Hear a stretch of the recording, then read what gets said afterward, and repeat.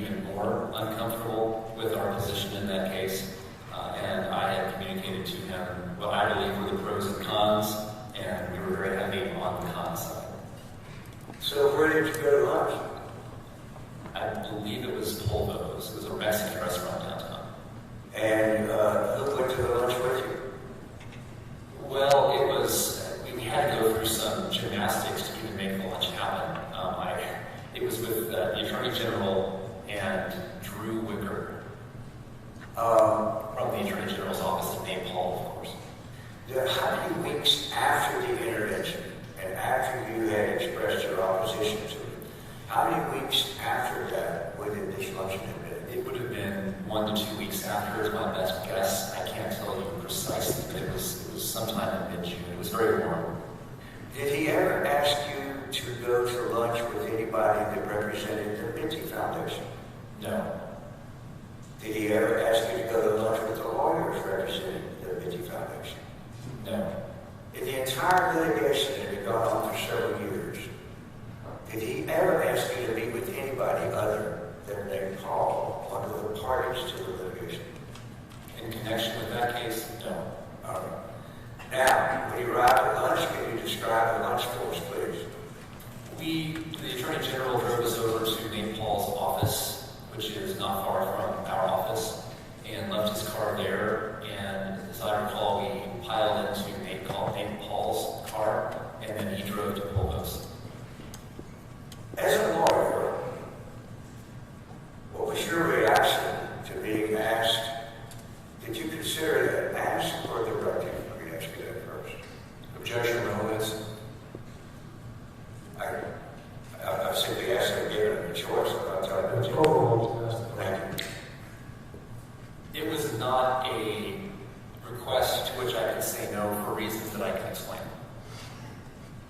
Please. The reasons why were Jeff Vassar and I discussed briefly the request that I go to lunch with Nate Paul. And we very quickly determined that it would be an Actually, hearsay. He's talking about a conversation with Jeff Vassar. Let me re-ask you a certain way from you. Thank you. Thank you very much.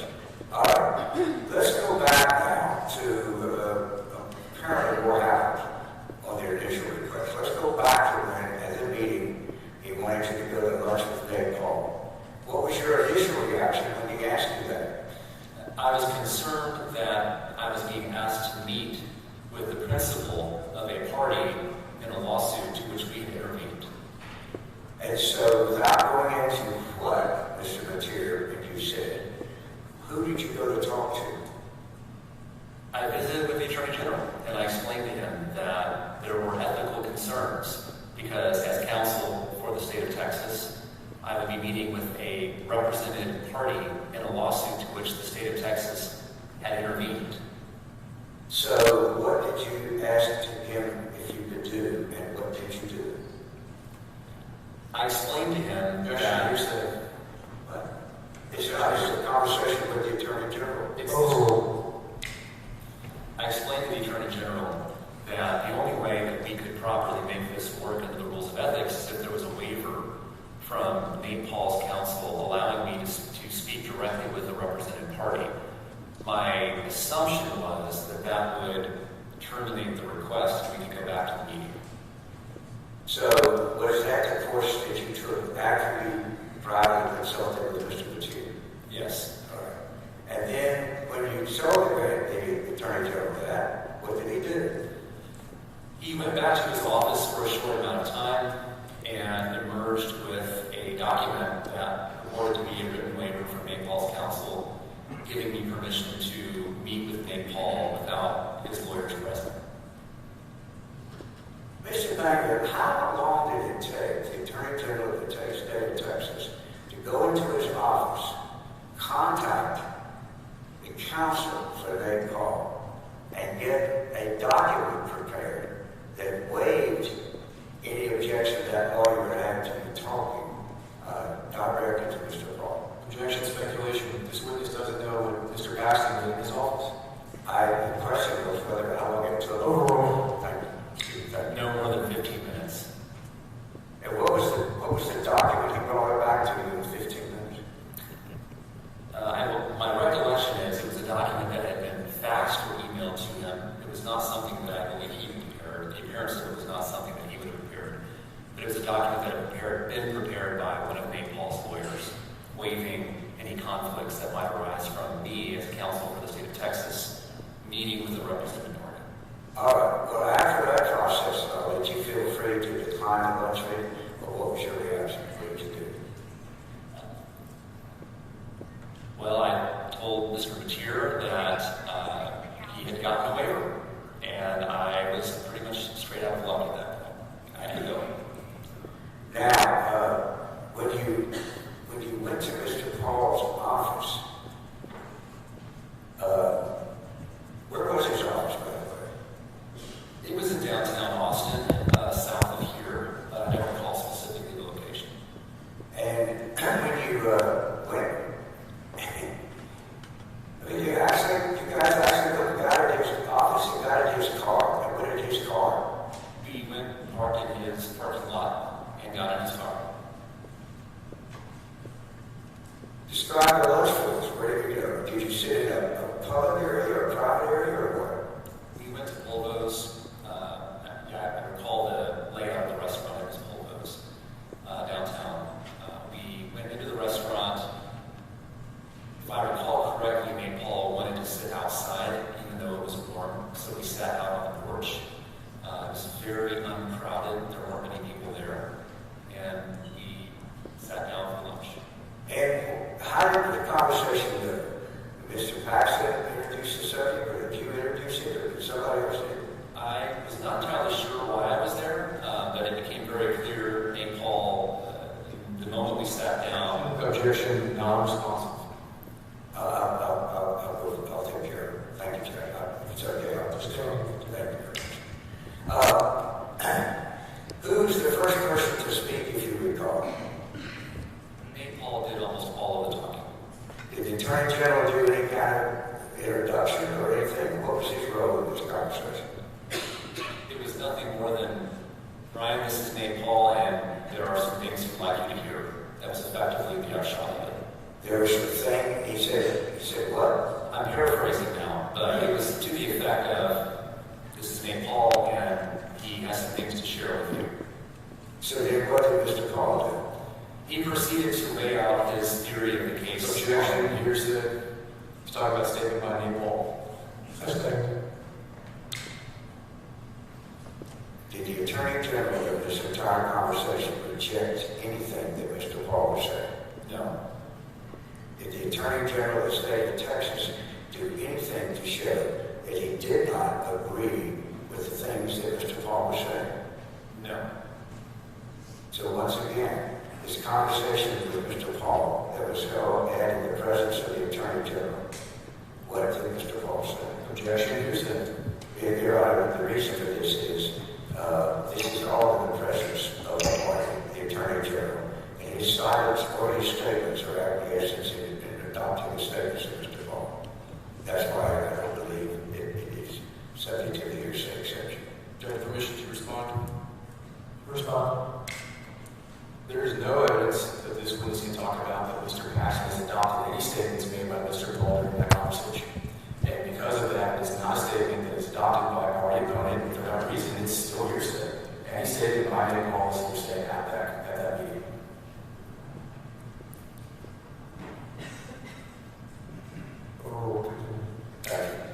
What did he say? Mr. Paul laid out his theory of grievances against the Mini Foundation. He described to me how unfair it was that a charity that was a limited investor would be able to assume control over assets that are owned by the middle class. He was very vehemently opposed to receivership. He, as I recall, was more or less railing on the way that Rick Chester and the counsel of the Mini Foundation handled the case, and more or less went through a number of different complaints that had been raised in a memorandum that had been provided to me by his sister, Sheena Paul. Here, later testimony provided for Sheena Paul is a lawyer, is that correct? Yes. And she's the sister of Mr. Paul. That's correct. And for your familiarity with the case, she's been actively involved in the litigation on behalf of her brother. I don't know how actively involved she was. My impression was she was involved as general in-house counsel for middle class. Okay. How long did this description of his complaints and his position with Mr. Paul, how long did that last? The lunch lasted for a good 35 minutes, if not 40. Did you folks have food? We did order food. I don't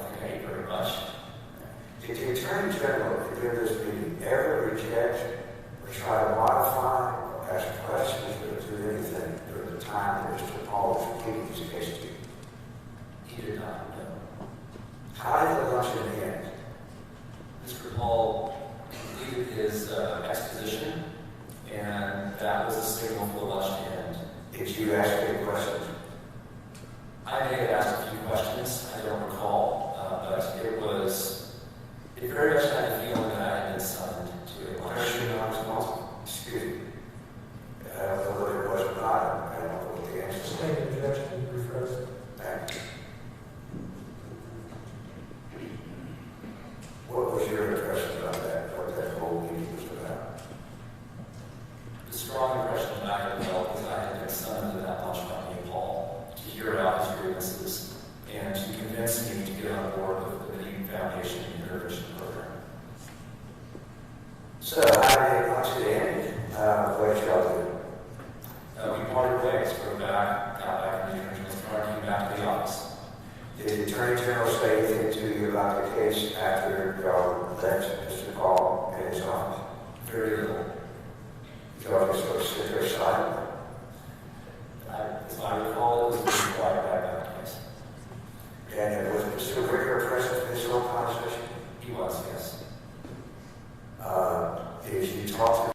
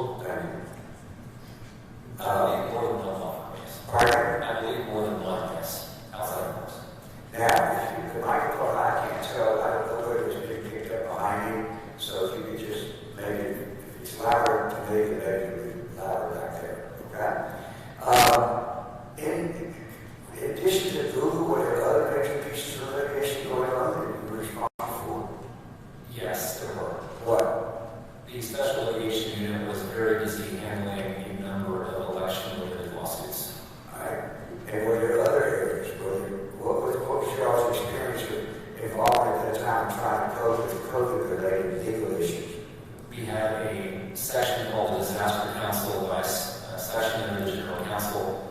is handling a flood of requests from local officials as to how to handle COVID.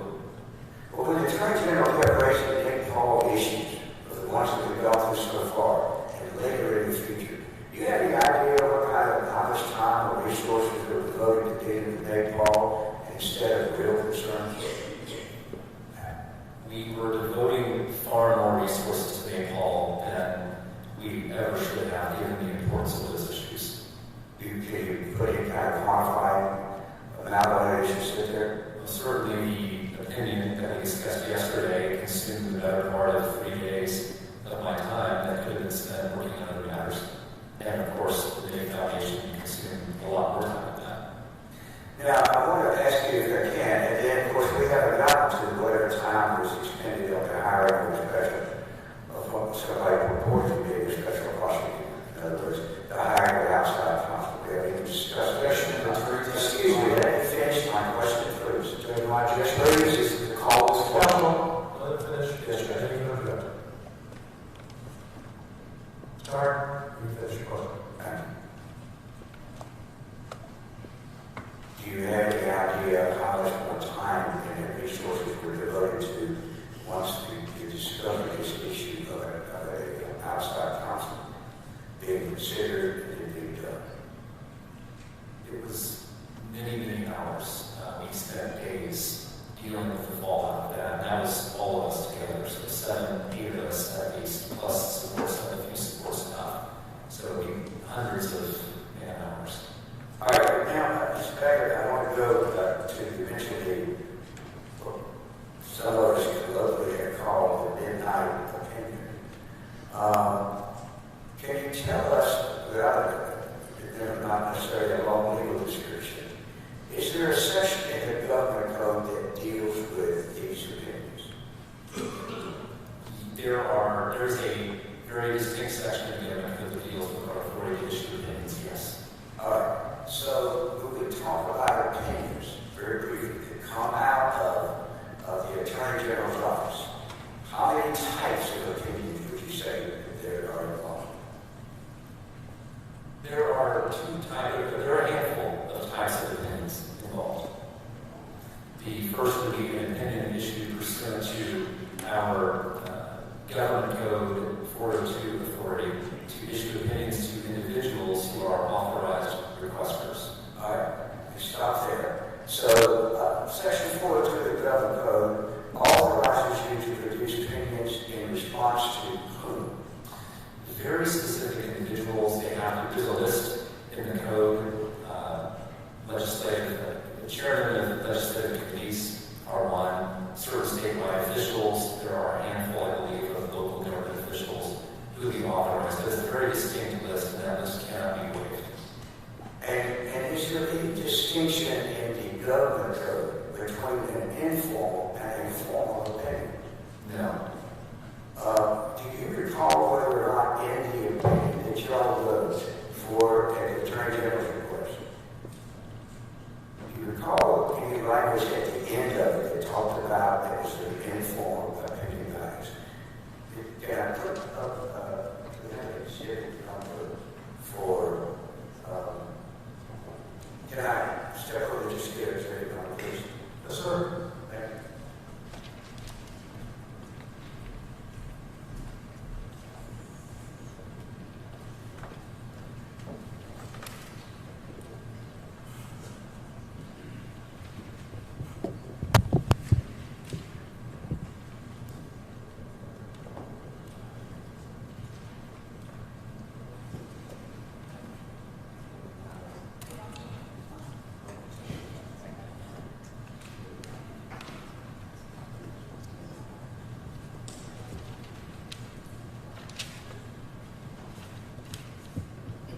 Stacy, can I ask you to put up Exhibit 115, which is evidence?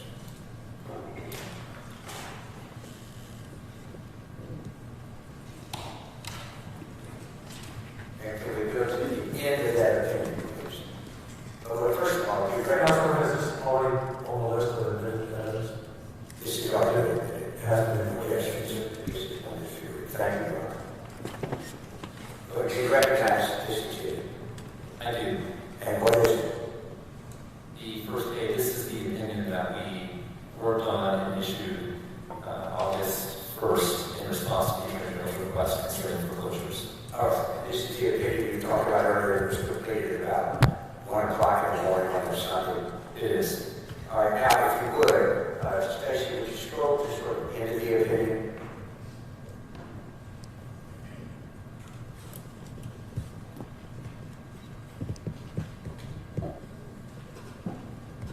Could you explain to us, I believe you just testified, there's not a difference, there's not a distinction in the code between informal and formal? The judge, I reject that as an improper legal conclusion by this witness.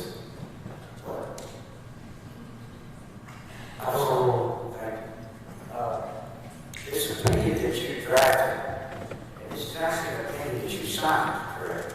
Yes, And was this division in this matter under your supervision and control? it had been. All right. Before you became the deputy first assistant, is that what you mean? Yes. Okay.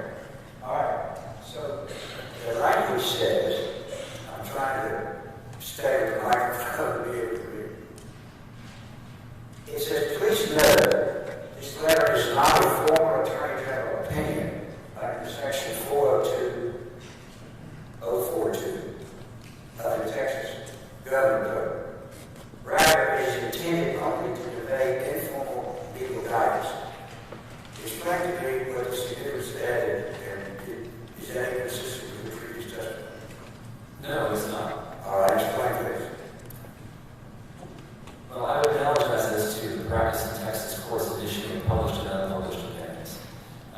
We have an obligation under 402-045, which is part of the opinions authority, only to issue opinions to individuals if they are authorized requesters. You cannot simply issue opinions as the Attorney General's office to any individual who asks, because we are not a private law firm. Because our law is state. So if I'm walking off the street, or I have something in my business or so that I really want an opinion of, am I entitled, as the Attorney General's office, to give me an opinion, just give me the legal advice? No, not unless you're one of the listed statutory requesters. Is the legislator one of those people that is authorized to ask? Chairman, yes. And is, or has to be a chair of the committee? Yes. And in this case, we talked about yesterday, that's what happened, correct? Yes, I believe Senator Hughes' time as chair of the State Affairs Committee and possibly one other. All right. Now, was there a time in the history of the Attorney General's office in which the office did issue informal opinions? My recollection was that, yes, there was a time when we would post opinions on our website that were informal in nature. All right. And are you aware that your website, or their website now, the Attorney General's website now, indicates that stopped in 1979? Is that anywhere consistent with your understanding? That would not surprise me. All right. Now, though here, explain to me why you put this language in here that said it's not a formal Attorney General opinion. It rather is intended only to convey informal legal guidance. Explain why that's okay, or why you put it there. Yes. The normal opinions process involves going through the opinion committee. It's a very rigorous process of drafting, review, approval. It goes up through a number of different layers of review. This did not follow that normal process. It did not go out for briefing for third parties to evaluate and consider whether they want to brief on this. So none of those procedural aspects were associated with this opinion. We're going to receive what we call KP number, which is the formal opinion assignment number for publication on the website and ultimately publication on Westlaw. Well, as far as the statute is concerned, is there a distinction by what you did on this opinion that night? Any different? Is that opinion and its consequences any different than in terms of its effect on the outside world? Objection. Excuse me, let me finish my question. As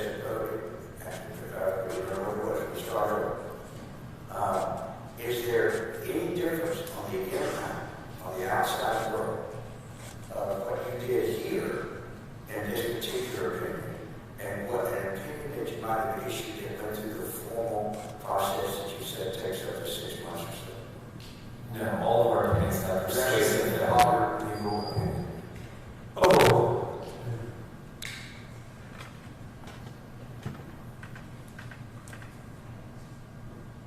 Why did you say that, David? This signal to the reader that this opinion had not gone through the formal, rigorous process of review by the opinion committee. It had not gone out for briefing. It had not gone through the normal process that can take up to 180 days of time.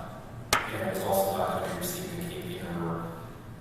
And I don't believe this is published unless I haven't checked. That would be surprising to the board. So why would the two of you decide to do it this way, to put that sentence in there?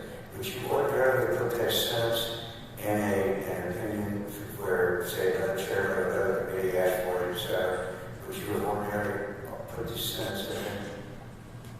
We would not put this sentence in an opinion that went through the normal, formal process. There were other opinions that contained this language, but all of them had similar characteristics. They were requested by someone who was an authorized requester, and they did not go through the formal process. And does that not go through the formal process, and you're communicating that to the outside world? Is there a reason to do that? This signals that it did not receive the rigorous review that an opinion of our office normally would. So if lawyers in court are contesting having a controversial issue, and their opposing side sought to introduce this, is that sort of a signal they provide you about the process that they might have an argument to the judge? Wait a minute, this is not, there's no such thing, may not be such a thing as an informal opinion judge. This opinion did not go through the rigorous process that a normal opinion did. Would that argument be available to them? I presume it would be, certainly our intent was to signal this did not go through the formal process. I noticed your eyebrows go up when you're thinking. Does that mean that you never had thought about it before this instance? Oh no, this is something that we were dealing with in mass. Actually, not responsive. There was no question asked. So were you having these kind of questions all the time? Or not all the time? Maybe put it another way. Were you frequently having to deal with this kind of issue? At this time, this specific moment, we were dealing with an unusual influx of requests for advice. And was there a process in which you could provide, are there other ways that you could provide, other than just this? Could you do things in other ways, like press releases and things like that? Certainly, if we're not providing legal advice to an individual, we can send out press statements, we can send out bulletins or announcements. I don't see anything that would preclude us from doing this, but the code 402045 is very clear that if we're providing advice to an individual, then that individual must be an authorized requester for the purpose of ensuring that the interests of the state are being represented by that request. Are you aware of one way or the other where opinions like this might be used by litigants in private litigation? I assume they are, because that's what a professional Legislation was not there after the meetings. I don't know. I'm going to ask if the court might say this nicely. Instruct counsel when you ask an objection to wait until the answer is completed and you can object and ask for some.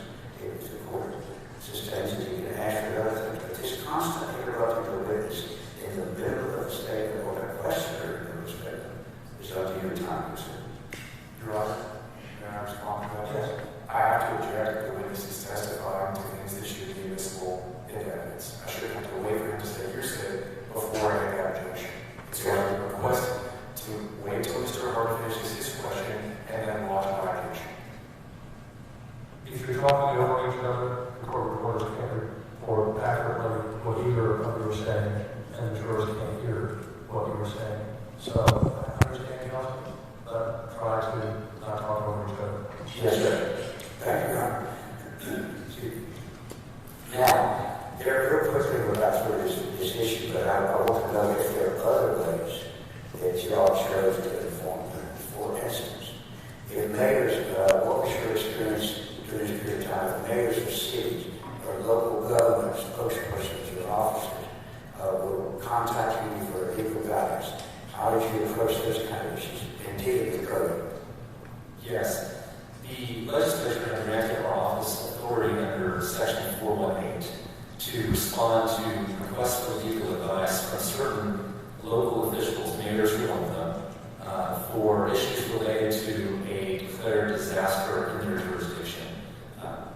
that code was passed, my understanding, in response to hurricane disasters.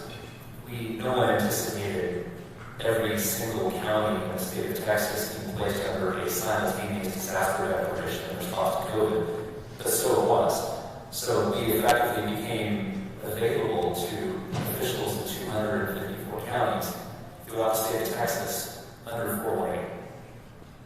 Do you have any knowledge of whether through discussions and activities in the Attorney General's office as to whether or not the Attorney General had indicated he was aware of other possible ways to address someone's concern about a gathering other than Section 402?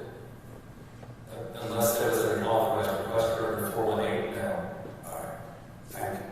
Now, at the end of the day, once this process was completed, was there any distinction in whatever, however it would be considered by others in this opinion, and an opinion that went through the very rigorous 6 months of research and consultation? The effect is the same. They have persuasive value based on the solidness of the reasoning and based on the fact that it's issued by the Attorney General's office. It's the persuasive value of the opinion that follows it. Now, when we can, I want to go to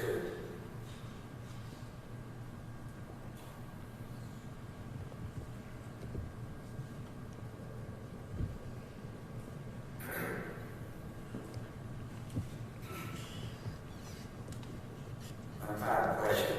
Is an opinion under this Section 402 that you issued, is it considered just as authoritative in terms of its results? It's an opinion that goes through the rigorous examination that you described. There's no reason it would not.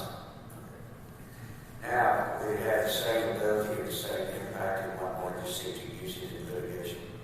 Again, the reader would evaluate it as persuasive value, just like a formal opinion. All right, now I'm going to move, if I may, sir, to what happens starting in your experience.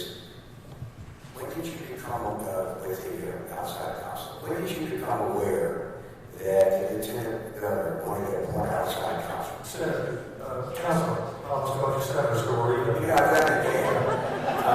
I'm going to be forced to hold a contest soon.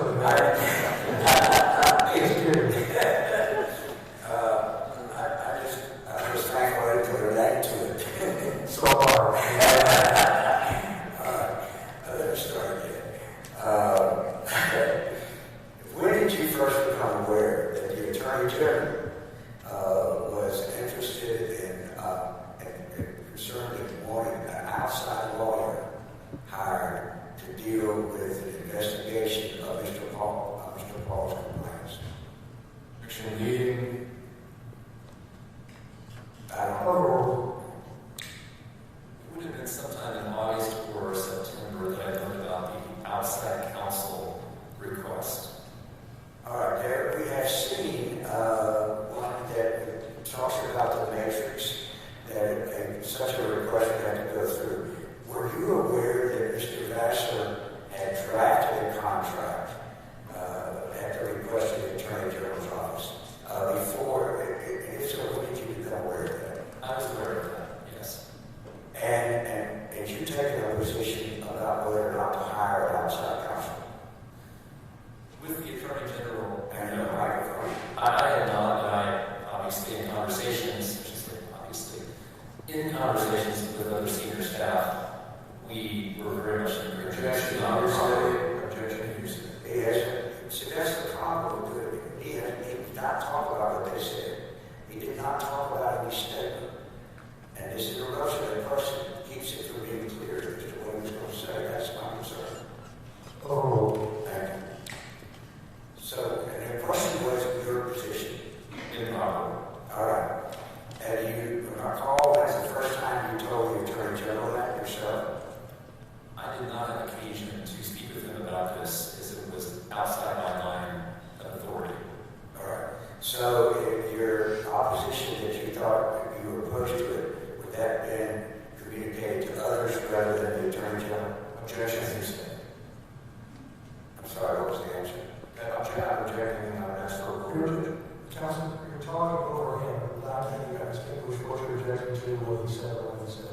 So let's start over on that question. Sure. Thank you, Judge.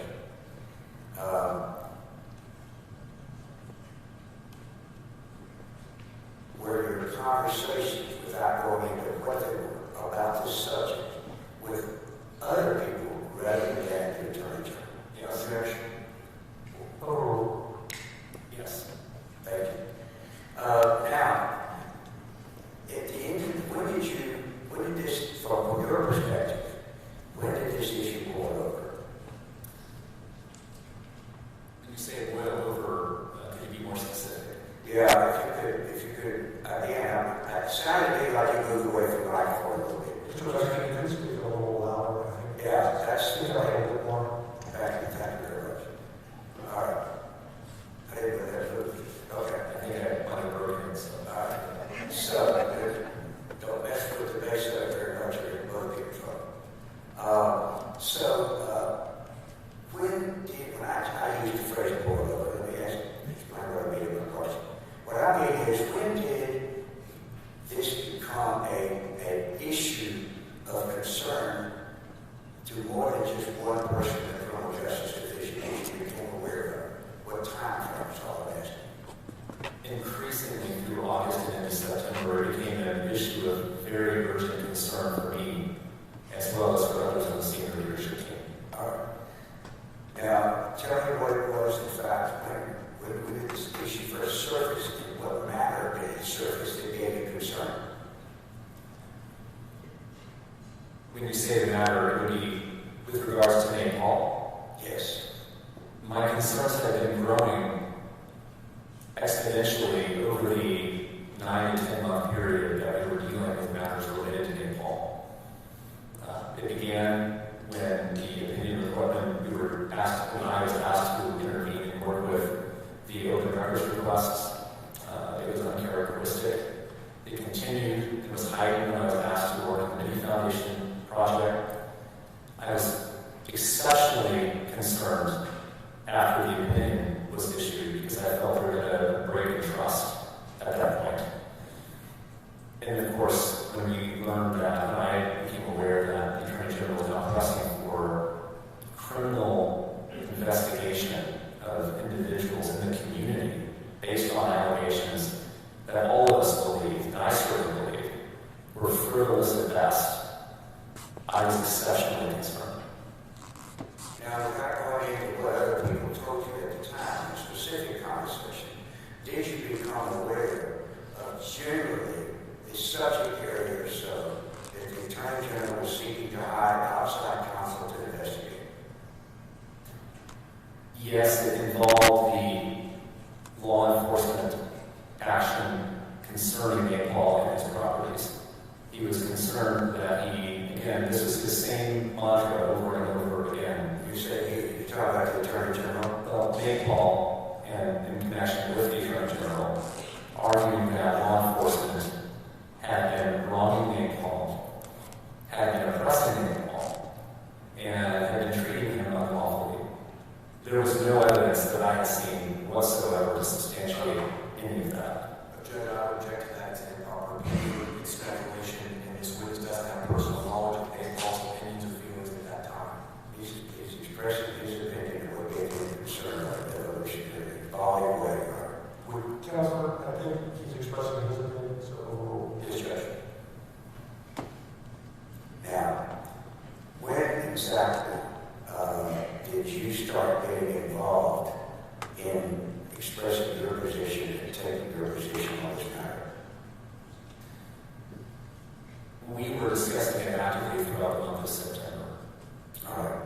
Now, at the time, were you aware one way or the other that Mr. Penny was refusing to sign the contract that was being drafted by Mr. Vassar to retain Mr. Penny? Yes. Though you had not made it way to you, had you seen the contract that was proposed? I do not recall, although I had certainly discussed it with others. Did you, in fact, take any position in these meetings, you yourself, of senior staff, on the advisability of hiring Mr. Cameron to go investigate multiple public law enforcement persons, did you? Yes. And what were you saying? What was your position? Objection, hearsay. It is not hearsay. There is no hearsay for the witness. Oh, the counsel is asking him for his opinion. What was your position? There was no basis for justification for it. It would not serve the public interest. And if you had to describe the opinion of how many of you were involved in this issue at the senior level? Jeff Petier, I was aware of it. David Maxwell, Mark Henley. I'm fairly Ryan Vassar, obviously. Lacey Mays, because she was working with Mr. Vassar, and Blake Kirkman as policy would have been involved as well. By the way, you essentially named the group of eight whistleblowers, have you not? I don't believe I named Darren McCarty. All right, and was he one of those that was also concerned? He was, although his focus was primarily civil. All right, now, I don't think I asked you, if I did, I want to be clear. Have you sued in this case? I have not sued the Attorney General now. And so, as we look and listen to people in this testimony, Mr. Petier and you both, neither one of you have sued or sought any damages or compensation, is that correct? I have not sued, and I'm aware that Mr. Petier has not either. Now, when how did this thing come to crescendo, if it did? When you talk about the first week of September, what events were you aware of that affected what happened at the end of September? I was in Atlanta, Georgia, at a conference with Mr. Petier. We were about to join a significant telephone call with our multi-state partners to discuss the Google litigation that was planned. The call was set to begin. It was a very important call for coalition building purposes. Mr. Petier received a telephone calls from the Attorney General, and I was witness to Mr. Petier's side of the call. The call had nothing to do with Google. It was all about name call. And at that time, how big an issue, a matter, piece of litigation, was the Google case in the Attorney General's office? It was consuming substantial resources and was a major initiative of the Attorney General's office, and it was, yes. Did you two inform the Attorney General you were about to go into an important meeting on Google? Yes. What did you say? Mr. Petier was the one communicating directly with the Attorney General, but something to the effect of, do we have to do this now, because we're about to have this Google conversation. What was the Attorney General's response? I could not hear his response, but the phone call continued for some time, so I have to assume his response actually yes, you have to. His objections to the saying, I agree with that. You don't assume what happened. But as a result, even though the Attorney General was told that you were about to be involved in a meeting on a very major piece of civil litigation, did he turn in to call to talk later? No, it continued for such Speculation, you couldn't hear Ken Paxton on the phone. Actually, you had an attorney involved. Oh, And now, this conversation that last, were you part of it in terms of being able to respond and hear the Attorney General? I could not hear the Attorney General, nor could I respond to him. Could you hear the conversation in response by Mr. Petier? Yes. And the conversation lasted again about how long? We went right up to the bell. We were almost late for the Google call. It probably took about 10 minutes. Your Honor, I would urge that this conversation, which was happening between the two of them, is actually not hearsay in the sense the content of what the Attorney General was saying, or what Mr. Petier was saying, whether not offering the truth of the matter of what he was saying about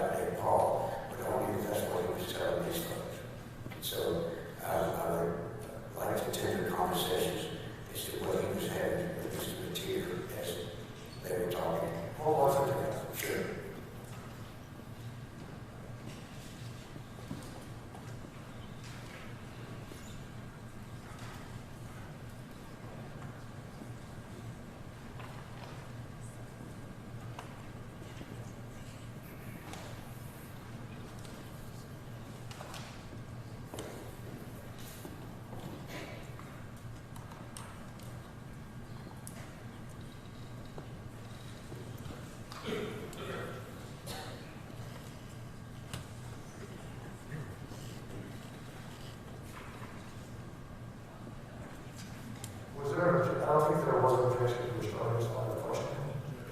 Only because I didn't want to speak agreeably, but I am objecting to this line of questioning, and I do have a response if the court would carry here.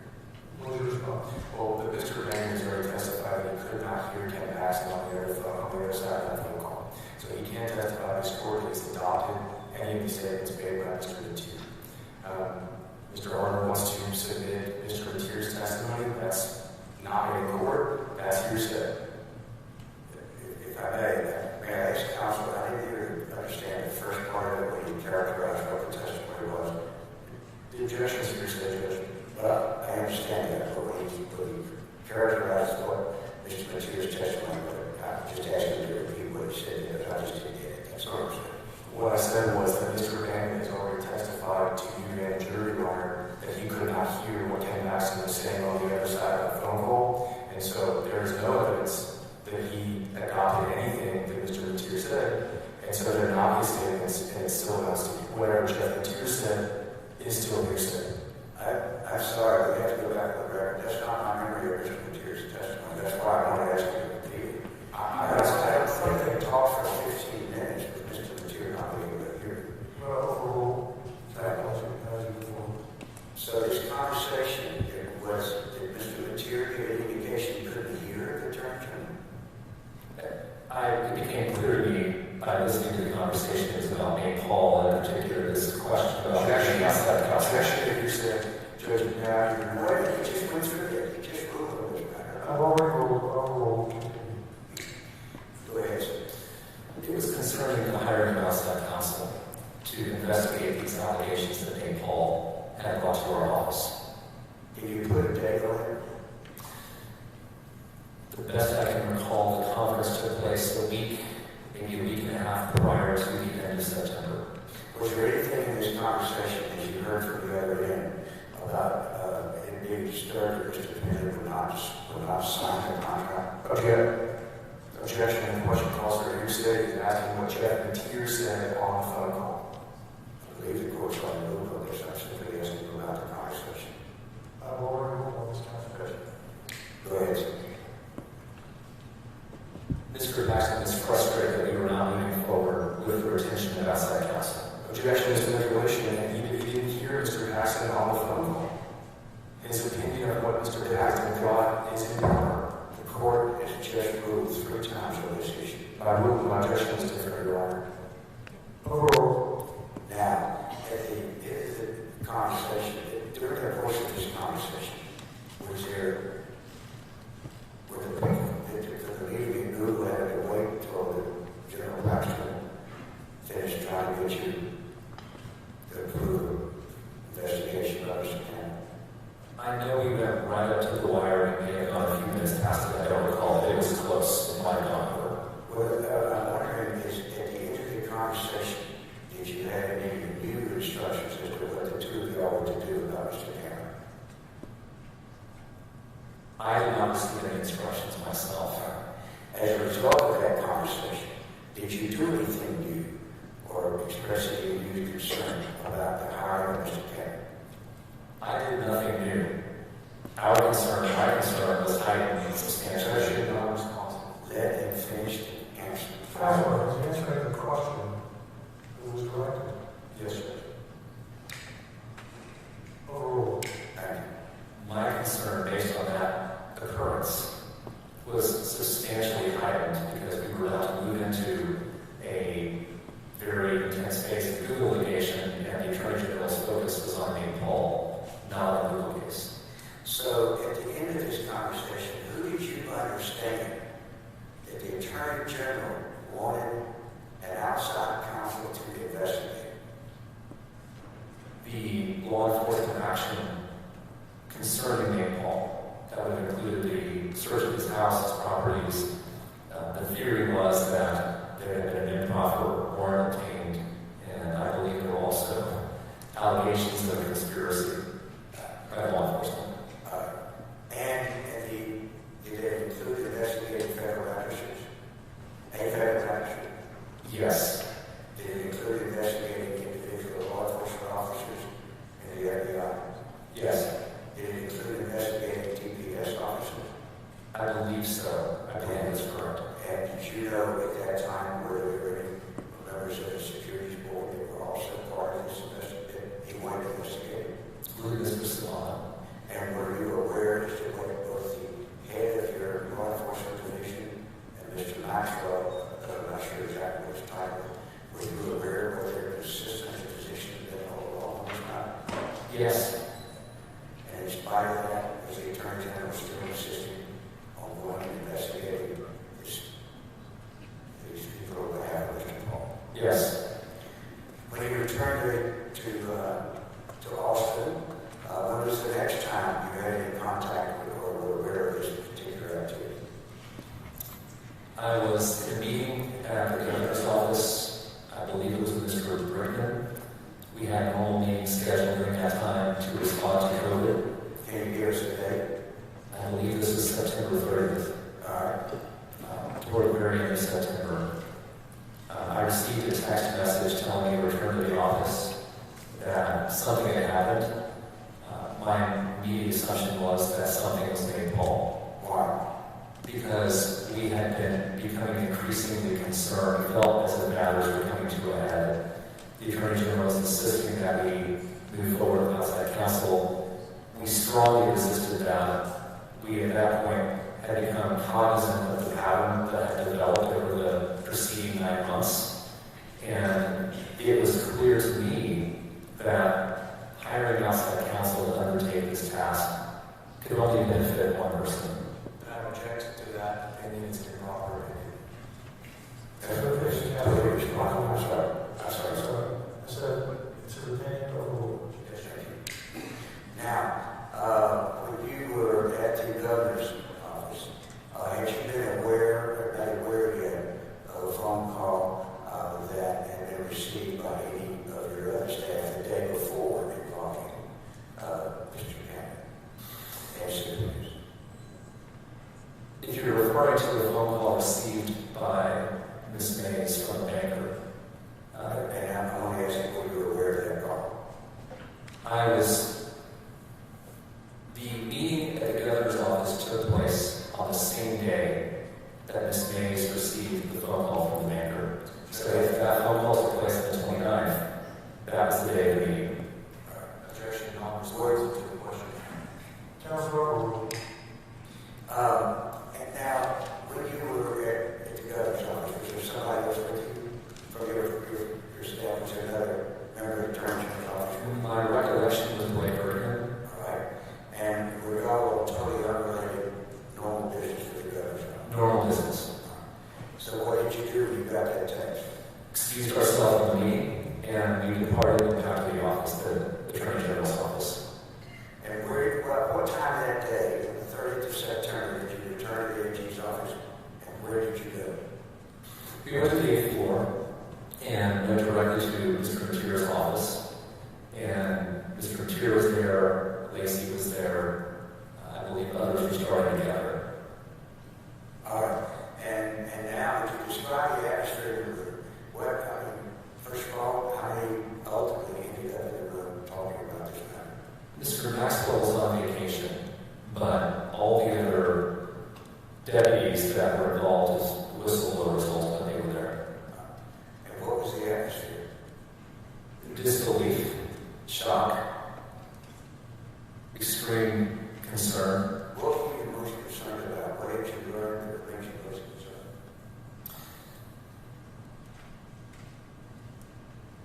We had been following this pattern of Nate Paul and his interests metastasizing throughout the agency over a period of months. It had become clear to me, based on my conversations with the Attorney General, based on the lack of any substantiation for many of the claims that were made, based on the absence of a public interest in taking actions to benefit all, based on all of those concerns, I was Objection was an objection, but just interrupting. I'll hear an objection, and I just heard a motion. I apologize, Judge, but I just intended to object because I believe that what Mr. Baker is doing on the stand is not responsive to Mr. Hall's question. And I have to lodge my objection so that he doesn't testify before the Counselor, I think he wants you sitting, so the rest of us. Sorry, actually we can hear you. Sorry, please sit. I'm objecting while Mr. Banner is speaking because he's testifying to evidence that I believe is not admissible, and he's telling it before the jury. And so I am lodging my objection before it gets to the jurors, so it doesn't affect inadmissible evidence, doesn't come into effect or judgment in this case. So I don't mean to speak over Mr. Banner, Your Honor, but I do have to lodge my objection on behalf of Mr. Paxton. I just did not hear a word objection. If you object, stop talking where you are. Do not continue. I will hold the objection on. Thank you. And your question was, I was asking you what your concerns were, why. I think you were in the process of saying that out. Let me ask you this. In the course of this conversation, first of all, you of course were not here for opening statements, were you? No. And you weren't here for the cross-examination of Mr. Material? No. If someone was contending that you folks were sitting around involved in a mutiny, what would be your response to the suggestion that you folks were sitting around there cooking up a mutiny against the Attorney General of the state of Texas? As in we were, that would make no sense to me. We were trying to protect the Attorney General as much as we could.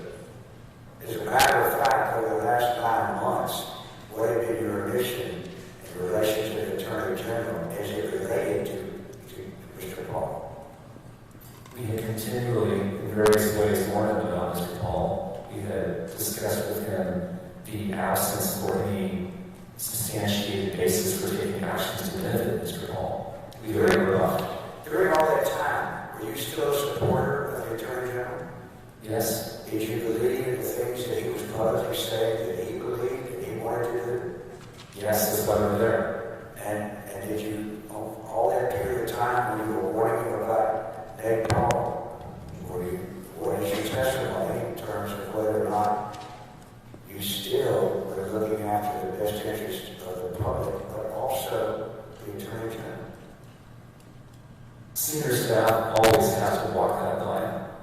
And our job, we take an oath to defend the Constitution of the state, but we also are loyal to our principle.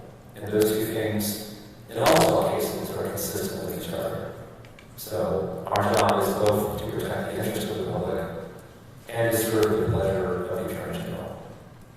And for this meeting, you said, by the way, I think you said the 30th, and I want to sort of put a couple of events in your mind to see whether it's possible that meeting would have been the 29th.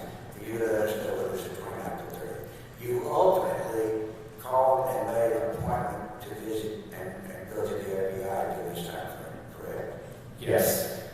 And you were over at the governor's office. And if the evidence is going to be unrebutted that you and your group went to the FBI on the 30th, where would this meeting, what is your testimony as to when this meeting that you've been describing? It would have been the day before. It would have been the day before the 29th. Okay. So this meeting where you come back over from the governor's office and you all meet together, so the 29th of September? Yes.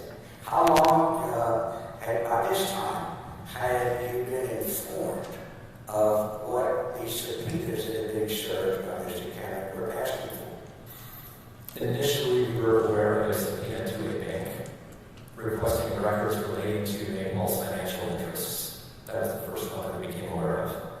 We subsequently became aware of others.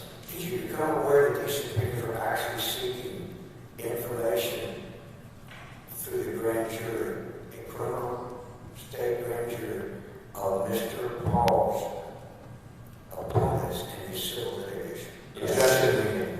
My objection is that the question is leading judge.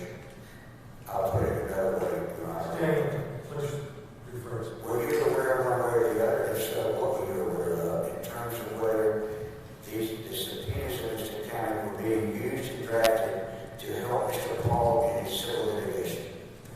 Yes, it became, as the subpoenas began to roll in, we became aware of them. Reading them, they were consistent with his argument that he wanted to pursue action against both the law enforcement officials who had pursued the to pursue the subpoenas of this house's properties, as well as financial interests related to the foundation, and I believe others. Now, at this time, when this was all happening, what was there sort of a mood? Because when you talk about shock, why were you shocked? What were you concerned about? We were unaware, because I was unaware, that Mr. Cannon had been taking any action on behalf of our office. I was unaware that he had been retained. I was deeply concerned that the name and authority and power of our office had been, in my view, hijacked to serve the interests of an individual against the interests of the broader public. And the fact that he had invoked the use of a grand jury to try to help in Mr. Paul in his investigation, what level of concern and why was that a bother to you? It was unconscionable, in my view. You were using criminal process to pursue the private enemies. Objection. I'm objecting to improper opinion about the unconscionability of these actions. I asked why he was concerned. So, You can pick back up. yes, in my view, the criminal process had been harnessed to pursue the business enemies of an individual named Paul, who also happened to be under intensive investigation by law enforcement. So how did you folks decide? I think it was seven guys and one woman. And so when I'm talking about guys who are everywhere, how did y'all decide? I mean, what kind of considerations did you give as to courses of action you should follow? I'll speak for myself here. That's all I want you to do.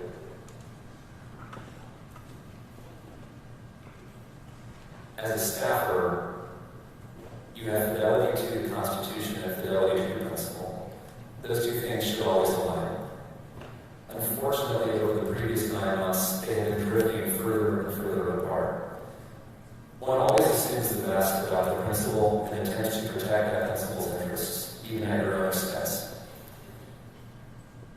When I saw the subpoenas had been issued outside of the normal process of our office to pursue criminal process against private citizens to benefit one individual, it became clear to me that there was nothing more I could do, that the office, the Attorney General was determined to harness the power of our office to fulfill the interests of a single individual against the interests of the state. And to try to project to that answer is speculation about his opinion and what the intent was of other parties.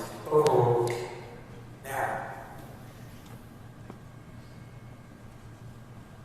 did y'all try to decide what to do in terms of whether you hire outside lawyers yourself?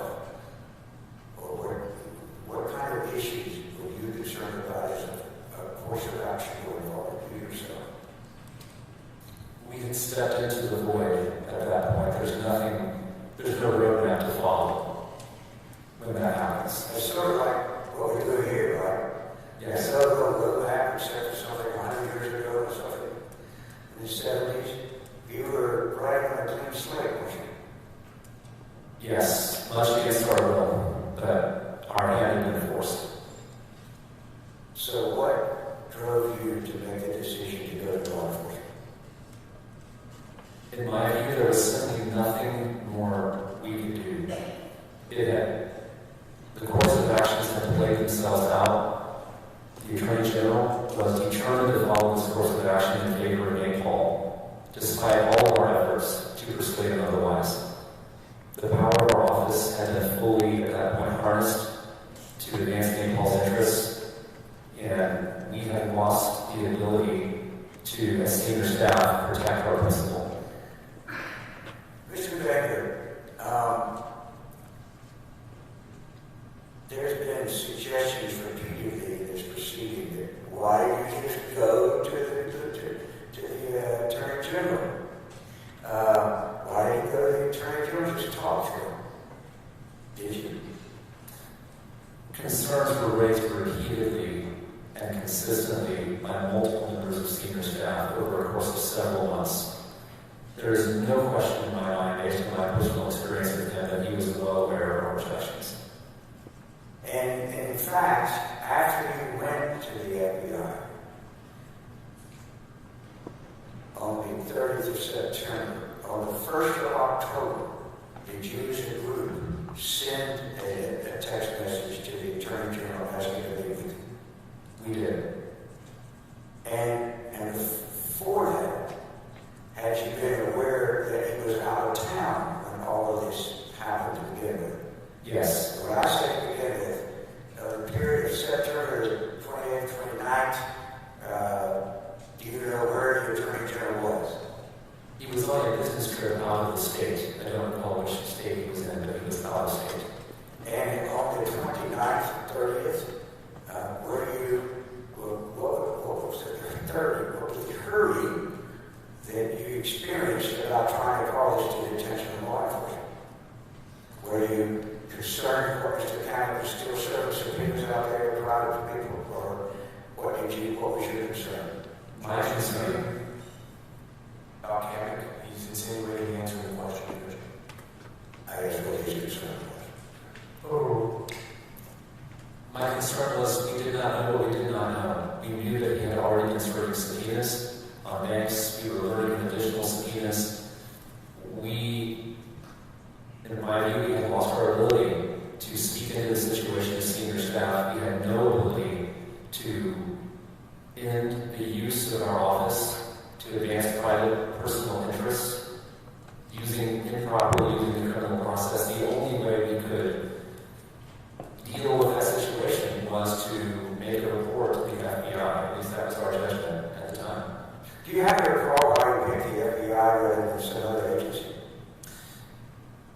My recollection was that we had a relationship with some agents in the FBI who we trusted and we knew. And also the FBI, in our view, would have jurisdiction over these kinds of matters. And in addition, DPS at that time was one of the groups was it not that Mr. Paul was seeking to investigate? Yes. At the end of the day, how long when you all decided to go to the FBI, how many of you went and how long were the interviews? 7 of us when we were interviewed together. All right.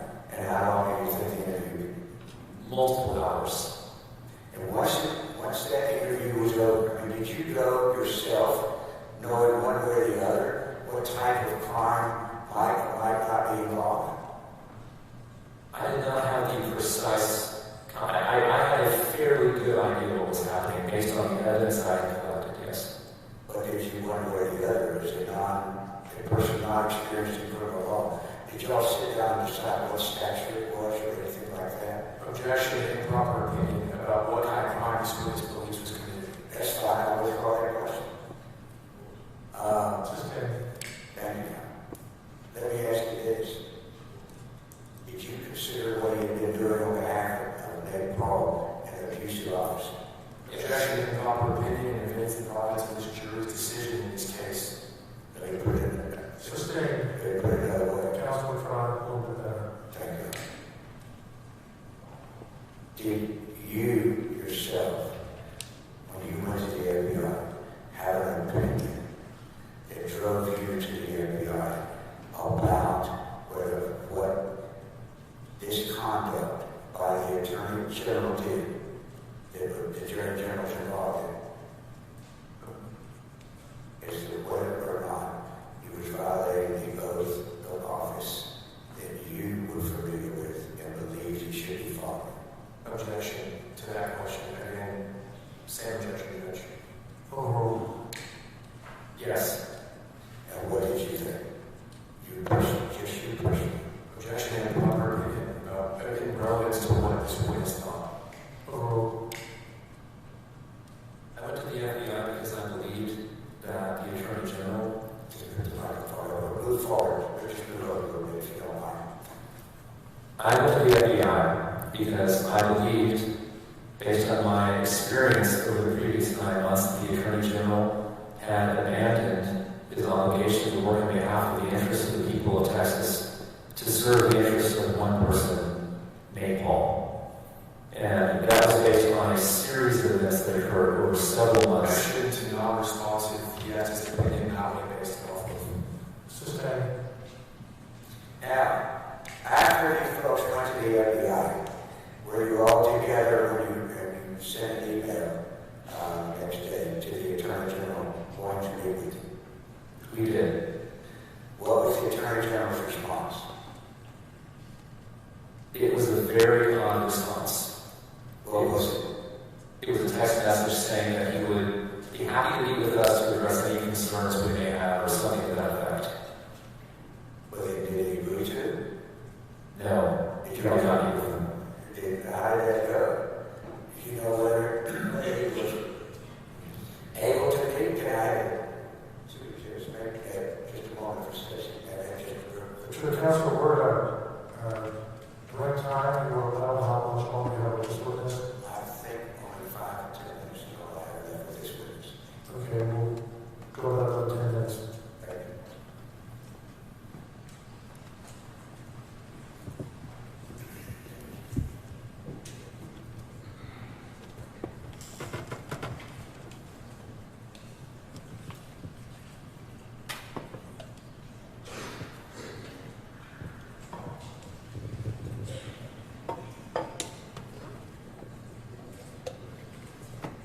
Stacy, can you believe this is in evidence, is it not?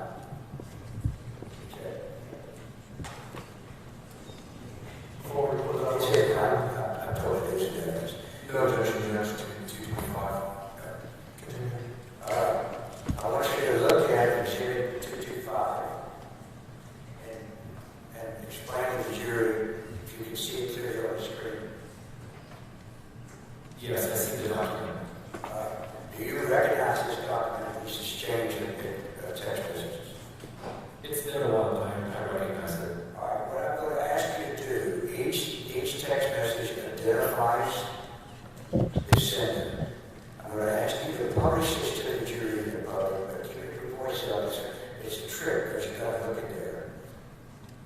First of all, if you would, just start out with this material, identify the speaker, and then publish this exhibit to the public. Yes, the text message is dated September 29, 2020. It begins at 3:02 p.m. The first text message is from Jeff Mateer to a group of us on group text. Quote, "We have a major problem. The kid has served a subpoena on the bank. Show them there in person at the bank." Jeff then sends a separate text with someone from World Class. And then he Did you sends later discover the person with it? Michael Wynn. Was Michael Lynn, Nate Paul's brother? Yes, Michael Wynn. So you had him out there serving subpoenas with the lawyer of the person that's asked for the investigation, correct? That is correct. Who you know is under federal investigation as you're going on. That is correct. Go ahead. The next text from Jeff, "I need you guys to come back." All right, and let's go to the next time and table. Same day, September 29, 2020, 9:05 p.m. Jeff Mateer writing to the group from Maxwell. And what is that? Do you have any idea what that's referring to? Do you remember? I believe Maxwell had been communicating with us at that time about the events of the day and had provided his evaluation as to the letter that we had been writing. And he was actually in Colorado on vacation. He was vacationing. Yeah. All right, go ahead. Then Jeff hastens this language. "Read the letter, not sufficient. A request letter must allege specific allegations that are in violation of state law to include documentation of criminal acts. The only thing you have is what happened today that is documented." Now, what letter are you talking about there? Or is he talking? Yeah, is you talking? Do you recall? My recollection is that there was a letter that began to be circulated amongst the staff. I'm reaching into my memory to recall this specific time frame. Were you at that time drafting the documents to be told to be sent to either law enforcement or to the Attorney General announce it? Do you recall? Well, if you don't recall, just tell me you don't remember. At some point in that day, the next, I was more or less helping scriven, I was a scrivener writing up documents including allegations concerning what had happened that day. Yes. Go ahead. There's a text from someone who is unidentified as the person from whose phone this text was produced. It says lots of undue influence. I'm assuming that's Mr. Bergman. All right. So now so go ahead. I then respond, okay, sounds like we need to beef up the specific allegations. I then text again. So we need to lay out the facts that led up to today's events, KP taking NP, that would be Ken Paxton and Nate Paul, to Moore, that would be Margaret Moore, obtaining the referral, demanding that we investigate facially bogus charges, refusing to take our advice that there is no prosecutable offense, demanding that we hire outside counsel, overriding our advice the second time, and apparently now authorizing an improper fishing expedition by private attorneys into a civil matter. All right, and then you have another one right after that, do you not? I do. Go ahead. I then continue. Or do we need to go further and describe the constant demands that we put the resources of the office at the service of NP's private interest, as they call, personally intervening in other matters issues, demanding intervention in a charitable dispute over the ejection of staff, demanding an informal opinion to apparently, parentheses, after the fact, benefit Nate Paul, and now finally seeking criminal investigation of federal officials involved in a criminal investigation of Nate Paul. Don't go ahead. Could you please scroll? Yeah. I then send another text.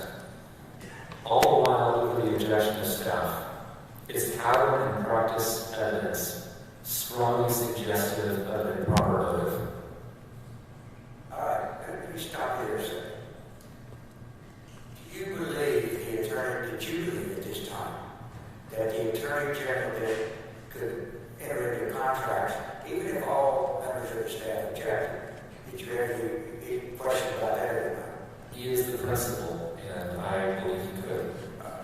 What was your position as to whether either ultimately, however, there might come a time where the Attorney General, in exercising what he believed he had the legal authority to do, could do something that became illegal by being used for an improper purpose? Did you have anything on that? I did. And what was it? Yes, the Attorney General could use the lawful powers and authorities of our office for a patently improper purpose, such as using the power of our office to benefit the interests of one individual citizen at the expense of the public interest.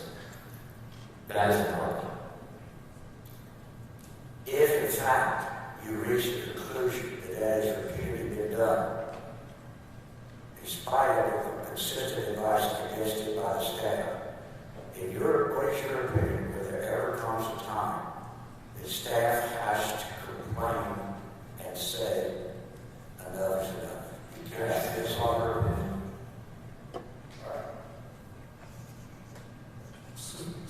I'm sorry, overruled, he has the opportunity to offer opinion. Yes, and that's precisely what we did. Did you consider it immunity? It was not immunity. How would you characterize it?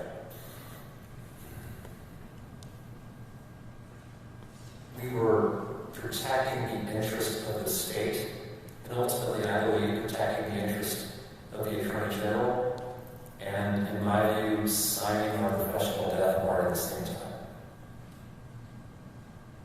What was the stated awareness of all of you that knew the consequences of what you were doing when you staked out this position and decided to go to law enforcement? We understood the gravity of that act. We were fully cognizant of it. It was something that we did not want to do.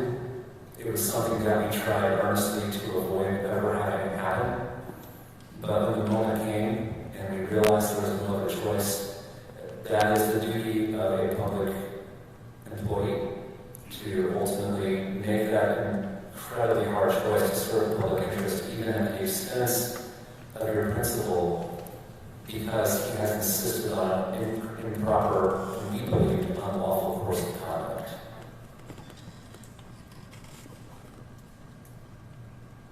Mr. Baggett, did every single one of them pay an extreme price for what you did?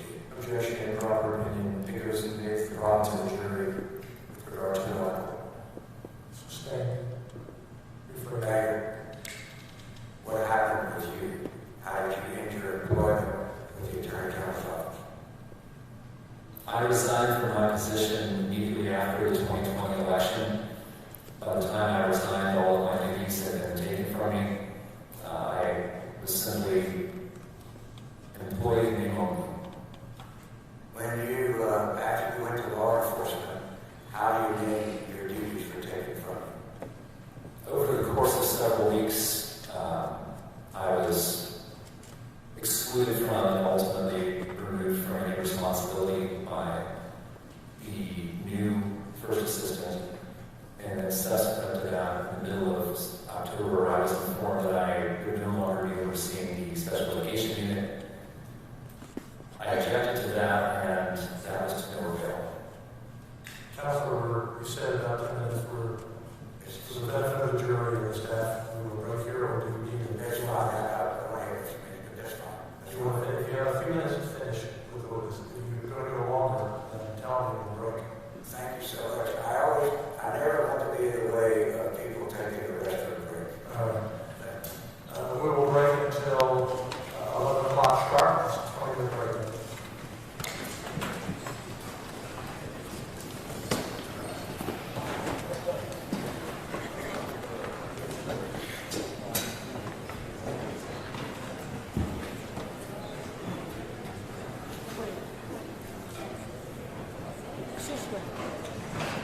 I thought I had said that y'all could take the binders because you still have that.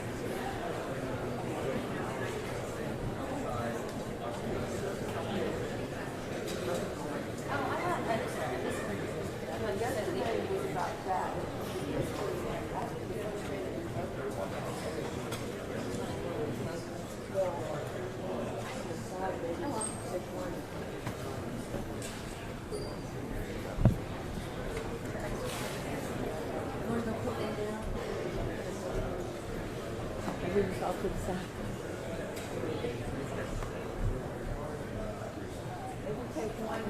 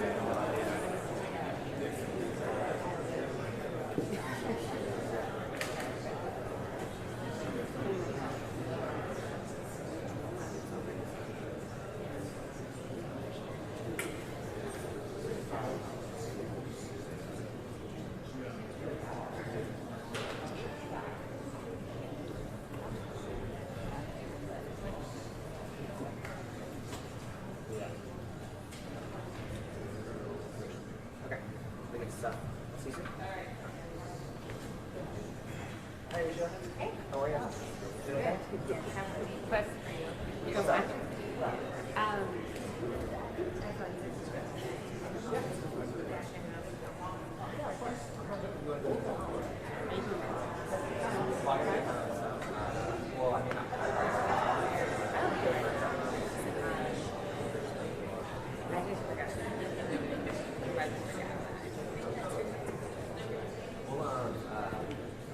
I don't need it right now.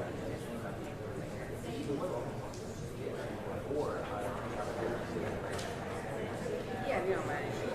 I get I'll pop some stuff in here. We're just going to take some breaks. So I'll put some stuff in here and then yeah. It's like a break, just like long-term purpose. We have some with awesome. Sound good? Alright. Yeah, of course.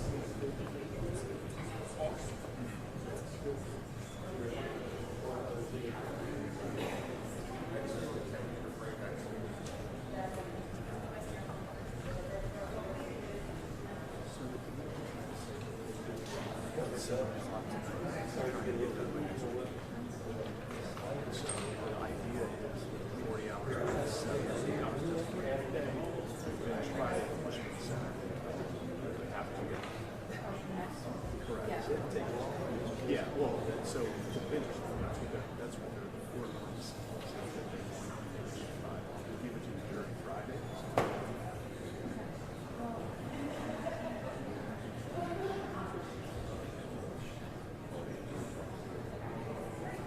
Because he's taking longer.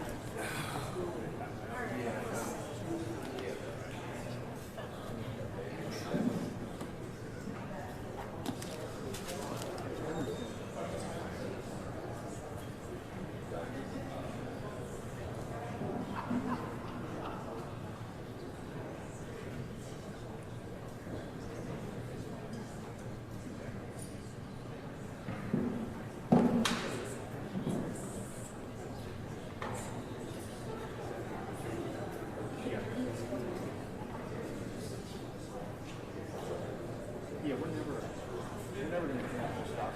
It's preponderance of the envelope. So I recently dropped it.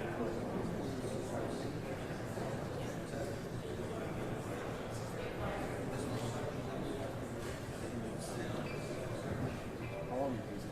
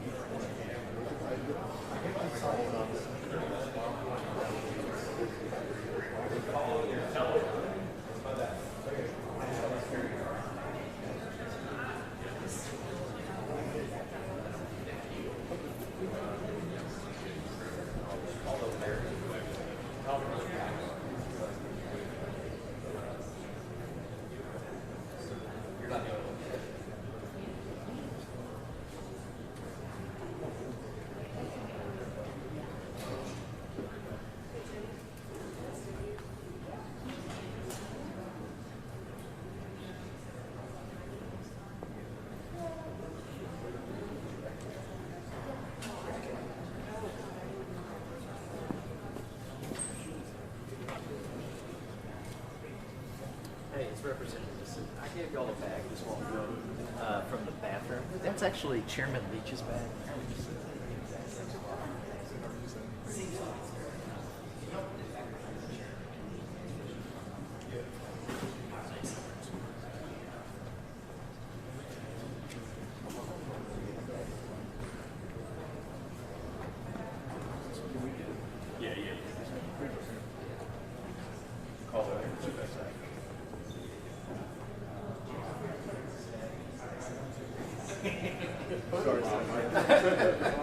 You almost had a senator picture.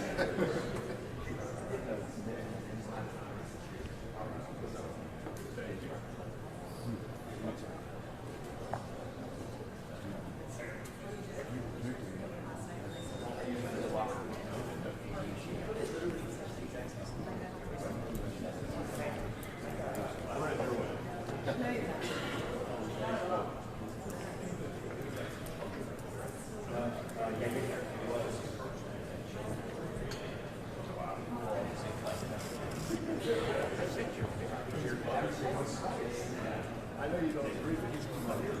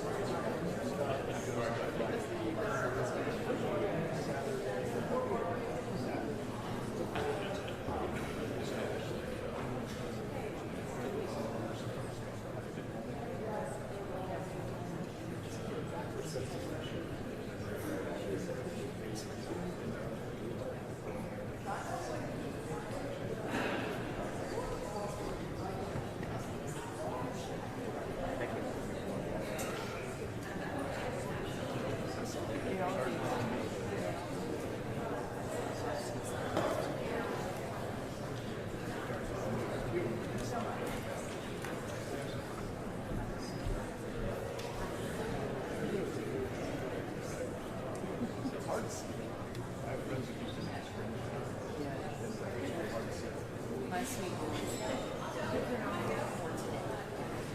But I'm like, you mean just watching me sit at the table? I know. It's like, I don't think I just do that. Wanting to be oh, okay. So she's really great.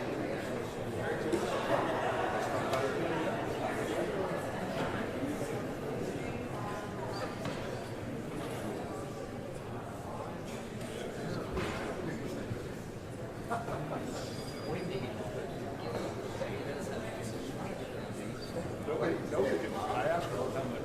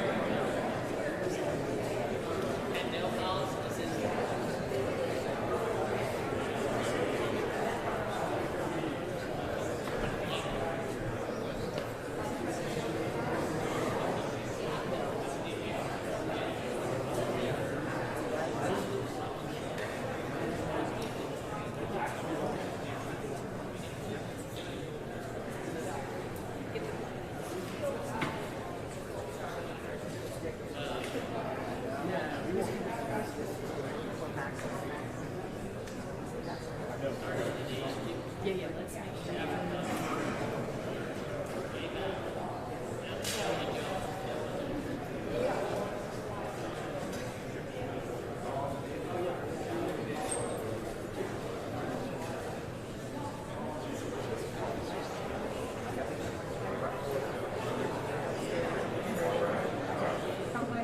I'm like, yeah. this is better than that.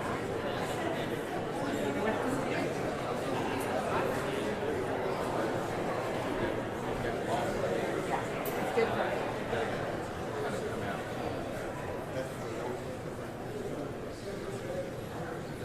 Like, done something to the bottom of my head. I thought it was a match.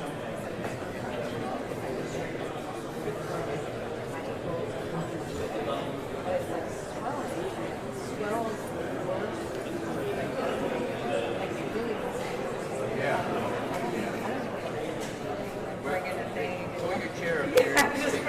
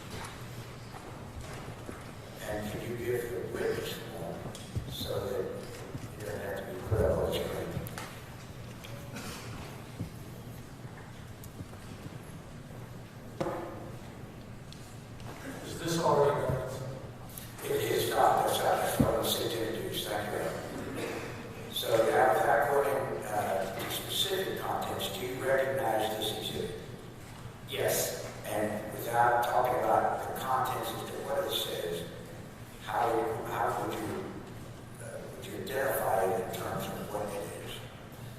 This is a text message that was sent. I'm sorry.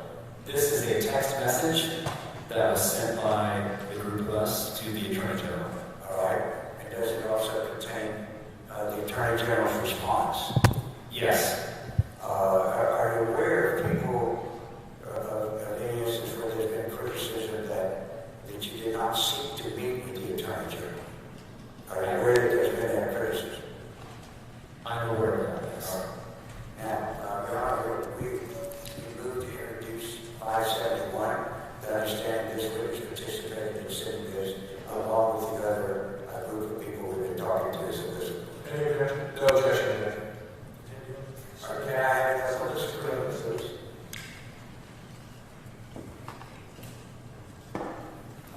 The first page, would you show who all is, would you, for the record, explain who all it says is sending this? The beginning at the top of the Yes. page, Yes. Lacey Mays, Deputy for Administration, is sending this email, which contains a screenshot, to Jeff Tier, Blake Brickman, Ryan Vassar, Brian Banger, myself, Mark Henley, and Darren McCarty. All right, if you would look at the screenshot on the first page and return, does this exhibit contain a screenshot of the text messages that you as a group, the addresses at the top, sent to the Attorney General? Yes. And did you send it on what day if you look up there? The date is not listed, but this would have been The screenshot is dated, is it not? the screenshot. Yeah, the first page. Yes, this is the email is dated October 1st. Right. The email is sent around. If you look at the second page of this exhibit, does it contain correspondence with where each of you give it back? Strike that. I apologize, Mary. If you just give it your background on why you all sent this and when you sent it. Yes. We sent this message to the Attorney General after we had made a good faith report to the FBI. We wanted to speak with him. We wanted to bring him back to the office. We wanted to invite him back to the office to speak with us so that we could address these concerns head on. We were hoping that we could finally resolve these issues and, in our view, end this unlawful use of our office's resources. All right. Now, the screenshot was dated October 1st, and in fact, your group went to the FBI and you testified on September the 30th, correct? That's right. This email that Jeff sent on behalf of all of you, would you read that out loud, published to the jury, please? The text message? Yes. Yes. Jeff Tier at 12:49 p.m. General Paxton. Yesterday, each of the individuals on this text chain made a good faith report of violations of the law. I'll begin again. General Paxton. Yesterday, each of the individuals on this text chain made a good faith report of violations of the law by you to an appropriate law enforcement authority concerning your relationship and activities with Maine Paul. We request that you meet with us today in the 8th floor conference room at 3 o'clock p.m. to discuss this matter. Now, at that time, since it says yesterday here, I believe you testified that the two of you went to the FBI on the 30th, correct? The group of us did. Yes. And then on the 1st, you send this text. So we see on there, today, 12:49 p.m., this message from Mr. Material on behalf of all of you would have been sent on what day? The following day, the 1st. October 1st. And at that time, did you know whether or not the Attorney General was back in Austin from his trip out of town? Yes, my recollection is that he had returned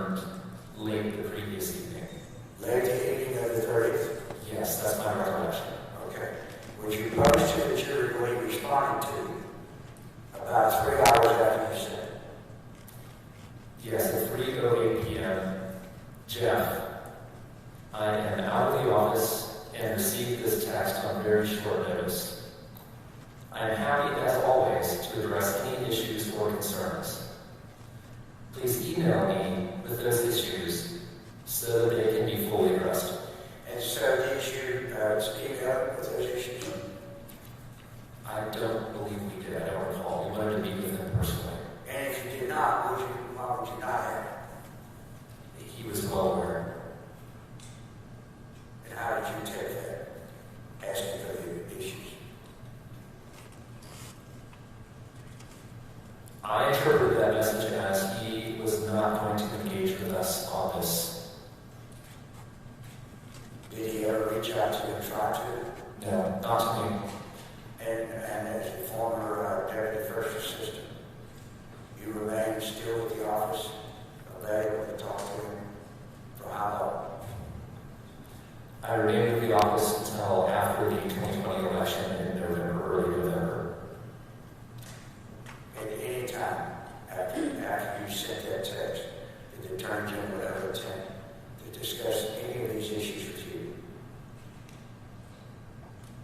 One time. When was that?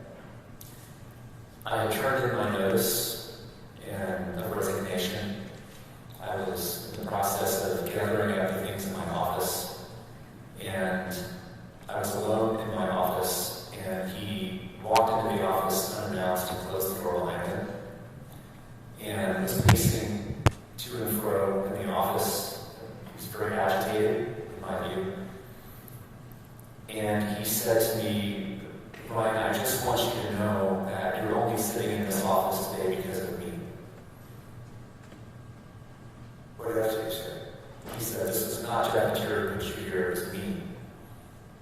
He said what? He said, "Jeff Terry didn't put you in this office. It was not his decision, it was my decision. I put you here." Okay. And it was a very odd conversation. I wasn't quite sure how to respond, so I just told the Attorney General that it was my hope that God would work things out. In the end. That was the only time that he spoke to me alone about these issues. And that was it. What is your observation as to whether in encounters of unpleasant or difficult issues, the Attorney General's characteristic is as to how he acts in issues of conflict, or whether he avoids them? Objection of relevance.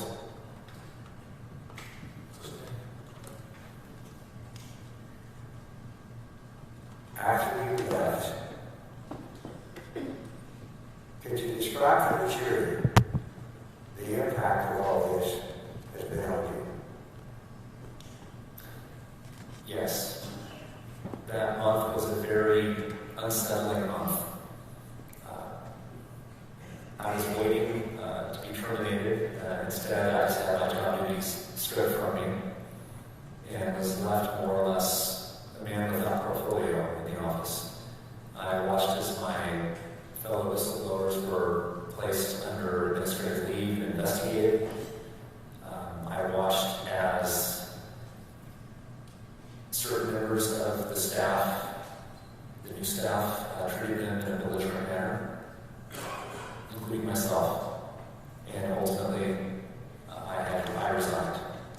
It was incredibly heartbreaking because I had believed in Ken Paxton and what he had been doing for years. I had moved my family here to Austin, specifically to go to work for him. And I watched all of these things that we had done as a leadership team slowly begin to unravel. And it was absolutely heartbreaking to see that happen to an office that had been, in my view, a beacon for the conservative legal movement for years. Have you noticed he's not even here today? Objection of relevance. That's very relevant. I want the record to reflect, if I could, I'll ask that question again. I want the record to reflect The Attorney General Paxton is not here. I just made this for the record. I think we're trying to point out, rejecting the attorney. Excuse me, let me finish. Quit talking over each other. Court reporters cannot record. I sustain his objection. Yes, sir, I understand. I'm not any longer trying to ask that question. I do want the record to reflect that either yesterday or today, as the Attorney General graced us with his appearance. That's all. I want to make that statement, please, for the record.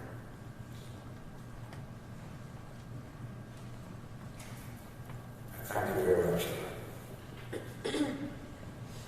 I'll pass it. Judge, I have a moment to just prepare my exhibit, so I'll bench. Yes, go ahead.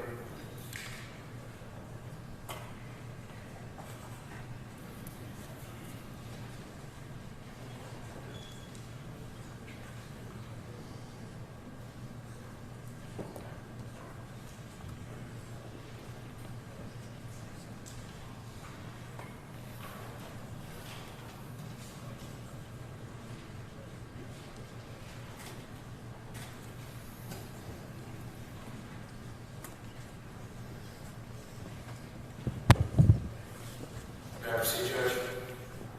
You may proceed. Mr. Banger, you're a law guy background. Obviously, you have a very esteemed career and resume, correct? My resume is what it is. Okay. Mine's not like yours, and so I'm just going to try to be courteous to you and ask you short, simple questions, okay? And I'd ask that if I ask you a yes or no question, you simply respond yes or no, all right? Understand? Now, you are currently represented by an attorney, correct?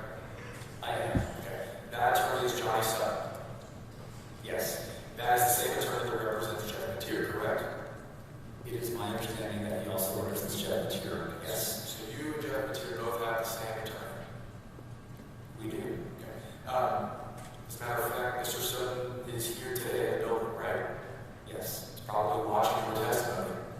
I assume so. Okay. And as a matter of fact, you were just in the restroom here about 15 minutes ago? You would know that because you were there too. That's a yes, correct? That's a yes. So you guys have been in contact during your testimony in this trial.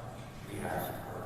Now, you stated on direct examination that you did not provide any statements with regard to what you testified in court today, right?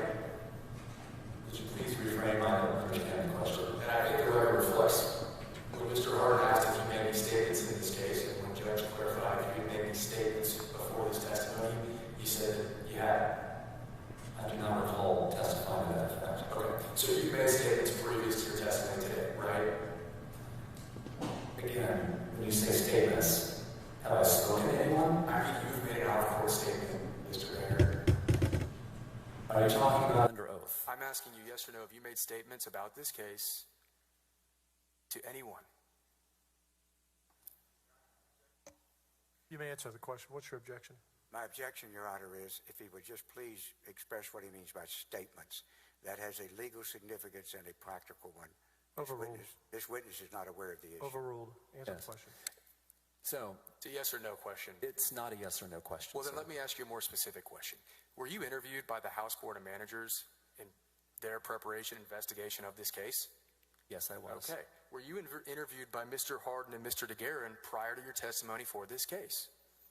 Prior to my testimony today? Yes. I was, yes. Okay. So those are two statements that you've made to people about your testimony in this case, right? I'm not trying to fight with you, counsel. I'm simply pointing out that the word statement carries legal significance, Well, typically hearsay- under oath. Well, hearsay is Those are any not out- under oath. Yes. Witness, Yes, ma'am. answer the question. Not argue with the counsel. You've made two interviews prior to testifying today, right? I have given interviews, yes. Okay. Two of them. I have spoken both with the House Managers Council and I've spoken with Mr. Hardin and Mr. DeGuerin. Yes or no, Mr. Banger? Were either of those interviews recorded? No. Did you ask that those interviews not be recorded? No. Did your lawyer ask that those interviews not be recorded? Not to my recollection, no. So you don't know why they were recorded? Why they were not recorded? I do not. Okay. If Mr. Hardin or Mr. DeGuerin had had any objection to you being recorded during your interviews, would that have been a problem, yes or no? I don't understand the import of the question. Would that have been a problem for me? My question is, if Mr. Hardin or Mr. DeGuerin had said, Mr. Bangert, you're giving an interview with regard to testimony in an impeachment trial, can we record you? Would that have been a problem for you or Mr. Sutton? I can speak for myself. I would have no problem with that. Okay. And despite your lack of objection to that, Mr. Hardin and Mr. DeGuerin chose not to interview you during your interviews with regard to this case? Chose not to record me. Yes. I assume that was their choice, but I was not recorded. Okay. And additionally, prior to that interview, when you met with the House Board of Managers, safe to say you wouldn't have had an objection to them recording you either, correct? I can't think of any at the time, no. Okay. And it just so happens that the House Board of Managers, the investigators in this case, chose not to record your statement either. As far as I know, they did not. Okay. So you would have to agree that there are a lot of things that you testified to when Mr. Hardin was directing you that we were hearing for the first time on this side of the trial, correct? I honestly cannot answer that question. I do not know what you know and what you do not know. Okay. Well, you had information that you produced actually to both sides of this trial within the last 2 days, correct? There was a text chain that was produced by my counsel. Okay. We didn't see Mr. Hardin produce those text messages during his direct, did we? Mr. Hardin producing his text messages to whom? During his direct examination of you, he did not ask you about text messages that you produced yesterday during this trial. Yes or no? No, he did not. Okay. Your Honor, may I approach the witness? Yes.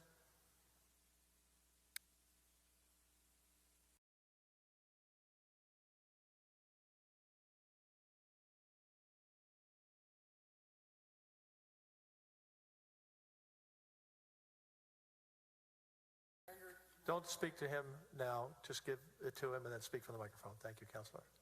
I'm handing you... Hold on. Everyone wants to hear you. I'm handing you what has been pre-marked as Attorney General's Exhibit 1000 and I believe 3, correct?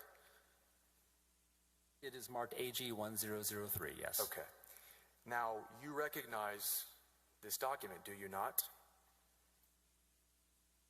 I do. These are text messages from your cell phone, right?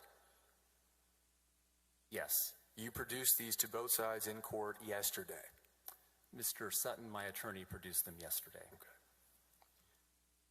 And you would agree that these are a fair and accurate... Counselor, excuse me, we do not have a copy of Yes, what you Judge. have.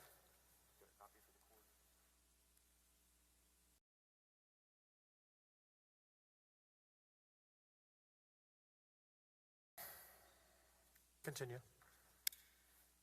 Yes, Judge. You would agree that these are a fair and accurate Your Honor, reflection... Pardon me, Your Honor, we were not given a copy of those. Could we have a copy of them, please?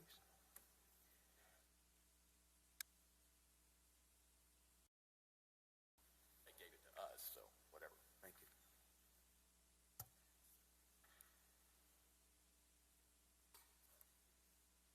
I'd ask the record reflect that I have tendered to opposing counsel a copy of their witnesses' text messages. Let the record reflect. Now, Mr. Banger, you would agree that these are a fair and accurate reflection of the text messages between you and Ken Paxton in July and August of 2020, correct? Give me a moment.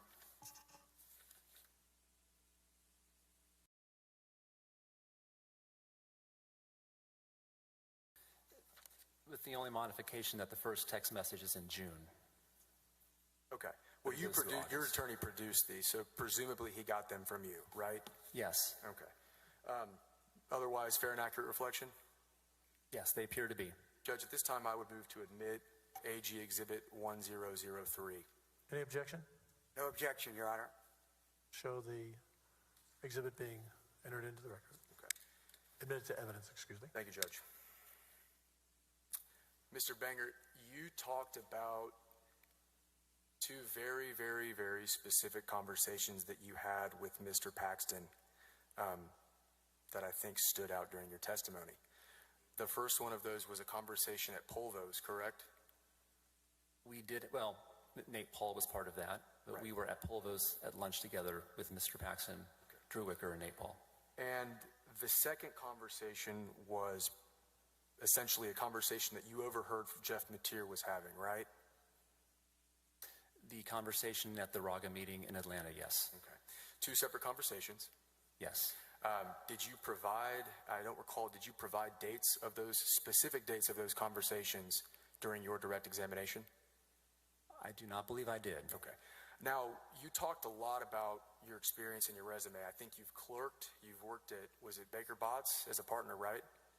I have both clerked and worked at Baker Botts as a partner, yes. You've worked at executive level positions in 2 attorney general's offices?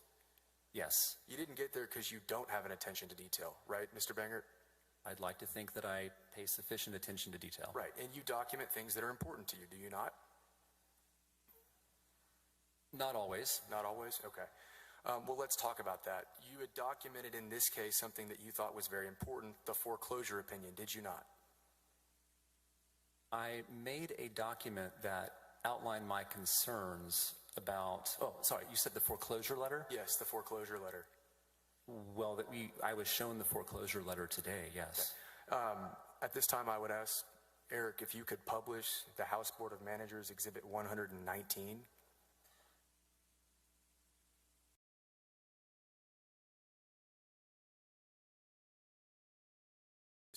Mr. Banger, this is an email that you sent to Ryan Vassar on September 30th. Counselor, excuse me, has this been entered into evidence? My understanding is it has. If not, Judge, I'll ask to enter. It's the House Board of Managers exhibit. At this time, I would offer. We do not object, Your Honor. Okay. Admitted into evidence. Thank you, Judge. Now, Mr. Banger, this is an email that you wrote to Ryan Vassar on September 30th of 2020. True? Yes. September 30th of 2020 is after you had the meeting with the other executives about going to the FBI with regard to Ken Paxton. True? This is at 9:29 a.m. that morning.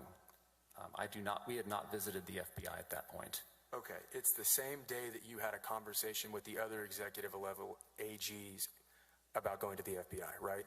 We did on that day. Okay. And September 30th, that's 2 months after you ever drafted the foreclosure opinion that you talked about during your direct examination, correct? Slightly under, but about 2 months later, yes. Do you typically write memorandums about things that happened 2 months ago? Yes or no? No. Does it stand out to you, or does it seem odd to you to wait until the day that you go to the FBI or the day before you go to the FBI to write a memorandum about something that happened 2 months ago? No. Not odd at all? No. Okay. Now, to be clear, yesterday during Mr. Hardin's testimony, he at one point said, I think by the end of July, beginning of August, you had been a part of 3 issues that related to Nate Paul, right?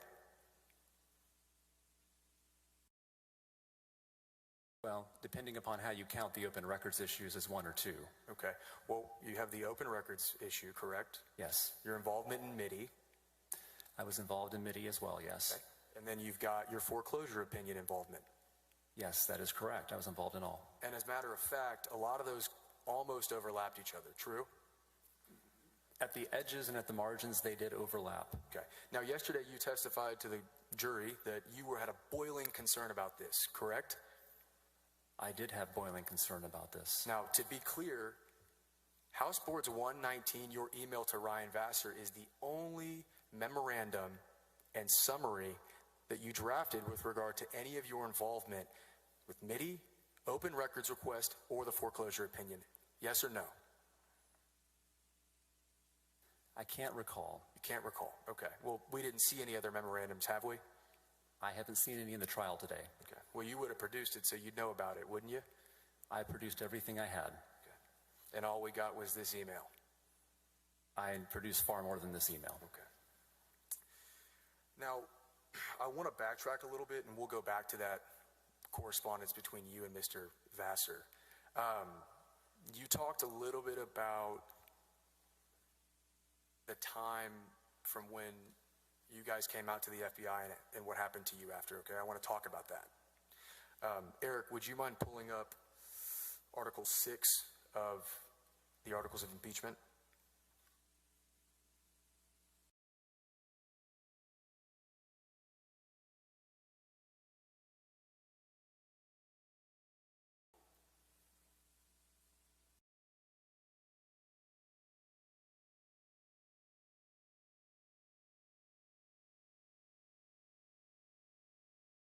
Article 6 accuses Mr. Paxton essentially of terminating or taking adverse personal action against employees for making a good faith report to law enforcement. Would you agree with that, Mr. Bangert? It says he violated his duties of his office by terminating and taking adverse personnel action against employees of his office in violation of the state's whistleblower law. Okay. So kind of what I just said, right?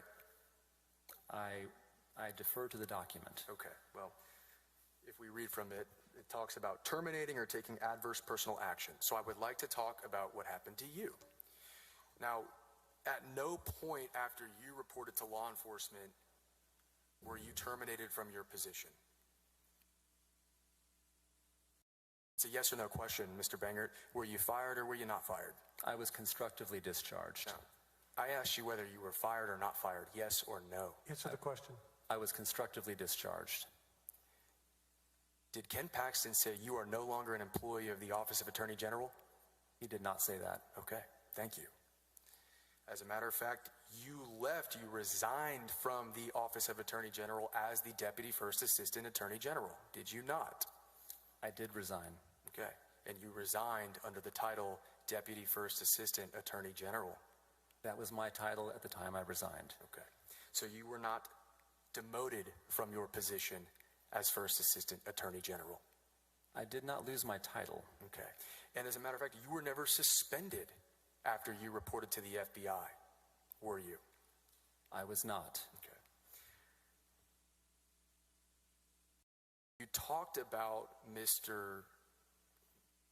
I think maybe Webster, but certainly Ken Paxton stripping you of some of your responsibilities, right? Yes. One of those responsibilities was the fact that you were in charge of the Special Litigation Division, true?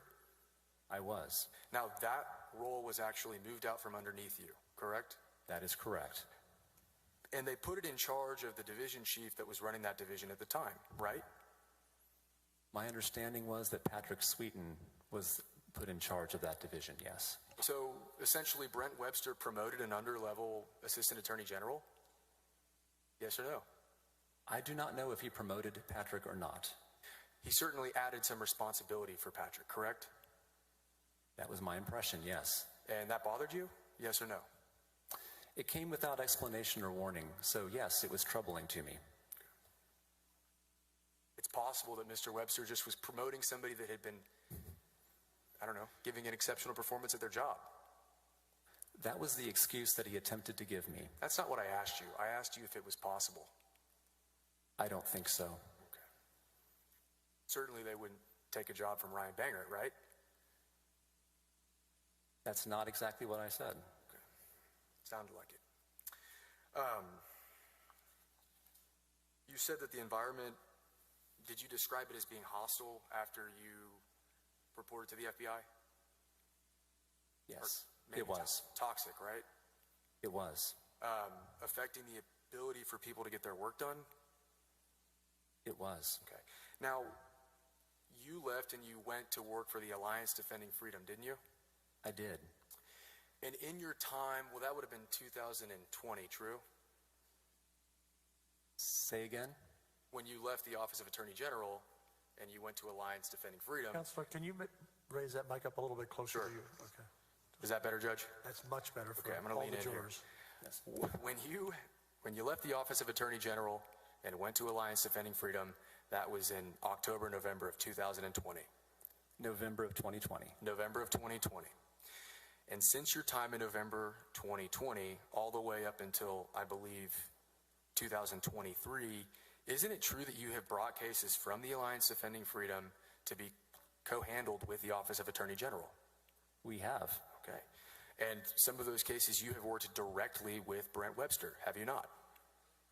There have been some, yes. Specifically, State of Texas versus Xavier Becerra. I believe that's the title of the case in Lubbock, Texas. Okay. And that was one of a few cases, true? Yes. And all the while that you were bringing cases from Alliance Defending Freedom back to the Office of Attorney General, Brent Webster was acting as first assistant, true? That is my understanding, Okay. yes. And Ken Paxton was acting as Attorney General? Yes.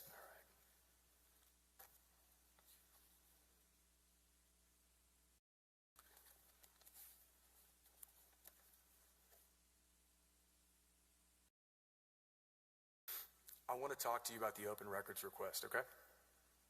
You kind of gave us an explanation of how the process works, so I just want to rehash that out. My understanding is that if an individual makes a request to a state agency, that state agency has a certain time period to go to the Office of Attorney General and make a request for a ruling, right? There is a statutory time period to request a ruling, yes. Right. So in this case, the statutory time period, well, for example, when Nate Paul went to the Department of Public Services in March of 2020, if that was March 3rd, they had till March 13th essentially to request your office give an opinion. True? I do not recall the specific dates, nor do I recall whether it was Nate Paul or one of his attorneys who made that request. Okay. I just want to clarify, you do not recall the specific dates in which the DPS request by Nate Paul's attorney was made? It was in the spring of 2020, but I don't recall the precise dates. I'd have to see some documents around that. Eric, would you mind pulling up Article 3?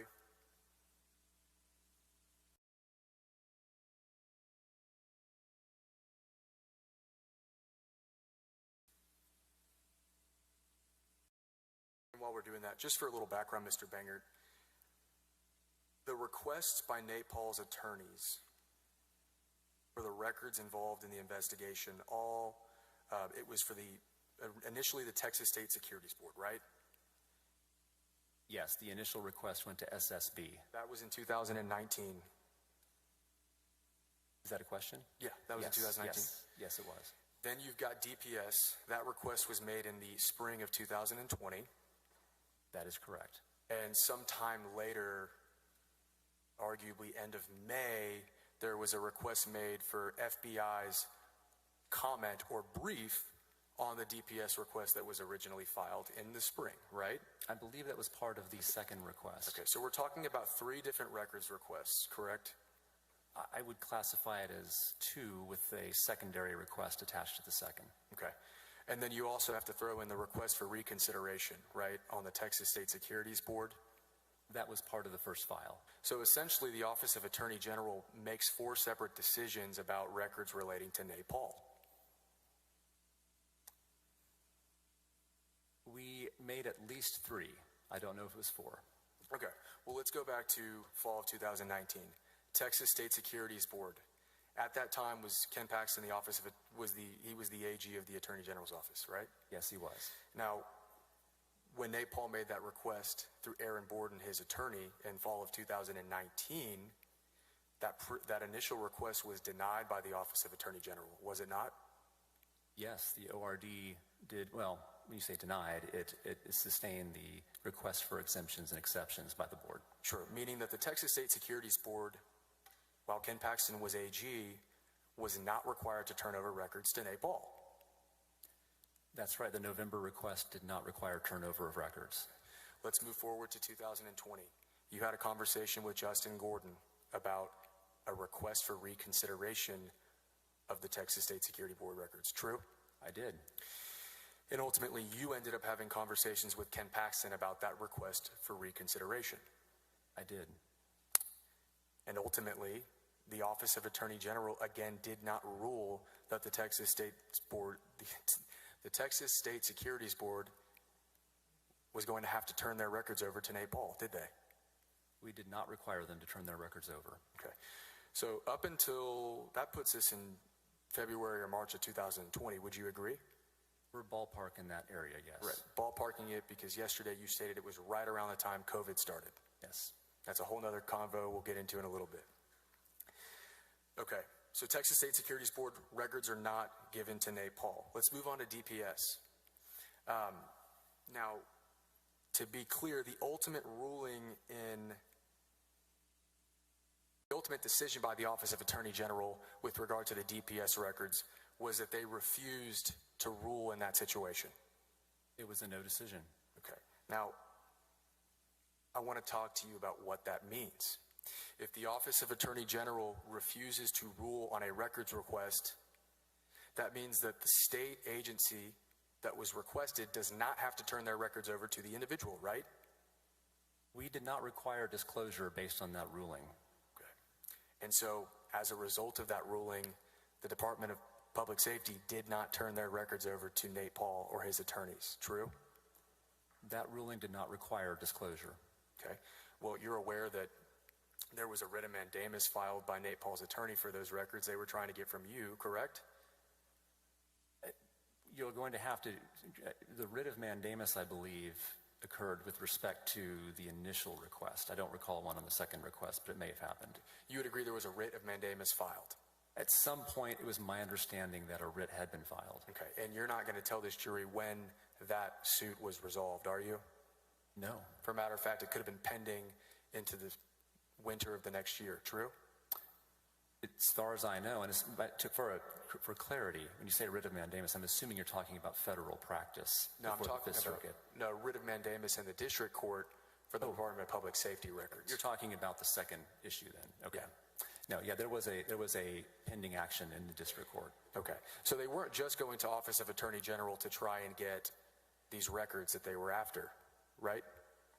Could you repeat one more time? They weren't just going to the Office of Attorney General, Nate Paul and his lawyers. They were also going to the district court to try and get the records they were after, correct? That was my understanding. Okay. Now, DPS was not required to disclose records after this refusal to rule, right? Our refusal to rule did not require them to disclose.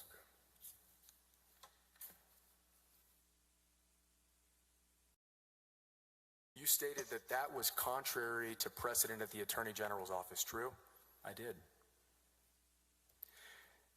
But you would have to admit that this specific request made by Nate Paul and his attorney Joe Larson had some unique circumstances, true? I don't recall any unique circumstances. Well, you worked with Justin Gordon pretty closely on this case, didn't you? I worked with him very closely on the first file for SSB and somewhat, but less closely on the second file. Okay.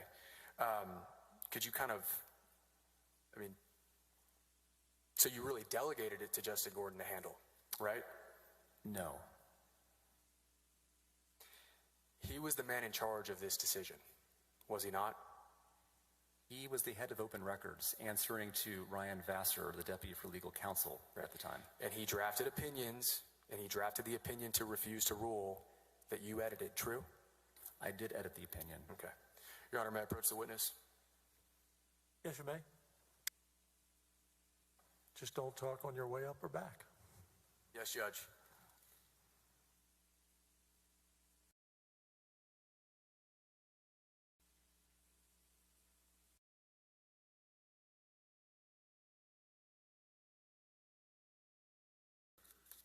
I guess the point I'm getting at, Mr. Bangert, is that not every, like you said yesterday, you said that pretty much all of these requests are kind of the same.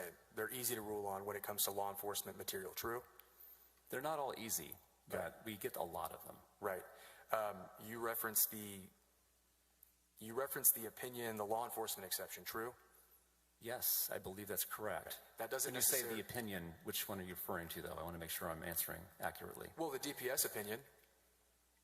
I believe that's correct. I need to see it again. And the FBI comment. Again, I need to see the document. To be clear, there was an initial request for DPS records in spring of 2020, true? That is my understanding, yes. Okay. There was a later, you're aware that DPS did not notify the FBI about the records, true? I don't recall that. You'd have to refresh my memory on it. So it sounds like you don't know every little detail about the records request, do you? No, and that's perfectly normal for a senior executive not to know every detail. So yesterday when you said that the decision was not consistent with precedent, you didn't know every little fact about what was going on within this request, did you? I knew enough to make that determination. Well, you didn't know everything, did you, Mr. Bangert? I am not omniscient, so no, I did not know everything, but I knew enough to make that determination. And it's fair that maybe Mr. Gordon had a different opinion about what went on with regard to those records requests. Mr. Gordon was working on that. I do not recall what his opinion was. Okay.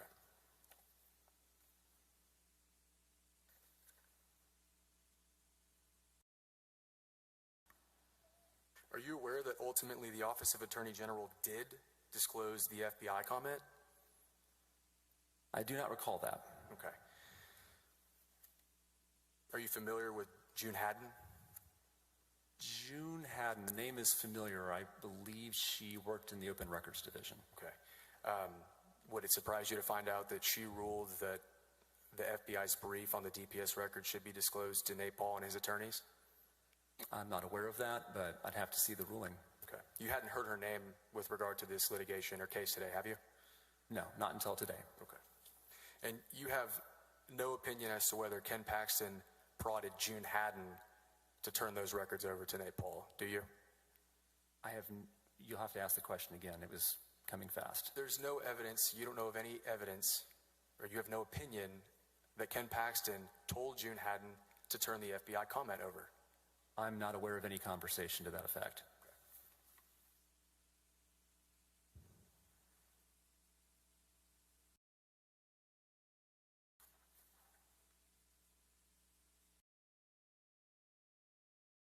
Safe to say that in conclusion, every single request for records from Nate Paul's lawyers, none of those resulted in him getting the records with regard to DPS and Texas State Securities Boards, right?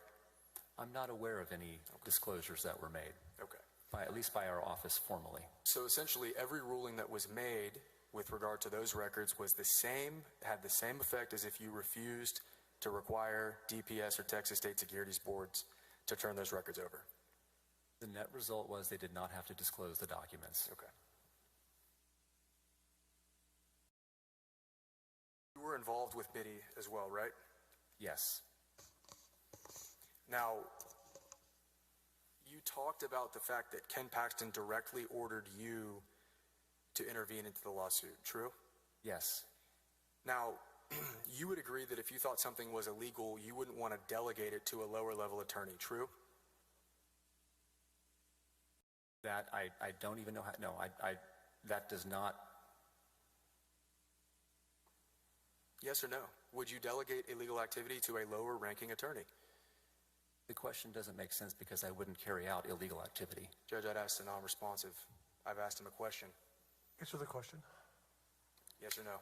I would not instruct anyone to carry out illegal activity. Right, that's why you didn't have Ryan Vassar sign that opinion in July of 2020.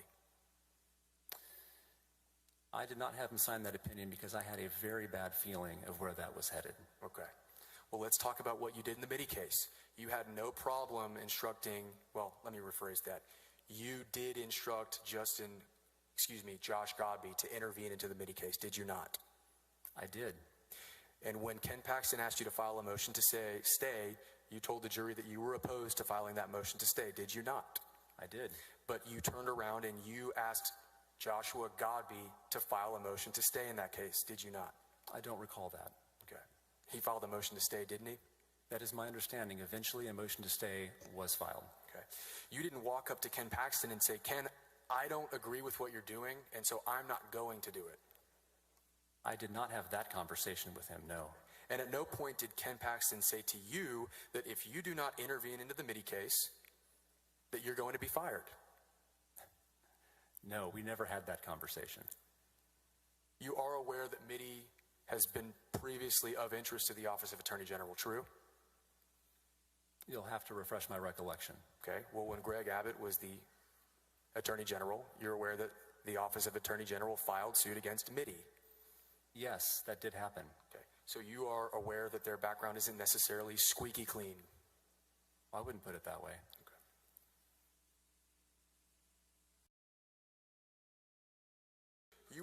You would not tell,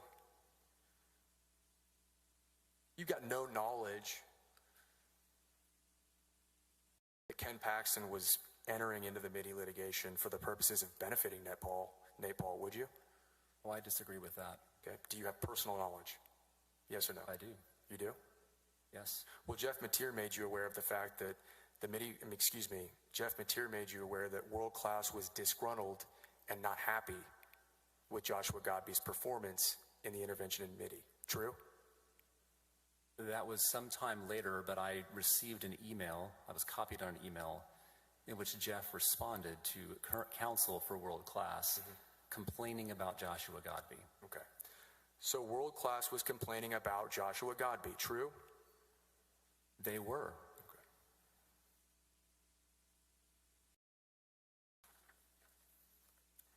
Now, at some point, you stopped talking to Joshua Godby. I want to say that was, excuse me, let me back up. You stopped talking to Justin Gordon about the open records request, true?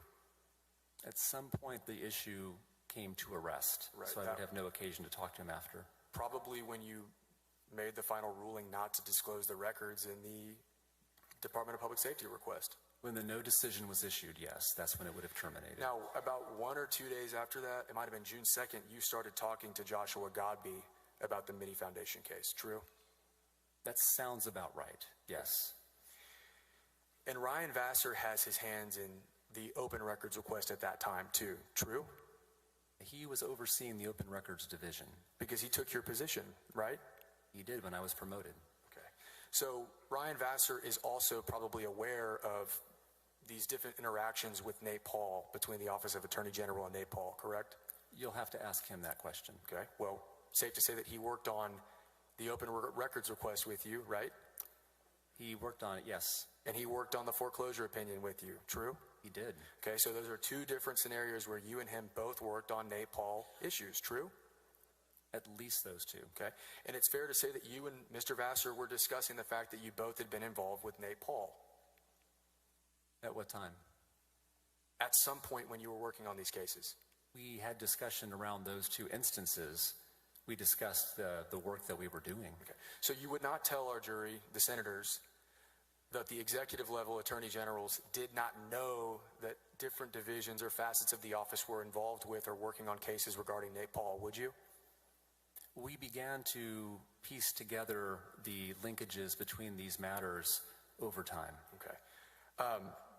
But you didn't do anything about it until September, I want to say 30th of 2020, true? That's false. Well, you didn't go to the FBI until September 30th of 2020? We didn't go to the FBI. Let's talk about that foreclosure guidance. Eric, would you mind pulling up Article 2? And to be clear, Ken Paxton is allowed to intervene into a lawsuit if he thinks it's appropriate, true? Our office has authority to intervene. Okay. And he's in charge of the office, is he not? He is the elected Attorney General. Okay. So if he wants to intervene in a lawsuit, he is allowed to do so. He has authority to do so. Okay. Looking at Article 2, it alleges that Mr. Paxton misused his power to issue written legal opinions under Subchapter C, Chapter 402 of the Texas Government Code. You're aware of this, right? Yes, I see the article on my screen, yes. Okay. Now, we actually looked at a copy of that exhibit. Eric, would you mind entering Exhibit 192, AG 192? And Judge, for the record, I believe it is an exact copy of a House Board Manager exhibit that they've already published.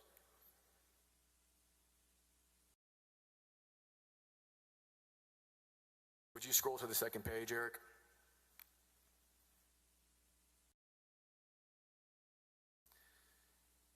And just to be clear, Mr. Banger, when we talk about that very last paragraph, you actually signed this opinion, right?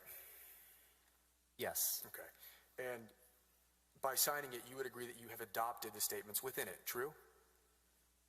Not necessarily. Okay. So you just signed things at will? No. No? Okay. And you signed this document, right? I did sign this document. And the very last sentence or paragraph in that document says, it is not a formal opinion under Subchapter C of Chapter 402 of the Texas Government Code, true? Could you scroll down to the last paragraph? Well, you wrote the opinion and you read it a minute ago. You would agree with that. I would like to see the document. I think I've got a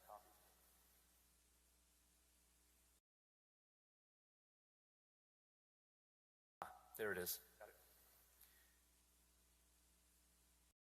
You wrote, we trust this letter provides you with the advice you were seeking.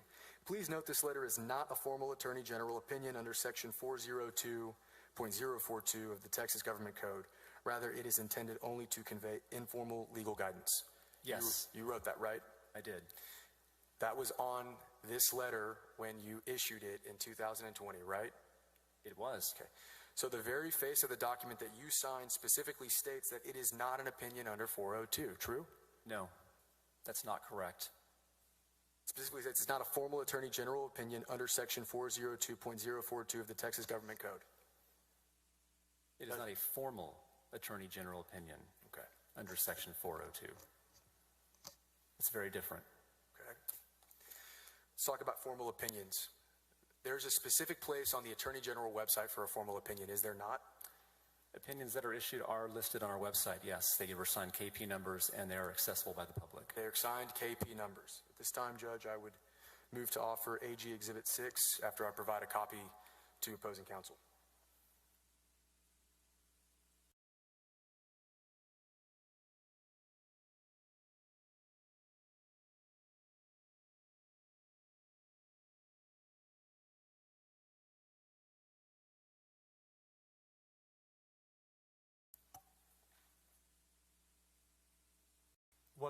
If you have one more copy for us, we'd appreciate it.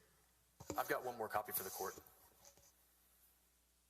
I have no objection, John. We'd still like to see it. Yes, Judge.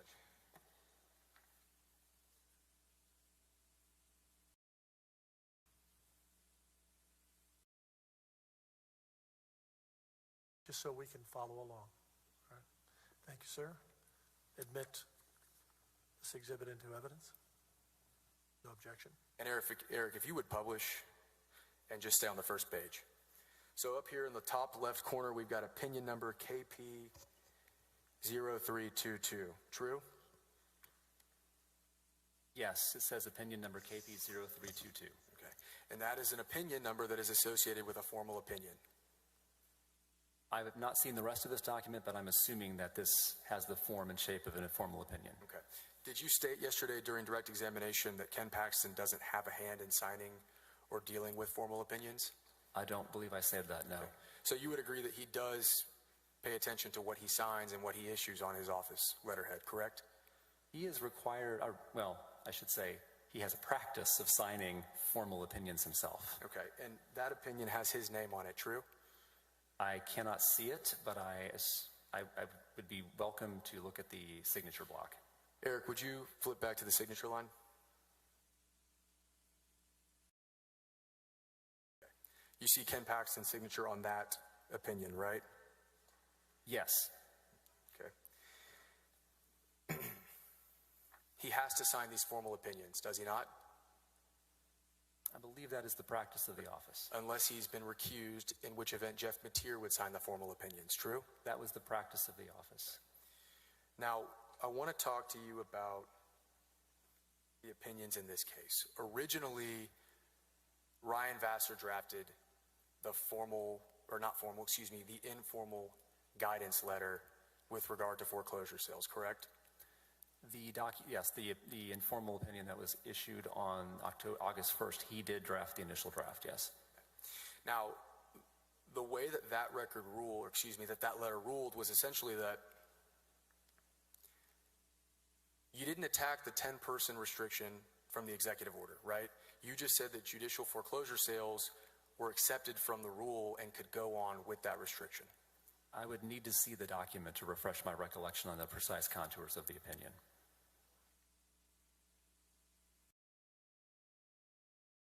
Eric, would you pull up Exhibit 192?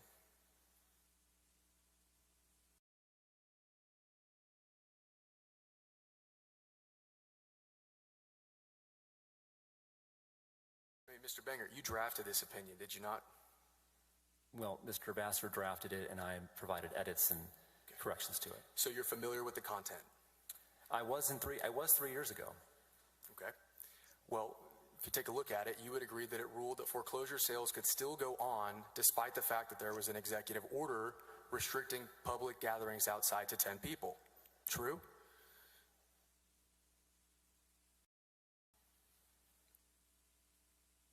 Please go to the next page.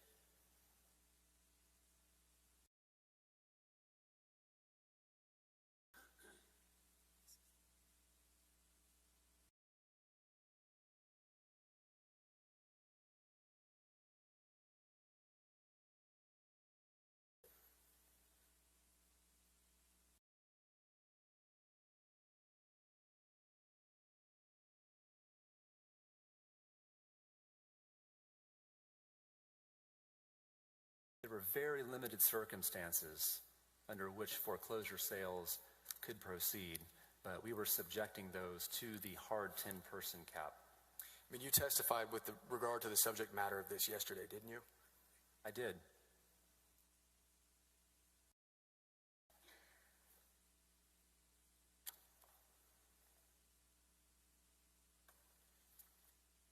So you would agree that you said that despite the fact that 10 people at max can gather in public, foreclosure sales can still occur, true?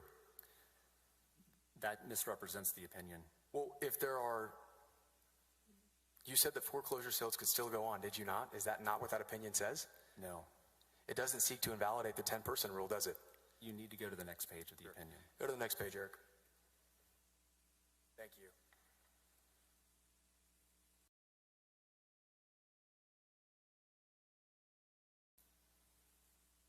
The second full paragraph on page 3 has operative language. Elaborate on that. Pardon me? Tell us about that. If a foreclosure sale is subject to and not exempted from the 10-person attendance limit imposed in Executive Order GA-28, it should not proceed if one or more willing bidders are unable to participate because of the attendance limit. Okay. So, how are you saying that when Ken Paxton asks you to change the opinion, that it is contrary to precedent and the position of the Office of Attorney General at that time? It made the ability to proceed with those types of sales more restrictive under the COVID limitations than our previous draft would have. It made it more restrictive? Yes. Right, which means that, in a sense, it benefited people that maybe didn't have their jobs at the time and didn't have money to pay their mortgages off, true? I do not know who this was benefiting. At least at the time I was writing it, I didn't know who it was benefiting. Did you lose your job during COVID, Mr. Bangert? Say again? Did you lose your job during COVID? I did not. Did you struggle with the ability to pay a mortgage during COVID?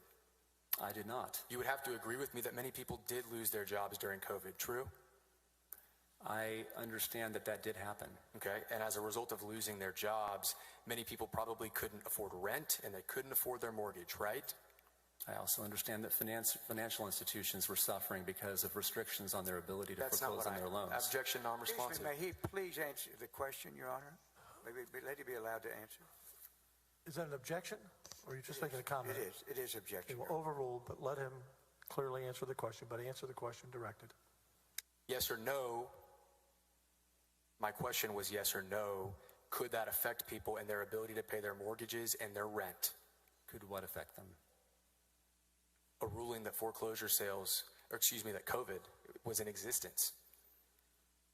COVID was in existence at that time. And it caused people not to have money and not to be able to afford rent and not to be able to pay their mortgages, true? I believe the economic disruption caused by COVID had some of those effects. Okay, and the job of the Office of Attorney General is in part to protect the public, true? The Attorney General's office is a sacred trust and it's always to be used for the public benefit. Right, now, all of the public. Eric, could you publish Exhibit 119 again? This is your memorandum of what happened with regard to the foreclosure opinion. And you stated in Exhibit 119 that you were not certain why Ken Paxton wanted this foreclosure opinion issued, true? There's no exhibit on my screen. 119, Eric.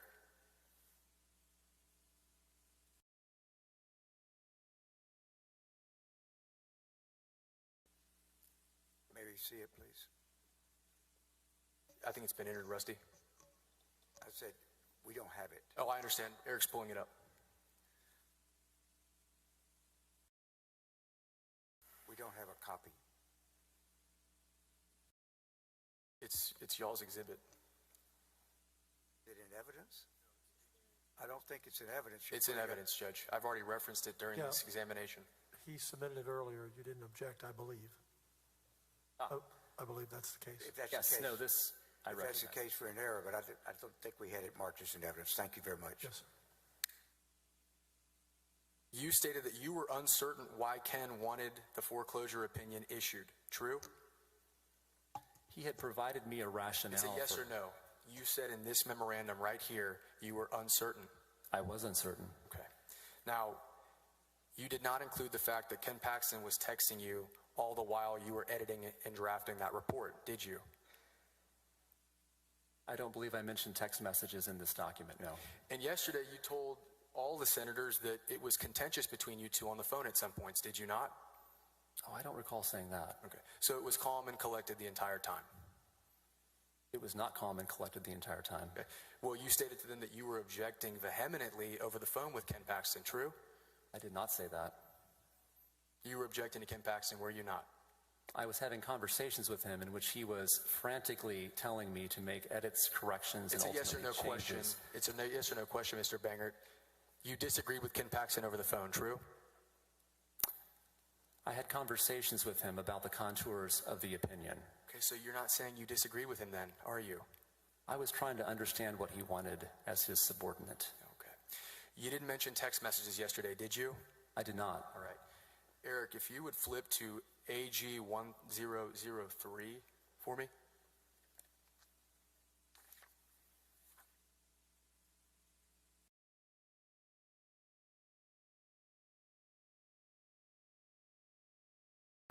Mr. Bangert, you stated on direct examination yesterday that, quote unquote, Ken Paxton was acting like a man with a gun to his head. Did you not? I did say that. Okay. Now, looking at the last set of text messages here, if you'd flip to the last page, Eric.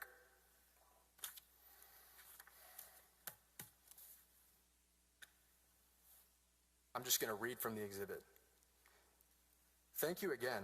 I can't express in words how much I appreciate your work, especially over the weekend. I am grateful because I feel like hundreds of people will be protected from harm and maybe devastation. You and Ryan deserve all the credit. Thank you. I hope that your Sunday is relaxing and enjoyable with your family. He texted that to you that day, didn't he? 12:19 on Sunday. Yes. Okay. Now, did you mention that to the House Board of Managers when you were interviewed about this case? I don't recall if I mentioned this text message. Did you mention these text messages in your interviews with Mr. Harden or Mr. DeGuerin when you were preparing for testimony in trial? I don't see why I would have. Okay. And did you include it in your memorandum to Ryan Vassar that was produced? There's no reason why I would have. No reason to include a text message of him showing gratitude and why he wanted to have this foreclosure opinion worded the way he did? I don't believe this was what he actually... I don't believe that he was telling the truth. Well, there's here. certainly not a text message from you in these texts objecting or saying that you disagree with Mr. Paxton, is there? I do not agree. I do not disagree with him here. You don't disagree with him here? I do not state it in writing here. Okay. And you signed the opinion that was ultimately issued in this case, true? I did sign it. And that opinion has no binding effect. It is a persuasive opinion. Persuasive at best. Persuasive opinion. Okay. Did you tell the FBI about these documents? I believe they were provided to the FBI. Okay. We just didn't get a copy of them until today? I did not have them in my possession. Oh, okay. They were in the possession of my counsel who found them. Did you delete recently. your texts?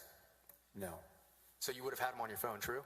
No, I did not intentionally delete my texts. Okay. My texts are no longer. Your texts were deleted, yes or no? Gentlemen, don't talk over each other. Your texts were deleted, yes or no? I no longer have access It's to a yes texts. or no question. I no longer have access to texts past 1 year. Okay. So in the year, you didn't think to take screenshots of these? Excuse me? You didn't think to screenshot these messages? These were screenshotted back in 2020. Okay. You just didn't keep a copy? I did not. And you're not going to sit here and tell us that you know that the foreclosure opinion ultimately affected or benefited Nate Paul, are you? Oh, I believe it did affect and benefit him. You have no personal knowledge of that, do you? I have since learned that it did benefit him. You wrote in that memorandum that you learned through the Austin Statesman, did you not? May I see the memorandum again? Eric, would you please pull up the memorandum? That's a newspaper, correct? The Austin American Statesman? Yep. Yes. Okay. So you got your information from a newspaper, did you not, if we're believing your memorandum? If I could see my memorandum, I can tell you. Oh, Eric, would you? 119, Eric. Thank you.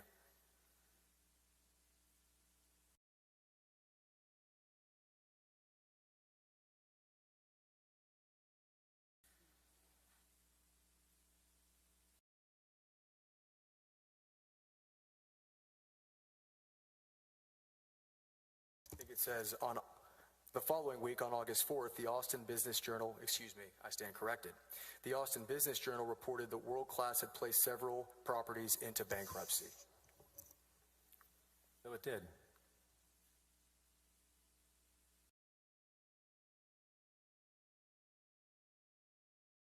Are you aware of when the foreclosure was supposed to take place?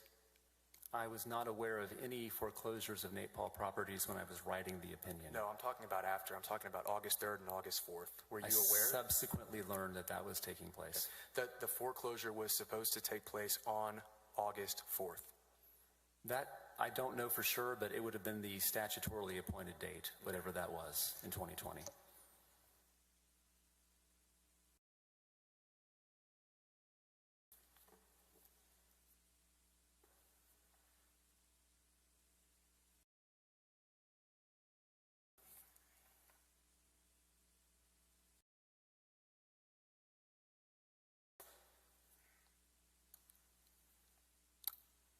And yes, now that I'm looking at my document, I do say August 4th, so that would have been the date. Okay. May I approach the witness, Judge? Just to hand the document.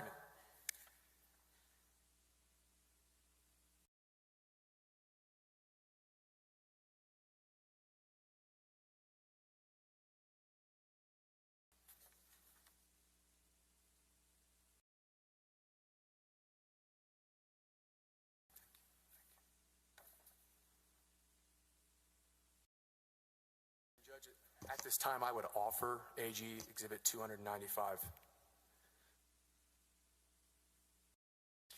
Any objection? May I have just a second? I'm Sure. sorry, Judge. Thank you.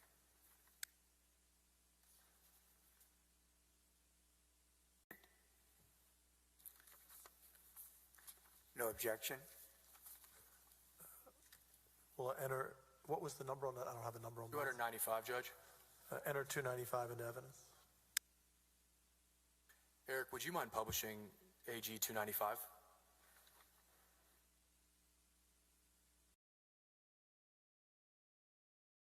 That is a letter from Sheena Paul to the judge regarding the bankruptcy the foreclosure proceeding occurring the next day, dated August 3rd of 2020, correct? This is executed by Brian Elliott. Attorney for World Class, right? I assume so because it has World Class's, one of their property names at the top of the letterhead. You would agree that this document has the letterhead of August 3rd, right? It is dated August 3rd. Now, you were not present in the district court when this document was filed, were you? No.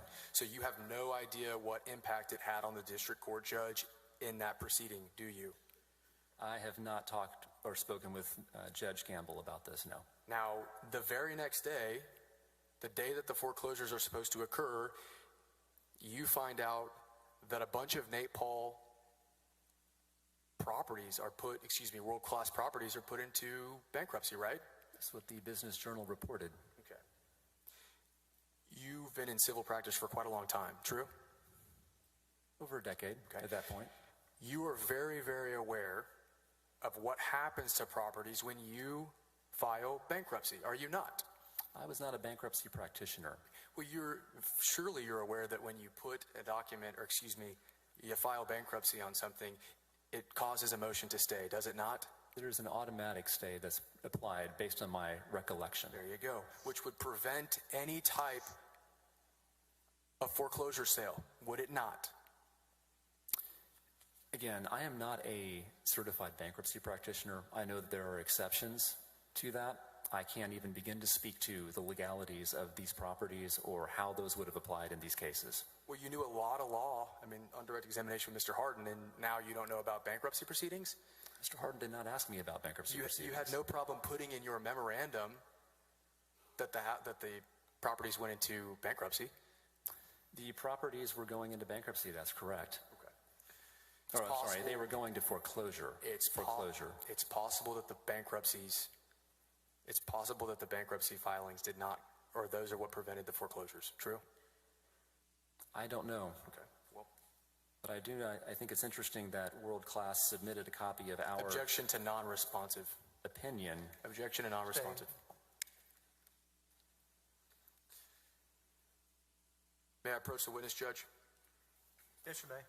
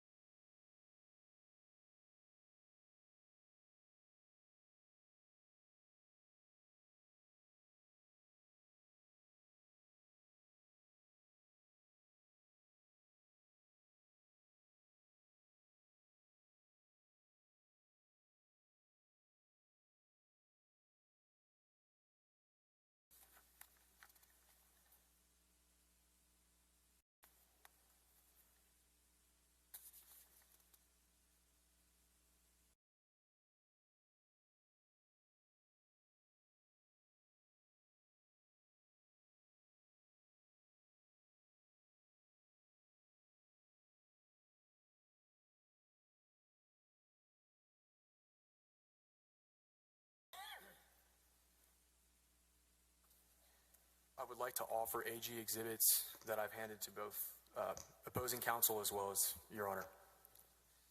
I believe it's 262, 265, 275, and 283. Hold on, slow down. 283, 275, 265, 262? Yes. Okay. I can shorten this a little bit. If he represents that these are their exhibit numbers that were originally agreed to, that we said we would not object to any of your exhibits. Okay. If they're covered by that objection, if they're covered by that agreement, then we have no objection. Are they covered? They are covered, Judge. Well, take that back. No, they're not. That's why I intend to offer right now. We have not previously agreed to these. I understand. Just give me a couple more minutes.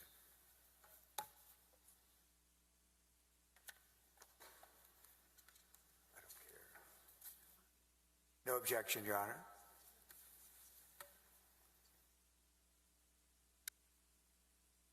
Can you just clarify for the record, we have one with a number and what the other numbers are? You may have the copies back.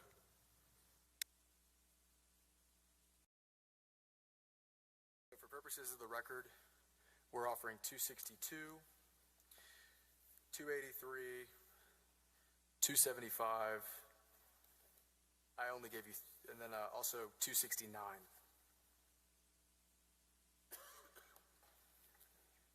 No objection. 269 was a new number from the one you repeated back to me. Yep. Just want to be clear. 269, 275, 283, and 262.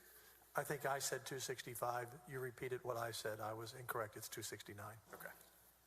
There's been no objection? I believe they said no objection. Mr. Harden, you said no objection, correct? Yeah. Sorry, Judge. Please enter those documents into the record. Just going to okay. Thank you. Into evidence, excuse me. May I approach the witness, Judge? Yes, you may.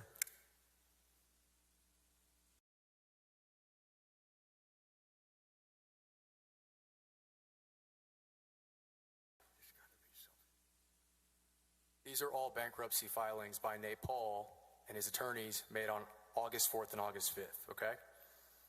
Say so. All right. Now, if these bankruptcy filings were filed on August 4th, the date that the foreclosures were supposed to occur, that would stay the foreclosure sale, would it not? I don't know. You don't know? Perhaps. So it's possible that Ken's issuance of the informal guidance letter didn't cause the foreclosure sales to go away. It's possible. I do not know what effect that letter had Okay. on the foreclosure sales. Are you a Trump fan? I'm sorry? Are you a fan of Donald Trump? I voted for President Trump. Okay. You're a staunch conservative, are you not? I am. Are you aware that only a week after you guys issued this opinion, he issued an executive order that basically mimicked the attitude towards foreclosure sales? I'm not familiar with that executive order. Okay.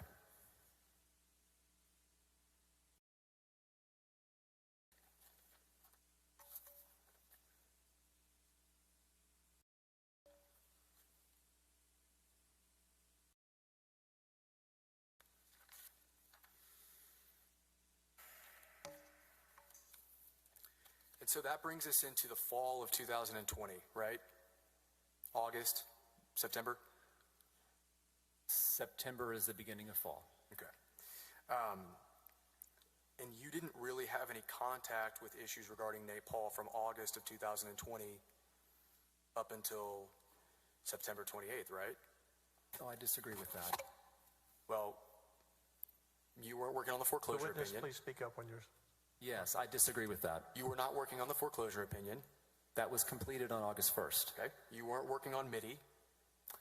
Mr. McCarty had assumed responsibility for that. You were not working on MIDI. I was not working on MIDI at that time in August. And you were not working on the open records request, true? Those were finished. Okay. So you were not personally working on any matters that involved Nate Paul at that time? I was actively speaking with other members of the executive team about what was happening at that time, which was the desire to hire outside counsel. So everybody, I assume, is on the 8th floor at this time, right? We had, COVID orders were still in place. I don't recall who was there every day. I was there every day the office was open. And let's talk about that, because the OAG's position at that time was that everything should open up, was it not? We wanted everything to be as open as possible, consistent with public safety and the governor's orders. Even after you left the Office of Attorney General, your employees at the Office of Attorney General weren't even present.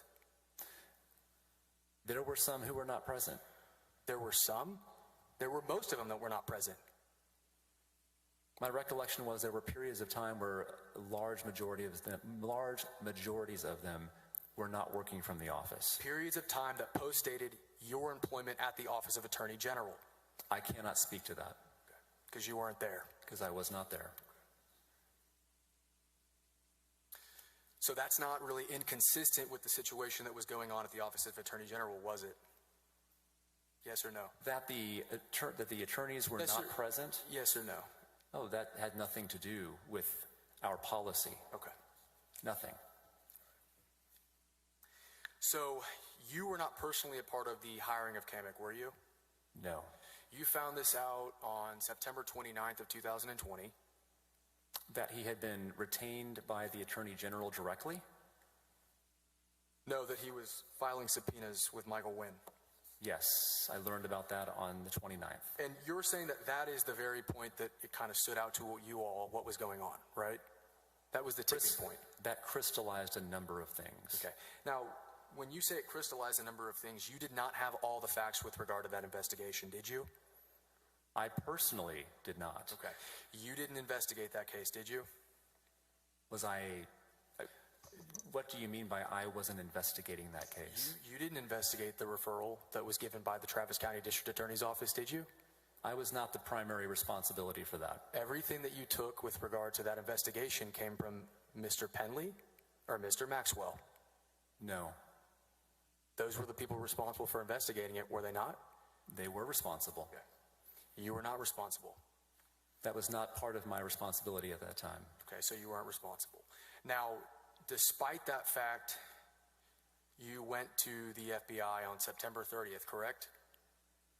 I did go to the FBI on September 30th, yes. You went to the FBI without talking to Ken Paxton first, true? Oh, I talked to him many times prior to that. You didn't talk to him about the fact that you were going to go to the FBI, did you? We did not talk to him. We did not tell him we were going to the FBI immediately prior to going. Right. So when you and Mr. Harden were talking about the conversations you had with Ken Paxton about the fact that you wanted to talk to him, that was all after you had already gone and reported your boss to law enforcement, true? The text messages that we reviewed today were sent after we made our good faith report. Okay. So you did not take the time to hear his side of things out before you went to law enforcement? I disagree. And at that point,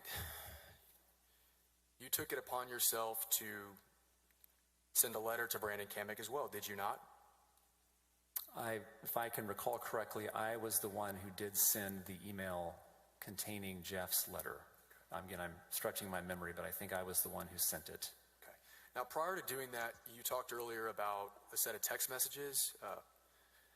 I would ask to admit to publish House Board Managers 225. Eric, would you? It's been admitted, Judge. And Council, we're going to be going to the lunch break. I've gone a little longer, a few more minutes. Do you want to break now, or do you want to continue for a few more minutes? I'm fine right now, Judge. Is good for you now? Yep. Okay, we'll break for lunch now. Your Honor, I apologize. Can I raise one issue? I apologize, Your Honor. Can I raise one issue before we break for lunch? Yes. That may just help speed things along with this witness. You admonished Mr. Harden at the beginning of the day that if there were any statements that Mr. Bangert had provided that we haven't seen, that he was to turn them over to us. The witness has testified that there were actually 2 interviews that he gave to the House. We still don't have any information related to those. To the extent that there's work product mixed with that, I think they can redact that and provide us the statements. But I just request that we get those over the lunch break, and that may allow us to not have to recall the witness later. Just continue to look during lunch break for those documents if you have those. Thank you very much. And if you do, turn those over by the end of lunch. Certainly. We do not have, but I'll continue to be sure. Okay. Thank you. We will return at 1:10.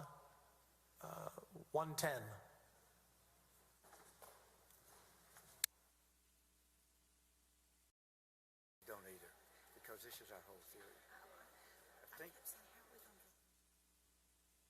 I wonder if he doesn't know that they.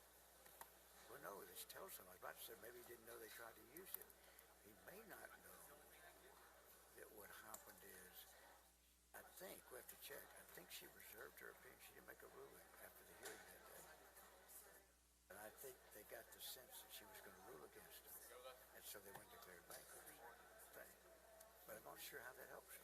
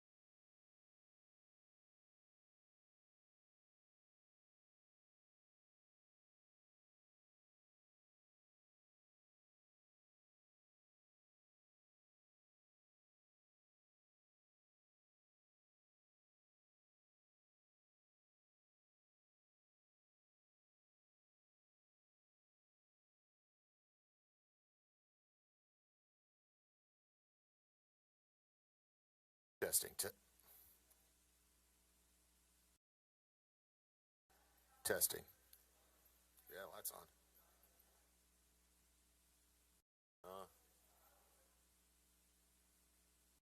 Yeah.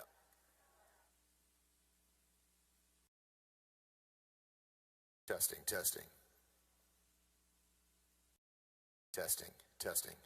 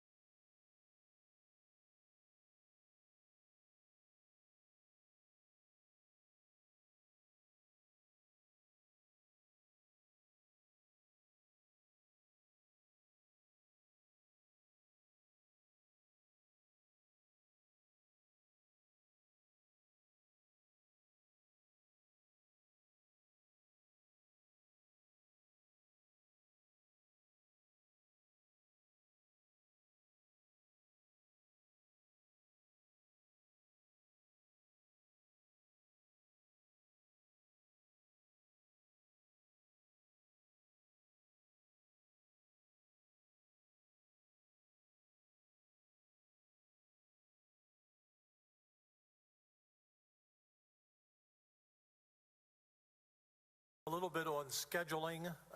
We will go 6:30 to 7 this evening, depending on where the right break is. Tomorrow, I had planned to adjourn at 5, but a number of members said traffic, if you leave at 6, you don't gain any more traffic leaving an hour earlier, so we'll go to 6 tomorrow. And I've had a request to extend lunch to 60 minutes for the court, so people have more time, so we'll start that tomorrow. So today, 6:30 to 7, tomorrow to about 6, and then an extra 20 minutes for lunch. So we are ready to resume. Ready. Counselor, could you come forward for one moment?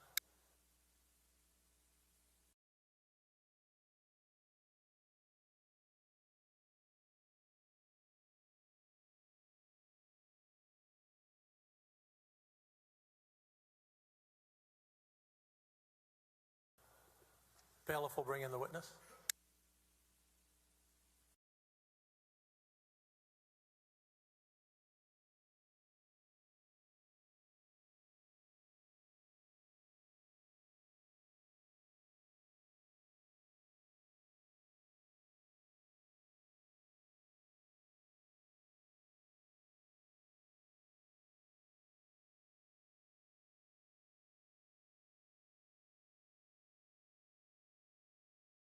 You may begin.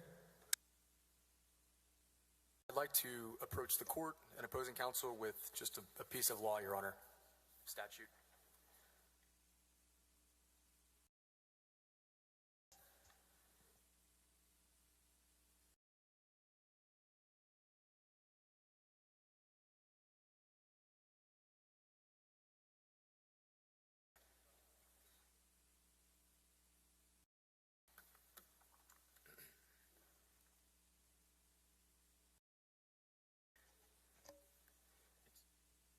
Can I have an exhibit number again, please? It's not an exhibit. I don't intend to offer it as an exhibit. It's just a statute. I'd be happy to if you'd like me to. I'm not sure I'm going to object, but can I understand what the purpose? I mean, you're going to ask the witness about it, or? I do intend to ask the witness about the law on non-judicial foreclosures. Are you perhaps having it here for him to refer to in case he doesn't know it? I have a copy in case he's going Counselor, to. Counselor, if you can address the court. Sure. Both of you can address the court. I'd be yes, Rusty, and I'd be happy to offer it as AG 1005. If it's not being introduced to evidence, I don't have any objection to what we're doing, I don't think. I just don't know what a statute, if the court has it, I don't know whether the court has it. Okay, we do have it. I thought I heard you just say if it's not being offered as evidence, you have no objection. That's correct. That's correct. Okay. So? At this time, I don't intend to offer it into evidence. Mr. Bangert, are you aware? We're on the same page? Yeah. Okay. All right. So, did you just say now that you are offering it? No, I wasn't offering it at this time. Thank you. I might change my mind here in a second. We'll see. All right. Fair enough. Mr. Bangert, you are somewhat familiar with non-judicial foreclosure law, correct? Did you ask, am I familiar with non-judicial foreclosure law? Yes, I asked you if you were familiar with non-judicial foreclosure law. It's been a while. Okay. Well, you did write a memorandum about it and issue an informal legal opinion on the matter, correct? If you're referring to the August 1st letter, I did assist Mr. Vassar in putting that together. Okay.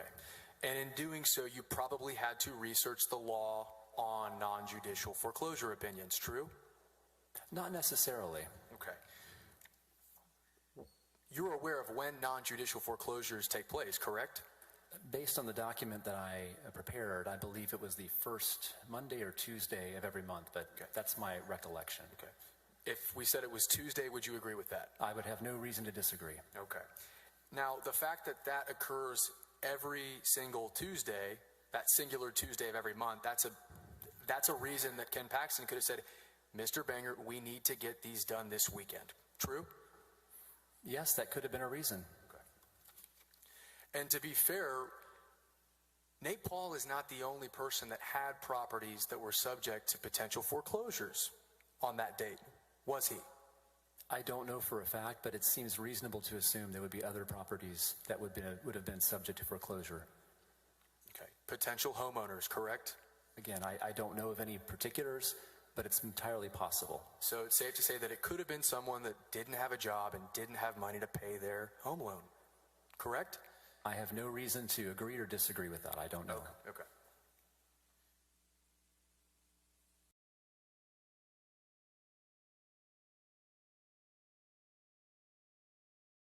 After that informal guidance was issued, and to be clear, Eric, would you mind pulling up House Boards 119? That was not issued like a legal opinion was normally issued, correct?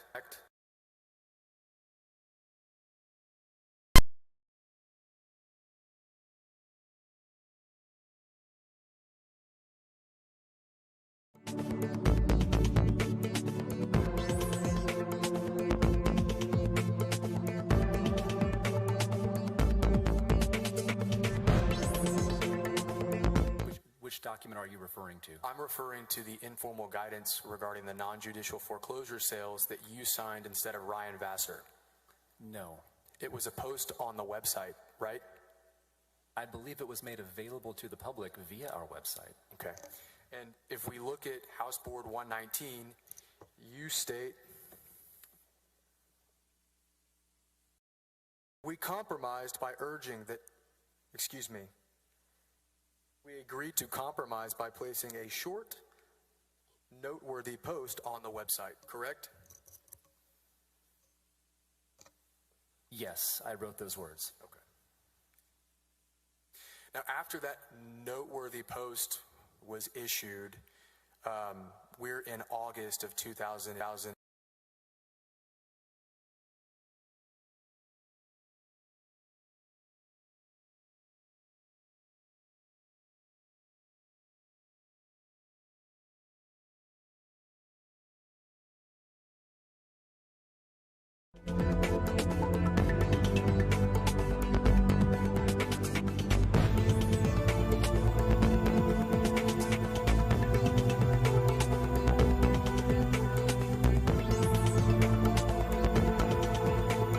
That with Mr. Paxton, nor was I at his house. You do not know who paid for the renovations to the Paxton's house?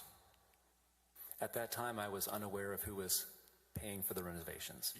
You don't know. You haven't seen any documents, have you? I have seen documents that include testimony from individuals who have described... That's a yes or no question.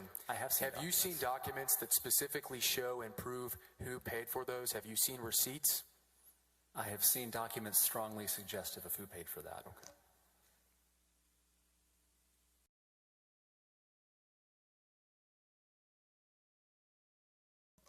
When did you first send your application for the Alliance Defending Freedom? It would have been sometime in October. Okay. Was it prior to leaving the Attorney General's office? Yes, I was in conversation with ADF prior to leaving the Attorney General's office. Okay. So when you said earlier that what you did with regard to reporting Ken to the FBI, going to the FBI being a death warrant for you, it did not affect your ability to get another job, did it? It ended my ability to be employed by the Attorney General's office. Well, no, because you resigned. You didn't get terminated, true? I was constructively terminated. Okay. You submitted a letter of resignation, did you not? I did. And then you went to work for a company or a firm that you had already applied for, true? I did.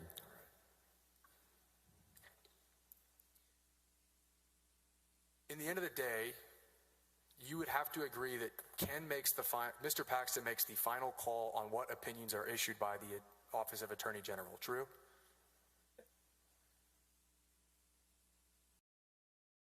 I wouldn't put it quite that way. Well, he has to sign the document, doesn't he? Mr. Paxton has authority to make the final signature on the document.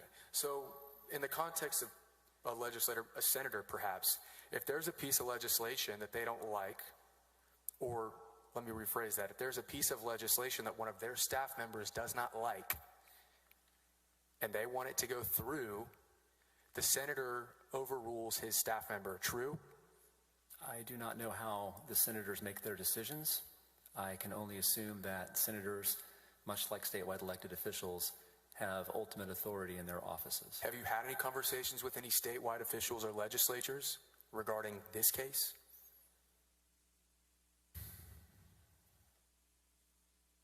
Nothing specific. Nothing specific. Is there any record of that, of what you actually said? No.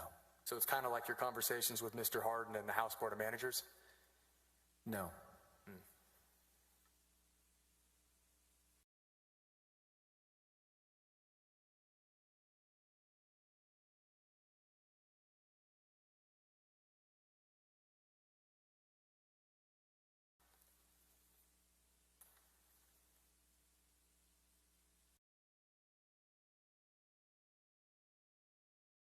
May I approach you, Your Honor?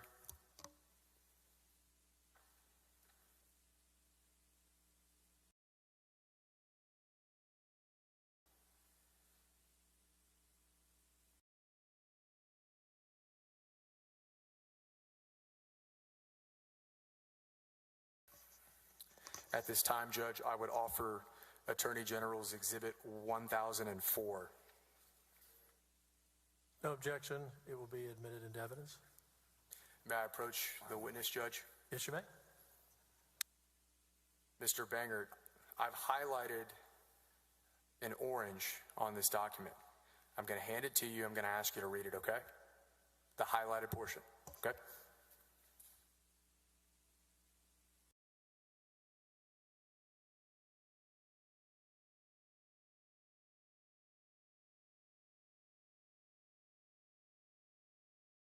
I want you to read it aloud, Mr. Bangert.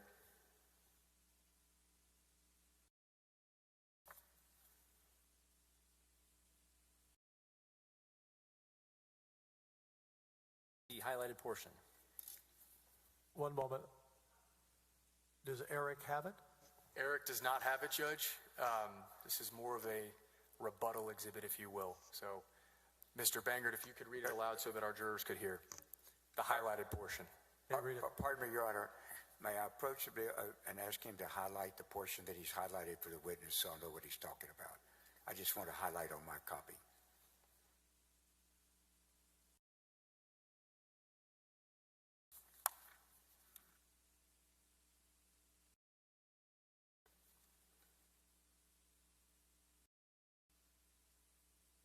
Thank you.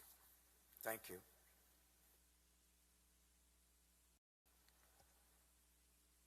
I'm going to ask you to read the highlighted portion now.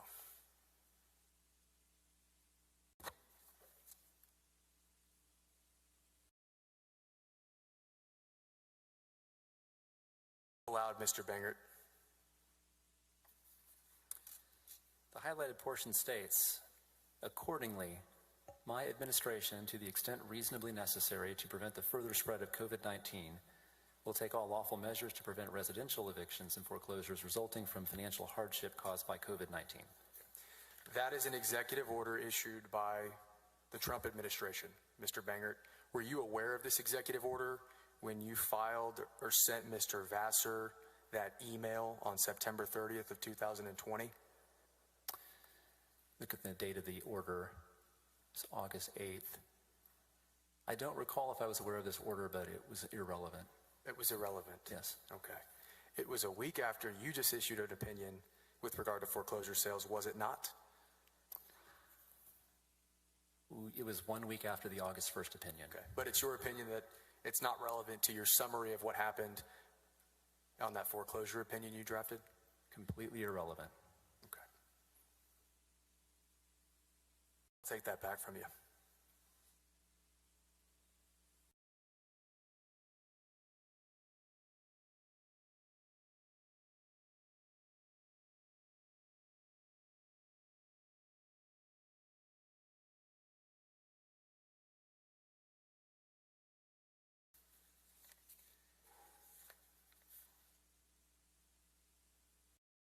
May I have a brief moment, Judge?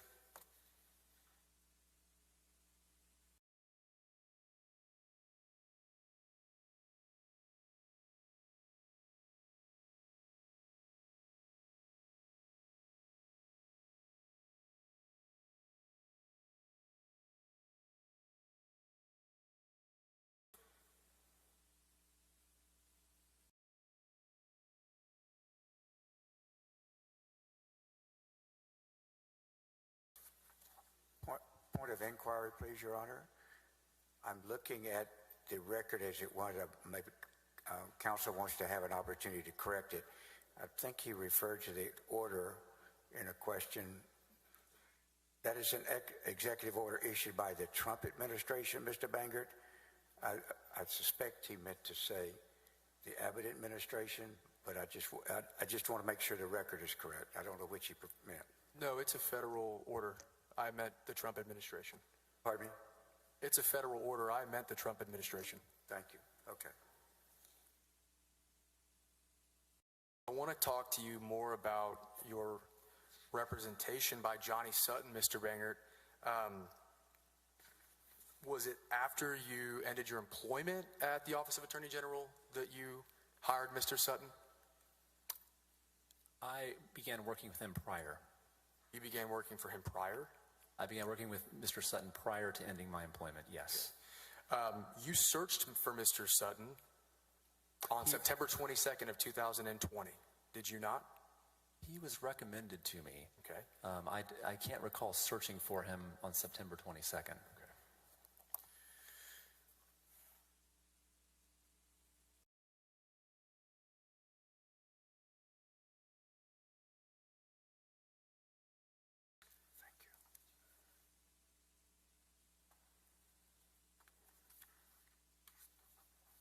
This time, Your Honor, I would offer Attorney General Exhibit 312. Any objection? No objection. It is admitted into evidence. Okay. Mr. Bangert, this is a download of your computer, and I'm going to approach you with it. I'm going to have you look at it and refresh your recollection.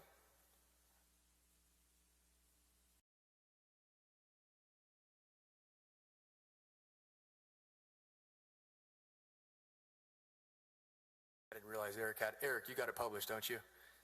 Okay, thank you. We see here on September 22nd of 2020 that you actually searched Johnny Sutton's law firm.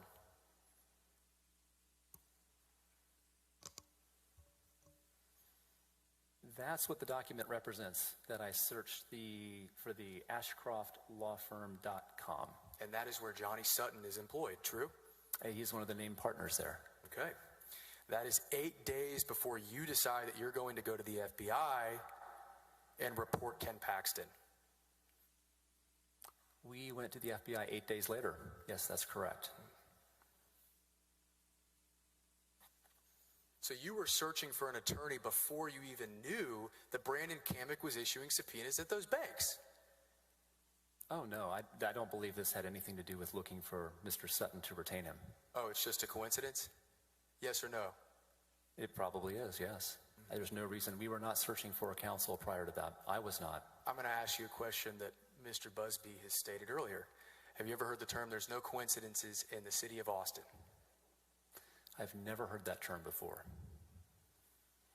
And there are plenty of coincidences. It was a yes or no question, Mr. Bangert. You said you'd never heard of it.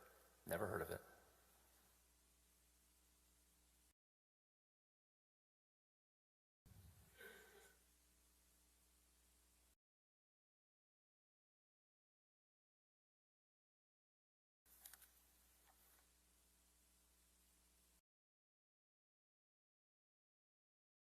So September 30th, you guys go to the FBI, true? We did. All right.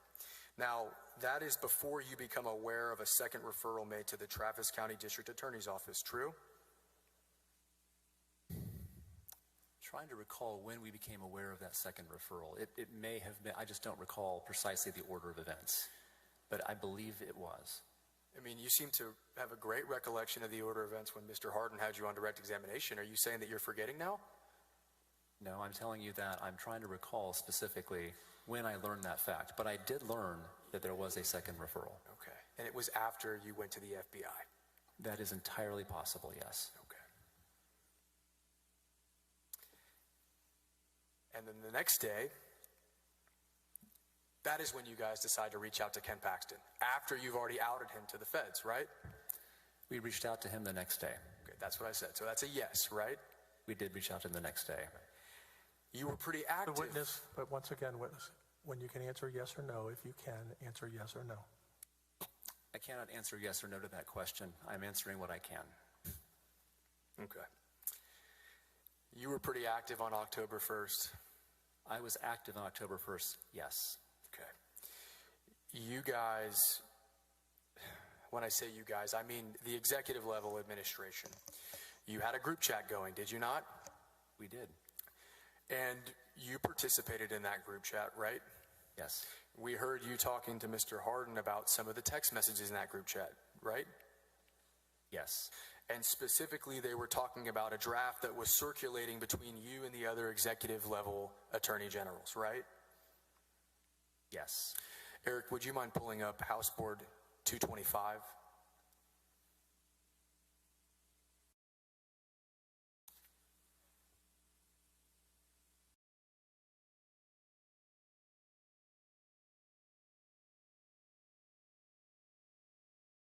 And in that message, well, it's safe to say that the first draft that you all created did not go to the FBI, right? I don't know. This letter that's right. being referred to here? It No. was revised and edited to an extent. The document, I don't recall if it ever went to the FBI. We were working on an internal document. Okay. To memorialize our complaints. Right. And the first version of that complaint, well, from what we look at in House 225, Jeff Mestier says, from Maxwell, read the letter, not sufficient. A request letter must allege specific allegations that are in violation of state law to include documentation of criminal act. The only thing you have is what happened today, and that is documented. Is that true? You added the word "and." Okay. But apart from that, you read it Excuse me? correctly. But that's what the text says, right? That is what the text says. And presumably that's regarding the initial draft that you guys created to memorialize your complaint to the FBI, right? I don't recall specifically that that's what this was. Are you forgetting all of a sudden? Because you had a crystal clear recollection when Mr. Harden had you on direct examination, Mr. Bangert. Do you not remember this? You're here to testify in the court of impeachment. Do you not remember the day that you went behind Ken Paxton back to the FBI? Do you not remember that? Sir, we did not go behind the Attorney General's back. Did you tell him you were going to the FBI? Yes or no? Sir, we did yes not or go no? behind Mr. Bangert, I'm asking you yes or no questions. Did you tell Ken Paxton you were going to the FBI? Yes or no? I cannot answer that question with a yes or no. Witness, you'll answer the question. Yes or no, Mr. Bangert? Provided him with ample opportunity. That's not what I asked you. Did you tell Ken Paxton you were going to the FBI? Yes or no? We gave him ample opportunity. That's not what I asked. Objection non-responsive, Your Honor. I'd ask that he answer the question before him. Witness is ordered to answer the question, yes or no. Mr. Bangert, it's a very simple question.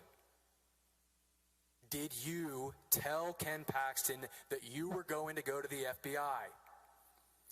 On September 30th, we did not. It's a yes or no question, Mr. Bangert. It's not yes or no. a yes or no It is a yes or no question. Excuse me, sir. Your Honor, he answered the question, but because he was talking on top of him, he didn't hear it. He said on September the 30th, we did not. And he starts interrupting him halfway before, and the court reporter probably had trouble hearing. We did not. So I just asked him to let him finish what he's saying and not talk on top of him, if for no other person than the court reporter. You can ask the question one more time. Mr. Bangert, it is a yes or no question, and I want a yes or no answer. Did you tell Ken Paxton that you were going to the FBI? I did not tell Ken Paxton before I went to the FBI. Okay. We're not done with that. Your next message after we're talking about the first draft of y'all's complaint says, okay, sounds like we need to beef up the specific allegations. Does it not? Yes, that's what I wrote. So you actually had to go back in there and put more words and more filler into that complaint, didn't you? No. No? Well, the first complaint clearly wasn't sufficient if we're to go off your text messages, right? You said the word filler. That's an inaccurate characterization You had to of what amend we it. were doing. Well, let's look down there.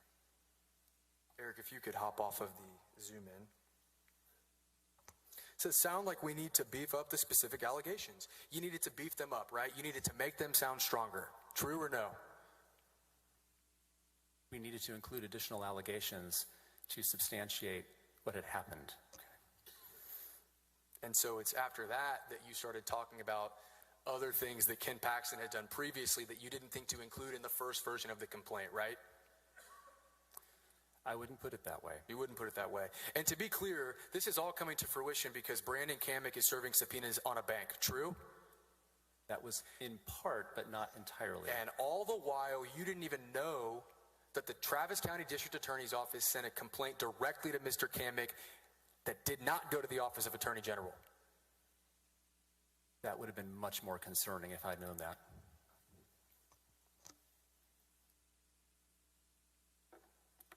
So you didn't know that? No. Okay. Eric, would you mind pulling up Article 6? Or excuse me. Article 5.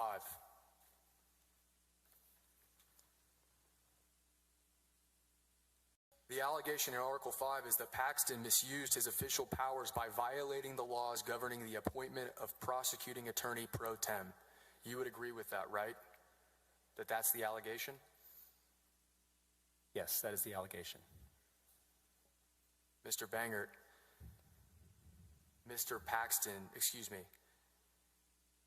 Brandon Kamick was not an attorney pro tem.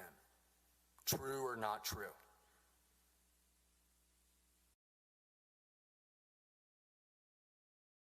It's difficult to classify what he was. True or not true?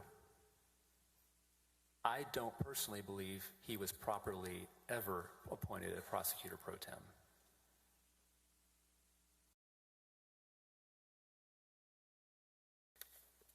And the Travis County District Attorney's Office never recused themselves officially and formally from the complaints made by Nate Paul to their office. True or not true? I'm not aware of any recusal. Okay.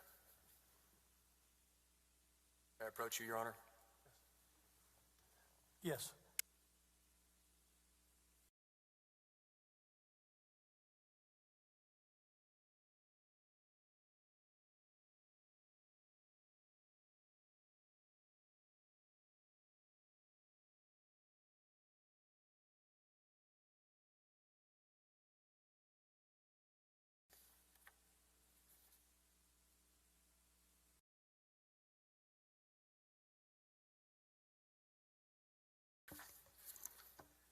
I want to go back to your last answer, and I'm going to re-ask you this. Brandon Kamick wasn't just not improperly appointed as an attorney pro tem. Brandon Kamick was not appointed as an attorney pro tem at all. Not to my knowledge.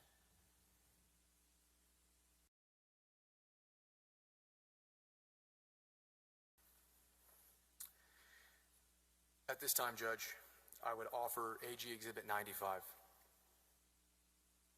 I think that's on our list. We've already admitted. It is. No objection. Okay. It's already admitted. Thank you, Judge. Eric, would you mind pulling up the first page to AG 95? Mr. Bangert, we talked about you being heavily active on October 1st of 2020, and you agreed, right? I was. And one of the many actions you took that day was that you took it upon yourself to email Jeff Mateer's letter to Brandon Kamick terminating his employment, did you not? I did not take it upon myself. I agreed with Mr. Mateer that this would be an appropriate way to handle this. Okay, so you and Mr. Mateer were both of agreement to do that. We were in agreement to do this. All right, I want you to flip to the second page of that correspondence. You would agree that, and Eric, if you would do the same, you would agree that that is the letter that Jeff Mateer provided to terminate Brandon Kamick's employment, right?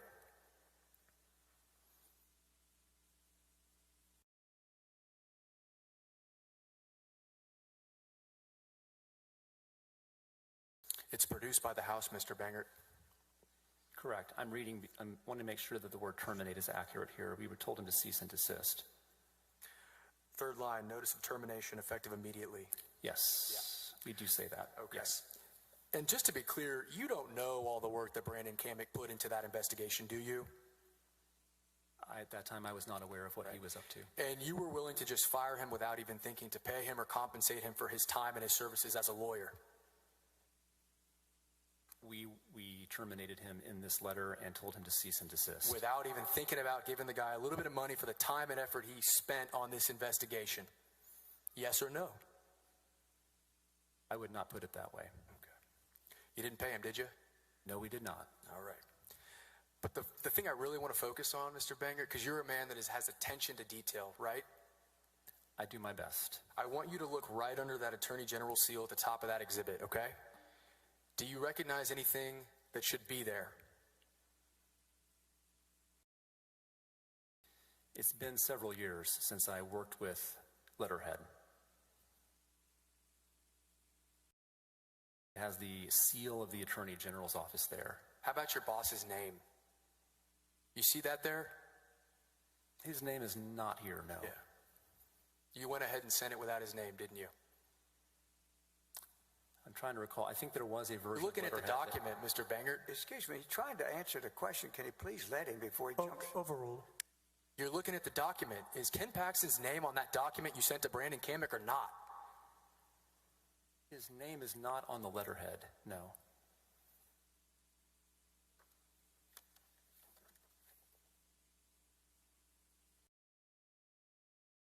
Just for the record, I do want to point out his name does appear in the letter. Objection, Judge, to non-responsive. I didn't ask this witness a question. Sustained. And I'll pass Mr. Banger.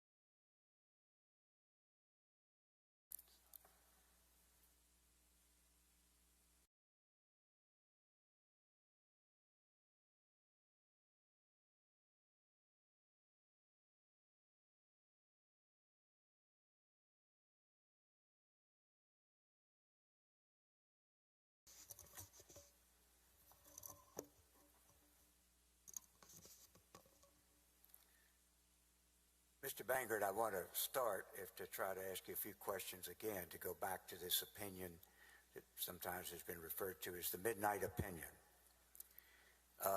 Originally, if I can, I would like to bring up, please, Stacy, Exhibit 112.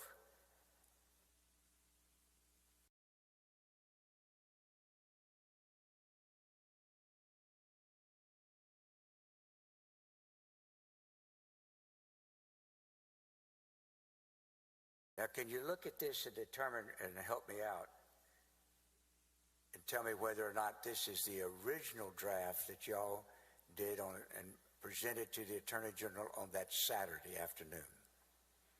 You need a moment to look at it, or would it help you to have a hard copy? A hard copy would be helpful, yes, sir. Can we? And Stacy, do we perhaps have a hard copy for the court? But I can tell you without looking at it that this is not the original version that we sent.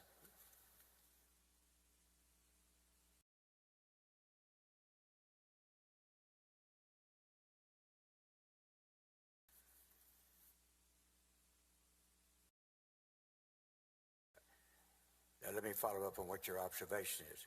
What order would this draft have been? I'm assuming this is the final draft. It would have been the very last thing that was produced. Would you look at the first page, please,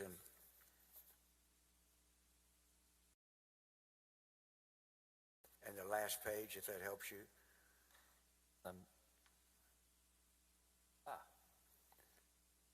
No, this is not the final draft. I can now see there's no signature on it. Right. Would you look at the opening paragraph and see what that seems to be saying in terms of the original position you took?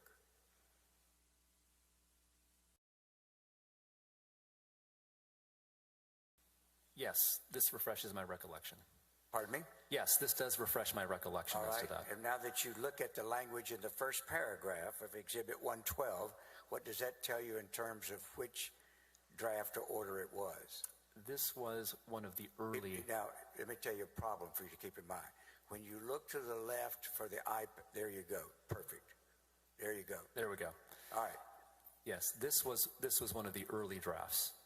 And in the first paragraph, would you look at the sentence that begins with "we conclude"? Would you highlight for me, Stacy? Would you highlight for me, Stacy? Read this paragraph out loud to the jury, please. Yes. We conclude that a foreclosure sale of residential or commercial real property constitutes a service to which no occupancy limit applies under Executive Order GA 28, and local governmental bodies therefore lack authority to restrict in-person attendance at these sales. All right. Now, at that time, what was the legal basis for you concluding that there wasn't a restriction and that it could be conducted? It was GA 28, the governor's order. All right. And what was it about GA 28, the governor's order? And I may have a copy there. I couldn't locate it on my desk. If somebody finds it, they can bring it up to me. But what was it about the governor's order, and when was that order that you concluded would allow essentially the foreclosure sales to go forward, particularly outside? Thanks. Thank you very much. Yes, there were a number of exceptions in the governor's order to in-person gathering restrictions. With the court's permission, I'm going to mark this as an exhibit number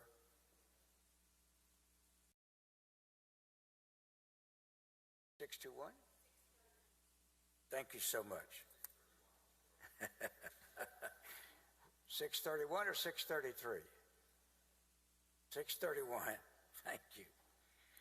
I'm going to tender it to counsel, Your Honor, because I don't have an extra copy right now.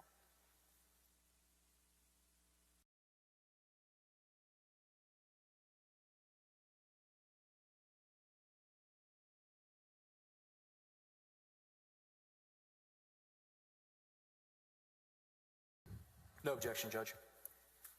631 shall be admitted into evidence. Thank you, Your Honor. Do we have a copy by chance for the court to have up there? Always nice for the court to have a copy.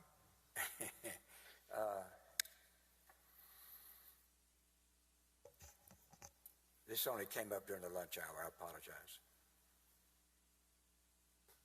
Thank you, sir. And one for him. Thank you very much. Now, I don't know whether or not, and I'm going to ask as we go along, whether Ms. Manella can figure out a way to balance these. First of all, if there's a way to do a split screen here, Stacy, 112 and 115, and I believe I will represent that 115 is the final order.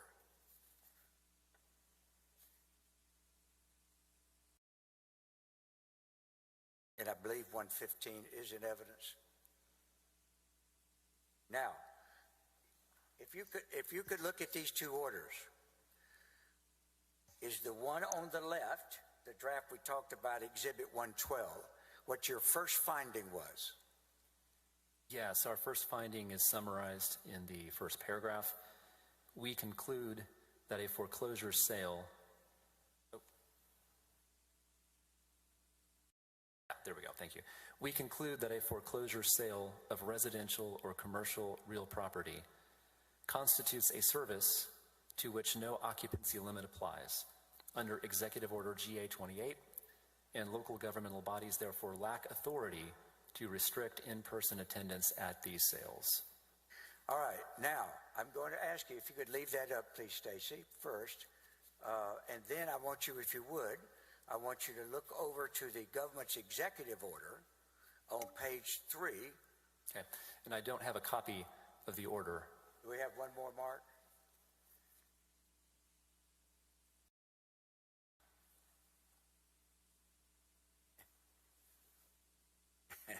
No. Thank you, sir. Thank you.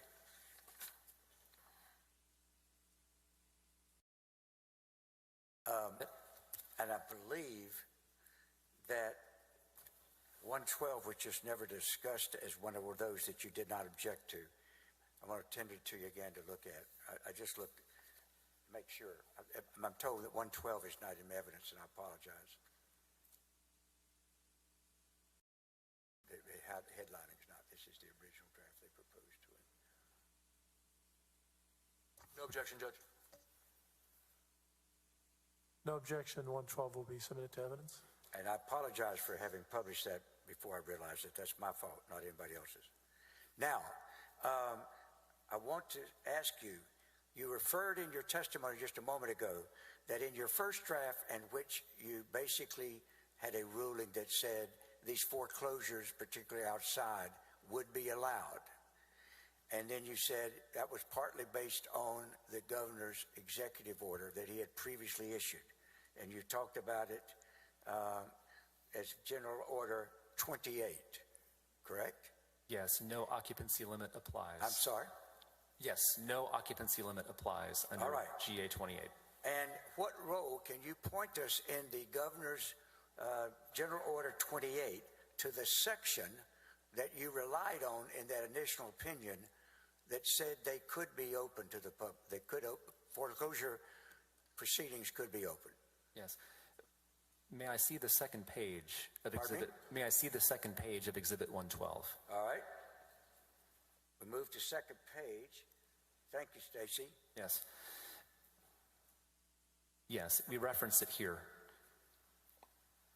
We address your question. No, I'm sorry, Stacy. What I want to do now is go to, if you have ordered, I don't know if you have 631 loaded, do you? If you do have 631 loaded, could you go to the second page of that? And you can sacrifice the one on the right. You can take down 115 and put in the governor's general order. And by the way, that executive order, before you move, Stacy, that is dated. Can you see on there what date it is? Is it June? Can you see June 20th? I can. It's June 26th, 2020. All right. Now, so that executive order, did it not, existed at the time that you were drafting your opinions at the request of the Attorney General? They did. All right. Now, what is it on page 2 of the governor's executive order that led y'all to conclude and say in your first draft that foreclosure sales could be conducted? Yes. If you will go to page 2 of Exhibit 112. All right. Stacy, if you go to page 2 of the first general full order. paragraph. Pardon me? First full paragraph. We point out that Executive Order 28 has a baseline limitation that does not apply to... I don't... I'm confused here, and it's probably my fault. Stacy, may I approach, please?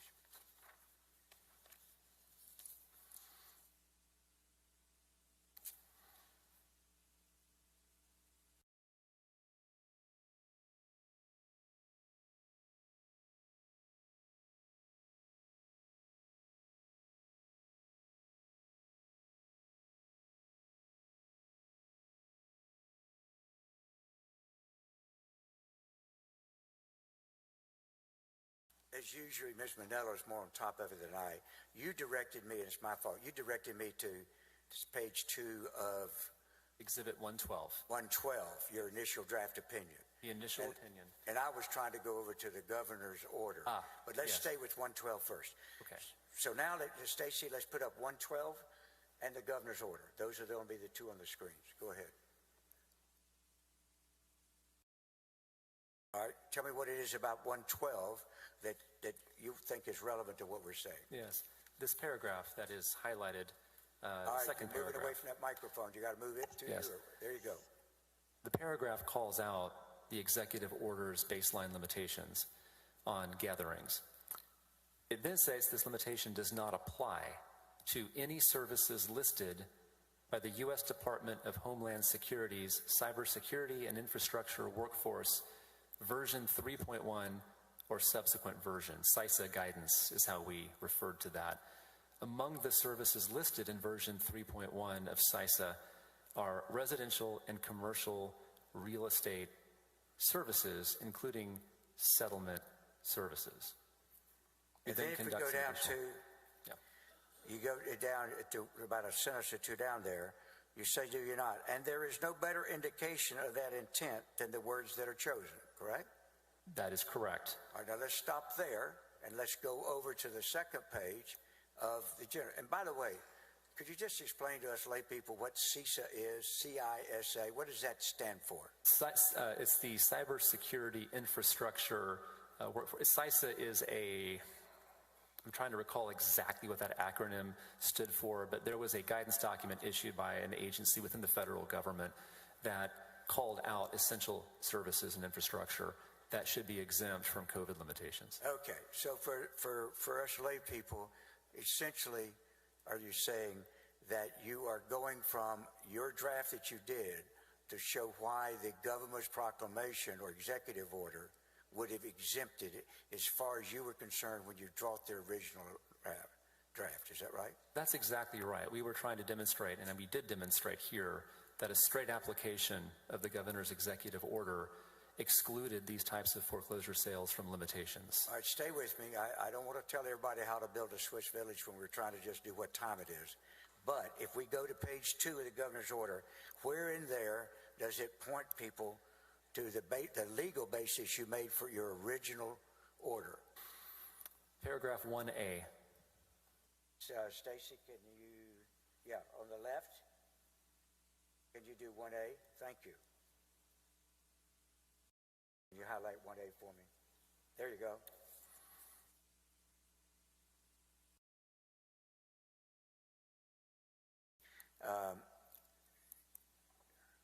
Mr. Donnelly wants to make sure that I let you know that we can't give you a copy of the CISA document because it's a government confidential document, okay? But having said that, would you explain in this highlighted language how this tells you... Objection to that sidebar about the CISA document. I don't believe it's confidential. Sustained. Can you explain in the highlighted portion here? Say again? Yes. Explain in the highlighted portion how that impacted your original opinion you recommended in a draft to the Attorney General. Yes. This was part of the exemptions from occupancy limits, and the CISA guidance called out a number of essential services, infrastructure, among which, as we point out in our original draft guidance, are residential and commercial real estate services, including settlement services. So explain to the court what that meant as far as the conclusion that you ultimately reached and recommended to the Attorney General. Based on a plain text interpretation of the governor's order, foreclosure sales would not be subject to occupancy limitations. If it affected any real estate? Yes, and that was a straightforward textual interpretation. So in your original one, did you actually base it upon an exception the governor's executive order had given to say that it should be open to the public? Yes, it was a straightforward application of the governor's executive order. Now, how did you get around that then when you were ordered to come up with a different answer? And if we can, Stacy, let's now take down the governor's executive order and put up Exhibit 115, please.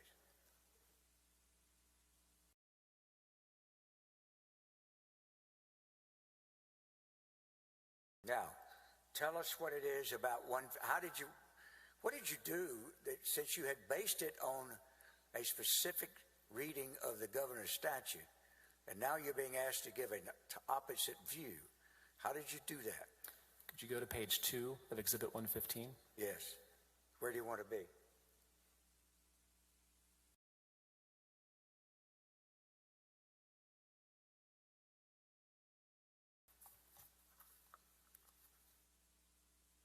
If you'll look at the third paragraph.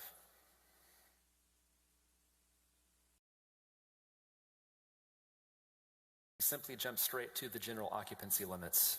Pardon me? We jump right to the general occupancy limits, excluding conversation about CISA. Direct us and Ms. Manila where to highlight that you're talking about. The language, this general limitation, however, is subject to several exceptions. Where you read? One such exception is found in paragraph 5 of the order, which limits outdoor gatherings to 10 persons or fewer without approval by the mayor or the unincorporated territory. So we switched out the applicable exceptions in the order to eliminate any reference to the CISA guidance. So what you did is you just wrote out a paragraph, did you not, of the governor's order? We determined, based on the Attorney General's instructions to us, that we would no longer apply the exception that had been granted by the governor's order. When you say based on his instruction, did he actually talk about that language? No, he told us to reach a different conclusion, and that was the only way to do it. I don't need it, but thank you. All right. Now, finally, I want to make sure, I don't know that I need to introduce this, but had you read, may I approach the witness very briefly?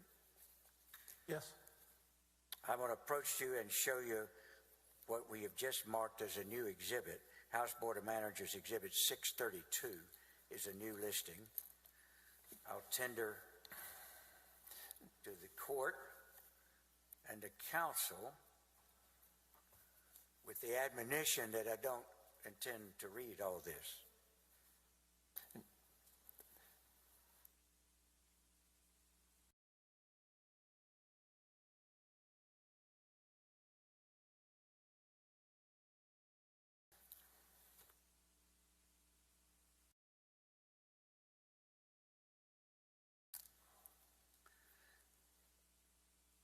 So my question to you, though, without having introduced it yet, I will actually make it for ease, move to introduce it.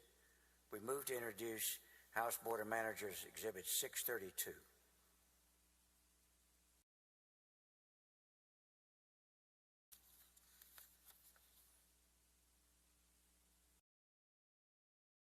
Judge, I would object to this witness testifying to this document, and additionally, this document has not been produced. There's no bait stamps on this document.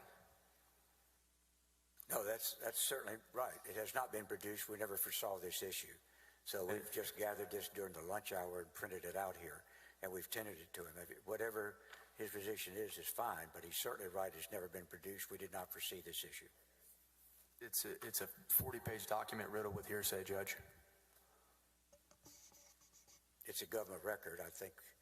Probably stands on its own. It's a public government record.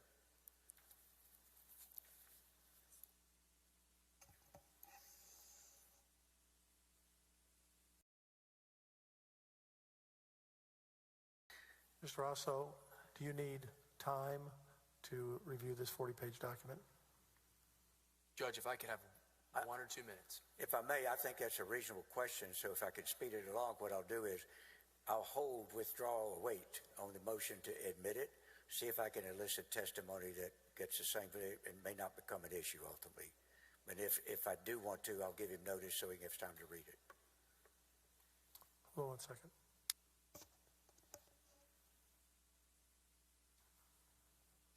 Judge, we're ready to go. Thank you. Now, do you withdraw the objection then? No, Judge. Judge, may we have 5 minutes to just look through this document real quick? Yes. Yes. Fine. We'll stand at ease for 5 minutes.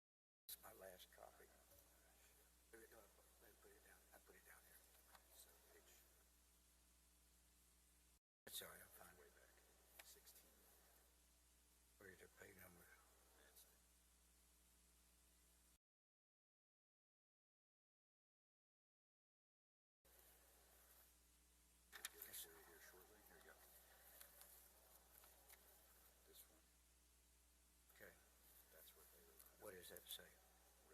I know, what does that say, and where does it come? Just as an essential function?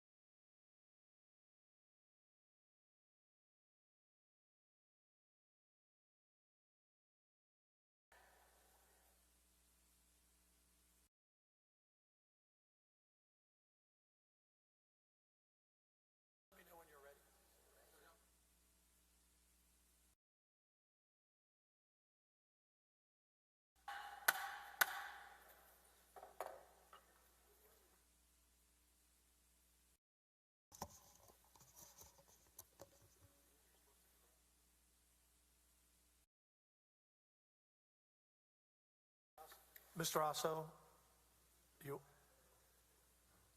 Your Honor, I have no objection to this exhibit. Just for clarification, it was House Exhibit, what's the number, Rusty? No objection to House Exhibit 652. Excuse me, 632. No objection to 632. Do you want to admit it into evidence? Yes, please. Okay. All right. House Exhibit 632 is admitted.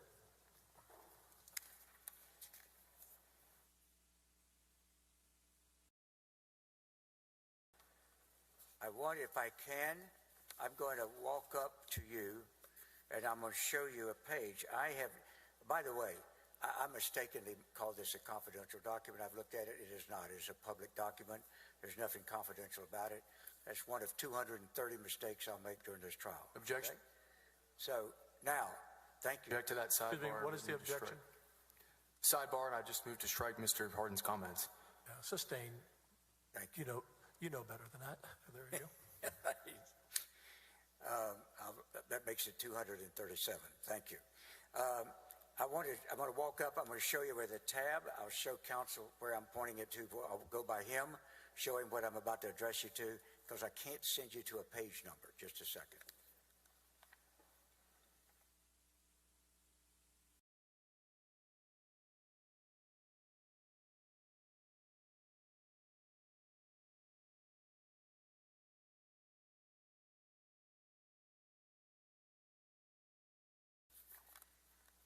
Now, on Exhibit 632, is there a provision of it, and I showed you a tab, so there's no secret about this. Is there a provision in this document that you relied on in coming to your conclusions that you presented in your first draft to the Attorney General? Yes. And shown in Exhibit? Can you explain? And I don't know that. Stacy, you don't have this loaded, do you? Do you really? All right.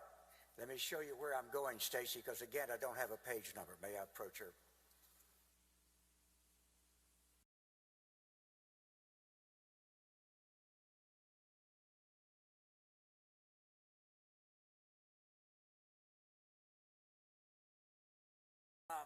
Now, if you would, on the screen that she's already anticipated, is there somewhere on this screen that you can direct the viewers to that has any language that you used as a basis for your original opinion that you delivered to the Attorney General on that Saturday afternoon? Yes, the very last bullet point. Residential and commercial real estate services, including settlement services. And what did that mean to you? We interpret that in the original opinion. And then can you read the portion of Exhibit 112? Stacy, can you split it for me? 112, in your opinion, that was really based on this segment, this one little excerpt out of 632. Yes. Second paragraph, second page. A court's main objective in construing the law is to give effect to the intent of its provisions. And then we footnote, and there is no better indication of that intent than the words that are chosen. Then we footnote, where text is clear, text is determinative of that intent. Microphone. All right. Keep going. One dictionary defines a service as work that is done for others as an occupation or business. Real estate is defined as land and the buildings and permanent fixtures attached to it. Thus, real estate services include services performed for others as an occupation or business that pertain to land or the buildings and permanent fixtures attached to the land, insofar as the performance of auction or foreclosure sale services related to commercial or residential real property. Such services are one specific iteration of residential and commercial real estate services. All right. So, to reduce it down to its basics, in recommending, or in your drafting to the Attorney General, saying that there should be no restriction on the foreclosure sales, did you rely on a government document as guidance as to why it would be considered an essential service or activity that was exempted based on the governor's executive order?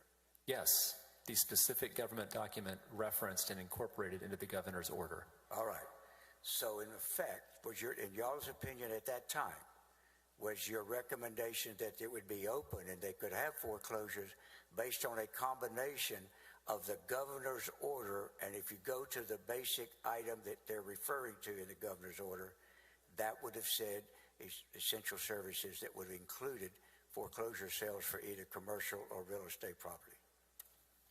Yes. Residential property, excuse me. Yes, we conclude that it is not, there's no occupancy limit applicable pursuant to Executive Order GA-28. Now, when you then were directed to come to the opposite conclusion in the drafting, that is the final product in the exhibit that we've been using, I think is 115, you had a challenge to write around the basis for your first opinion, so what did you do? Objection to leading and assuming the answer in the question. Sustain, rephrase. What did you do to come up with the opposite conclusion you had originally arrived at? A couple of things. If you go to page 2 of Exhibit 115, we first point to the general occupancy limitations in the third paragraph. Next, we do point ultimately to CISA at the bottom paragraph. And if you would go to the next page,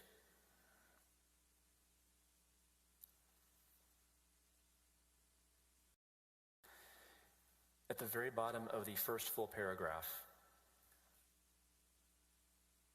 this is really the kicker. The court's main objective in construing the law is to give effect to the intent of its provisions. Slow down, please. On behalf of court reporter. Yes, my apologies. And the volume on behalf of the people on the floor. Could you speak a little louder, please? Yes. We repeat our commitment to textualism, which was a guiding star of our office at all times. We then point out that based on our analysis of the words, we believe that outdoor foreclosure sales, last sentence, are not exempted from the 10-person attendance limitation.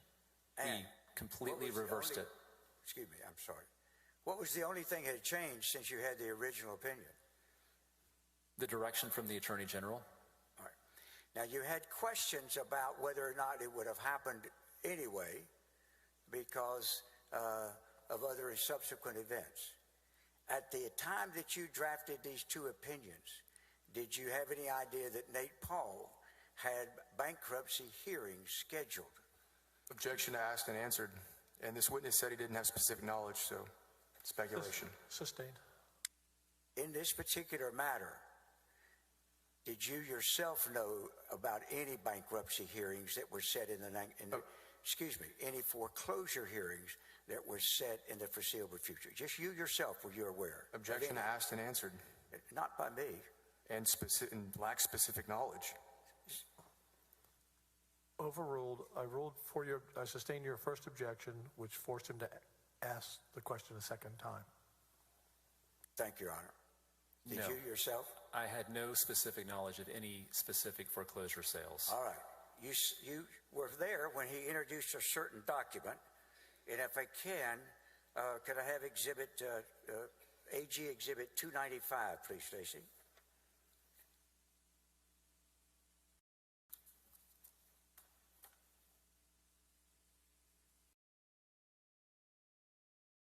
You heard earlier questions on direct as to whether or not, have you not, sir, these opinions would be of help to somebody who was somebody that was opposing a foreclosure hearing, right? I recall those. All right.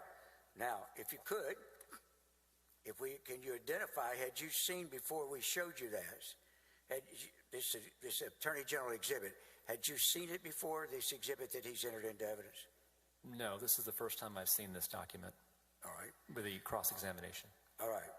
Now, I want you, I'm going to read this to you and ask you what the import of this when you look at the exhibit is. Judge Gamble, August 3rd, 2020.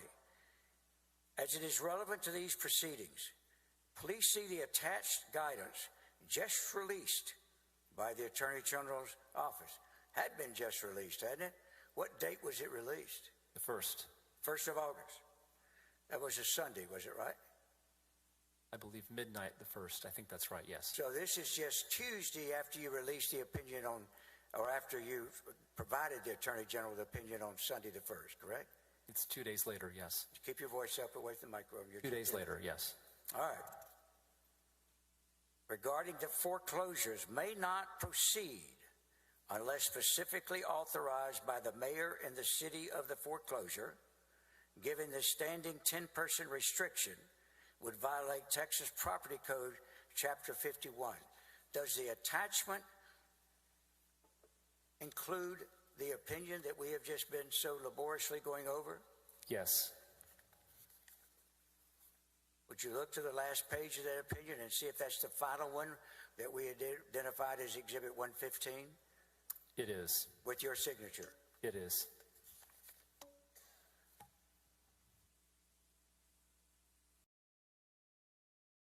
Does the cover page identify on behalf of whom this particular email, this particular pleading was filed in a court here in Travis County? Yes. And who was the person that represented whom was presenting this particular pleading and an urging that your opinion was relevant to their case? This is one of Nate Paul's companies.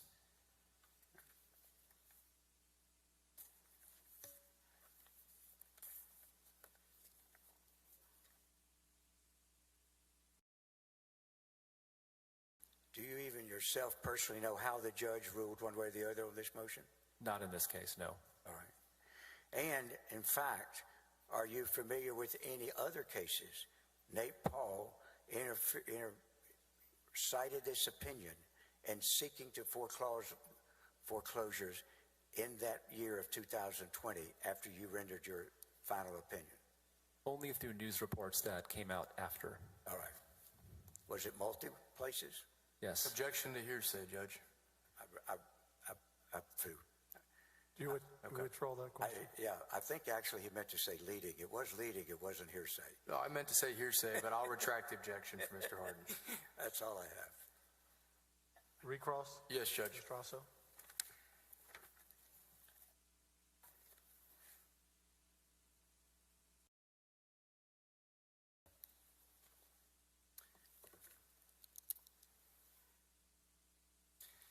You just cited the Cybersecurity and Infrastructure Security Act pretty precisely to Mr. Harden on direct examination, did you not? I had it in front of me. Okay.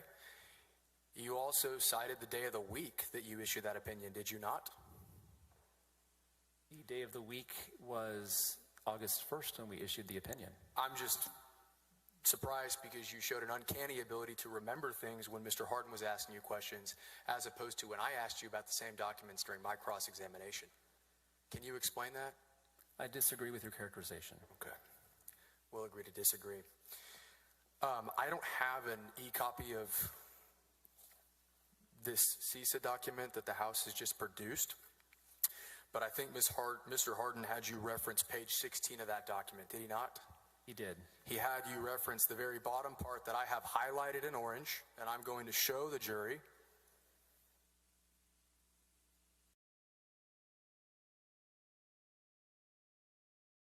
And it says settlement services, correct?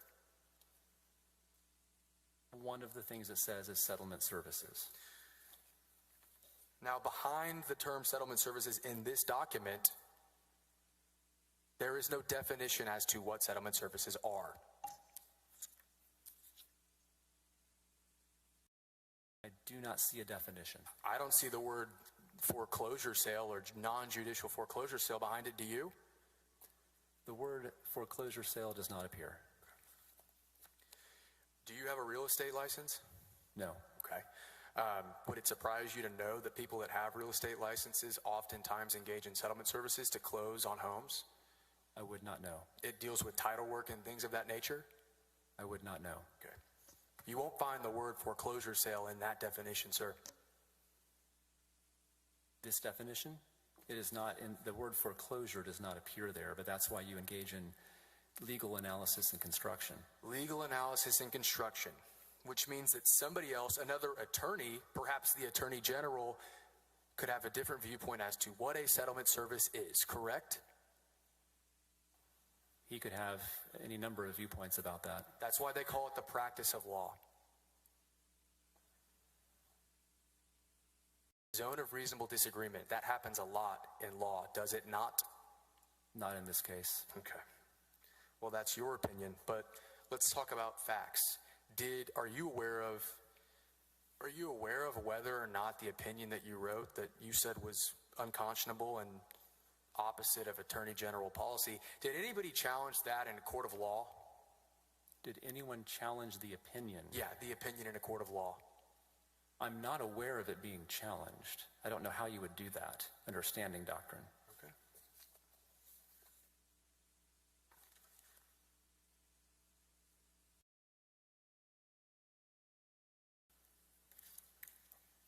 The witness may step down.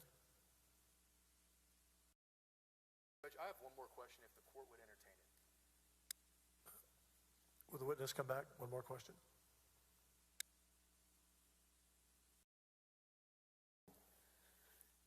Prior to your term as a politician, did you or did you not practice real estate law? No. Paxton practiced real estate law, did he not? I believe he had some real estate experience back in his past. Okay. So when you guys are going back and forth regarding the definition of things, it's possible he had some background knowledge of what settlement services meant?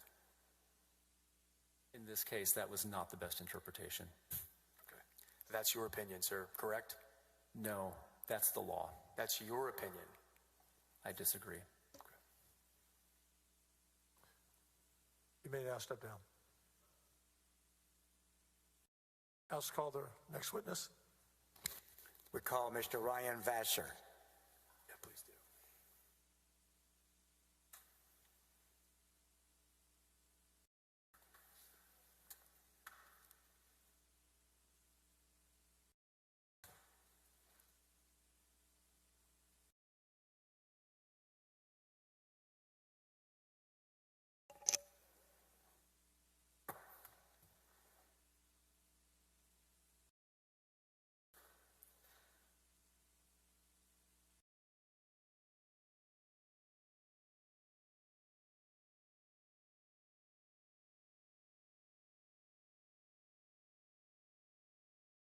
Mr. Vassar, were you sworn in the other day in the group?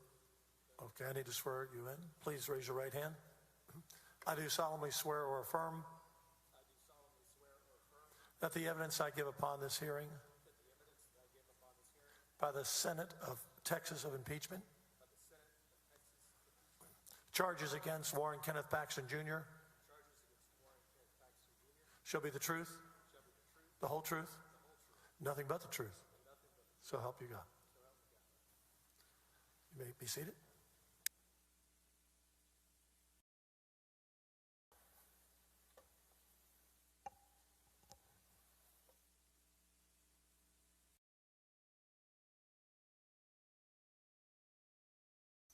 Good afternoon. Good afternoon. Mr. Vassar, you and I have met at least once or twice, correct? Yes, sir. But I don't think we've talked about this subject. And that is, we have some microphone issues that you and I have to worry about.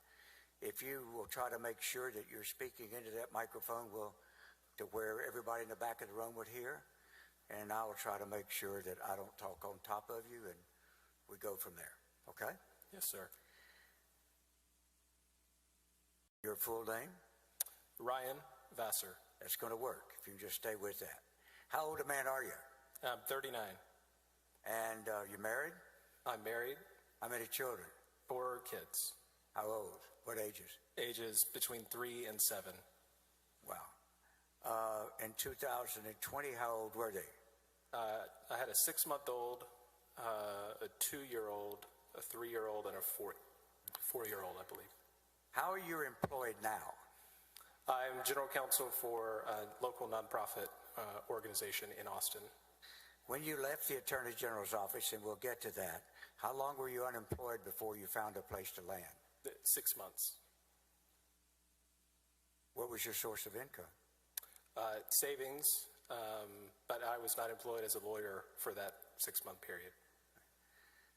Did your wife work outside the home? No, sir.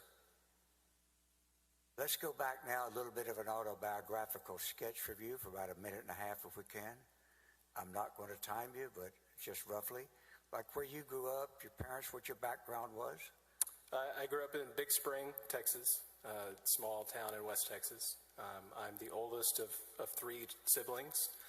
I attended Texas Tech University and majored in accounting. My father and grandfather are both certified public accountants. They both attended Texas Tech.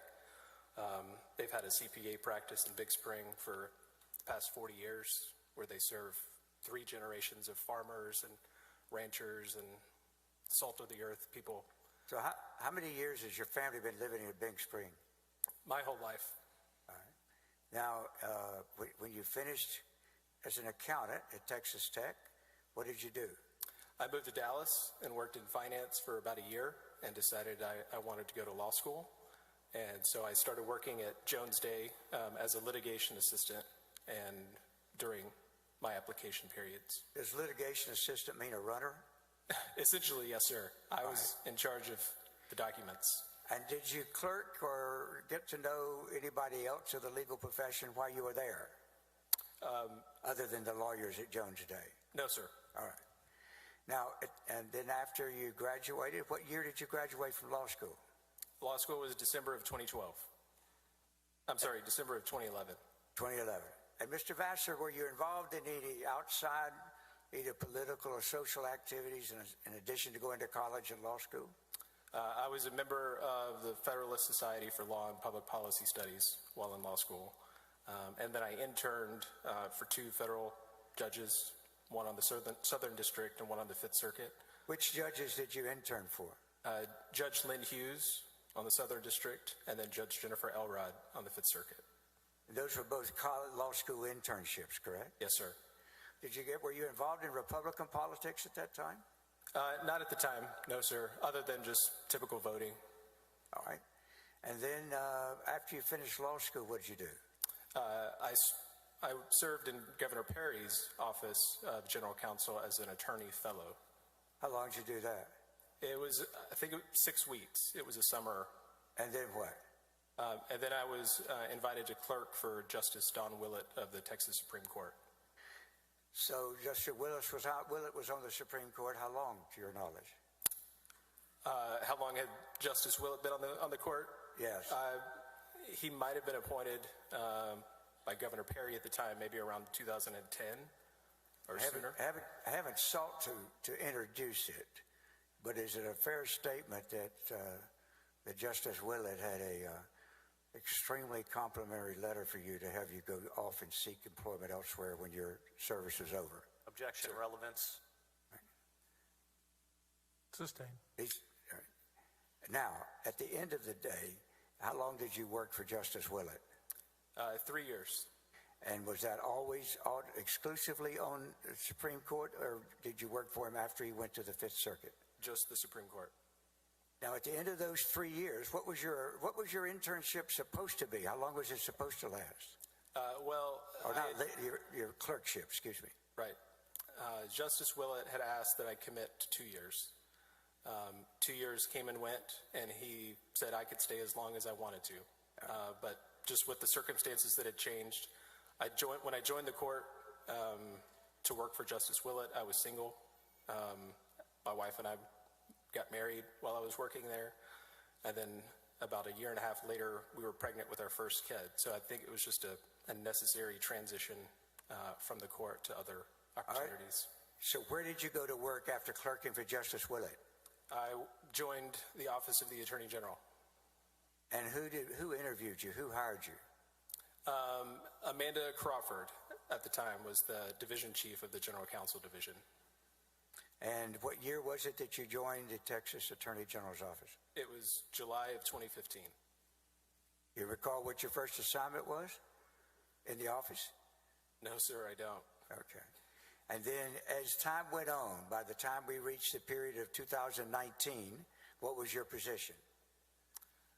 2019, I was chief of the general counsel division. What does that mean? What would your responsibilities be?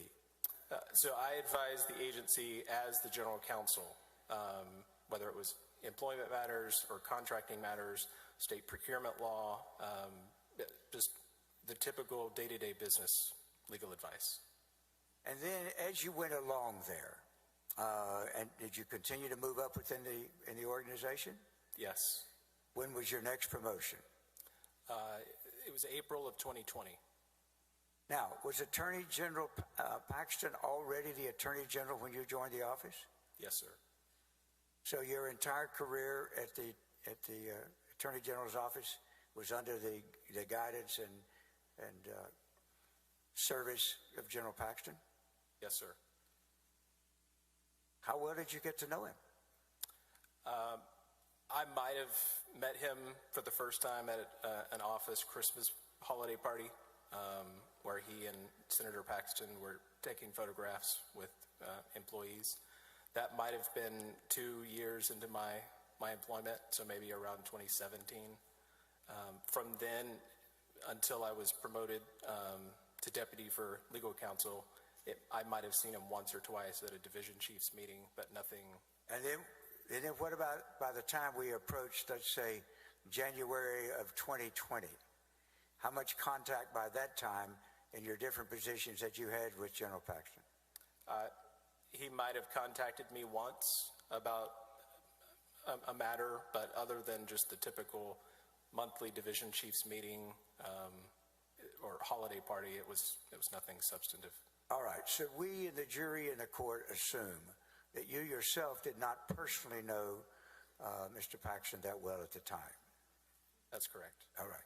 Were you around him socially other than a periodic office gathering? No, sir. All right.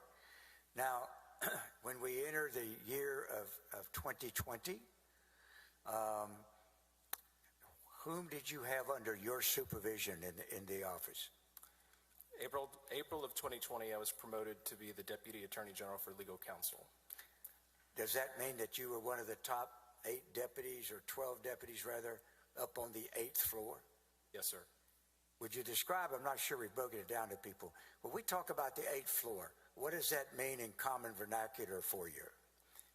So the 8th floor refers to the 8th floor of the Price Daniel building, where the majority of the executive staff of the Office of the Attorney General have offices. All right, so when we talk, if the jury is to hear about people where General Paxton dropped into this person's office, this deputy's office, that deputy's office, were all of these offices along the same area, or what was the physical layout? So if you can imagine, there's 2 elevator banks in the middle of the building, the middle of the floor. And the offices are spaced out around the perimeter of the inside of the building. So each deputy would have an office. There were roughly 3 or 4 offices on one span or one length of the building. So each deputy would have an office. So my reason for asking, and I'm asking you the answer to this, is that where the office is readily accessible to each other and to the Attorney General, where any of those folks were within a very short distance on the same floor of dropping in or out on each other. Yes, sir. All right. Now, when did you first hear, if you ever did, of a person named Nate Paul? I think it was May of 2020. And what was the occasion for you to first well, let's back up. What was your position in May of 2020? I was Deputy Attorney General for Legal Counsel. Now, how much contact did you have with Mr. Mateer? We had weekly meetings, one-on-one meetings with Mr. Mateer, Mr. Bangert, and myself. Now, you're dropping off. I want you to remember that microphone. Maybe you need to move up just a little bit, or... All right. You had these weekly meetings, staff meetings, where there's a day scheduled of the deputies and Mr. Paxton? So there are deputies meetings that occur weekly, and then there are also one-on-one deputy meetings with Mr. Mateer. So I would meet in all of the deputy meetings, but then I would also meet individually with Mr. Mateer and Mr. Bangert. And at that time, how old were you? I would have been 37 36 at the time. And you would have been there at the Attorney General's office since you were about 32 or so? Yes, sir. Would you agree that you had moved pretty fast in the organization? Objection leading. Sustain. Sure. You asked differently. Yeah. Now, at the end of the day, when you entered into, say, your new position as Deputy General Counsel, what type of matters would that have put you primarily over? So the Deputy Attorney General for Legal Counsel oversees the opinion writing process, the Open Records Division, the Public Finance Division, the General Counsel Division, and I believe that's it. All right. So in May, or April or May of 2020, what was the occasion with you becoming familiar with the name of Nate Paul? There was a pending open records matter involving the Department of Public Safety that had been connected to Nate Paul's name. Now, at this time, how well did you know Mr. Mateer? I believe Mr. Mateer joined the office in 2016, if I'm not mistaken. So I'd become familiar with him just in my experience over the past 5 years working at the agency. What was he like as an administrator and first assistant? He was great. I mean, he was a people person. He wanted to know how staff were doing. He wanted to connect with each person. He was invested in what they were doing, what they were interested in. He would host book clubs where he would select a book, whether it was a managerial book or leadership book, and we'd meet over a brown bag lunch and just talk about a chapter of the book and how we can implement it in our work and at home. So he was a role model. Was he religious? Yes, sir. How about you? I am. In what way? Objection, relevance, Your Honor. It's very relevant to who these people are in the light of who they've been accused of. Thank you. My wife and I attend an independent Baptist church here in Austin. We've been members at different churches here in Austin, and I've been a member throughout my life. What did you view your duty as an assistant AG to be? Assistant AG, or as far as Deputy Attorney General for Legal Counsel, I was responsible for providing legal advice to the agency through the various functions of the divisions, whether that was the Open Records Division, the Opinions Division, the Public Finance Division, or the General Counsel Division. You've heard, have you not, or have you heard, you're being referred to by the Attorney General, all of you, as rogue employees? Yes, sir. What was your reaction when you heard that allegation? It was hurtful.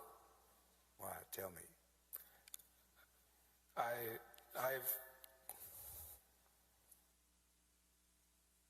Sorry.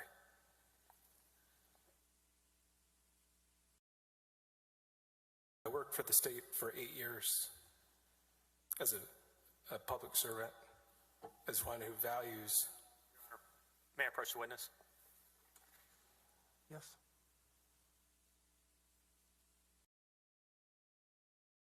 Thank you. As one who values the commitment to public service, to set an example for my kids,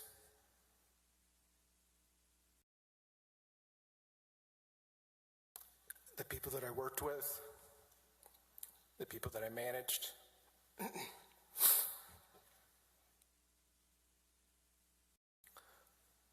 and it's contrary. The statement of being rogue is contrary to the years that I dedicated my life to the state.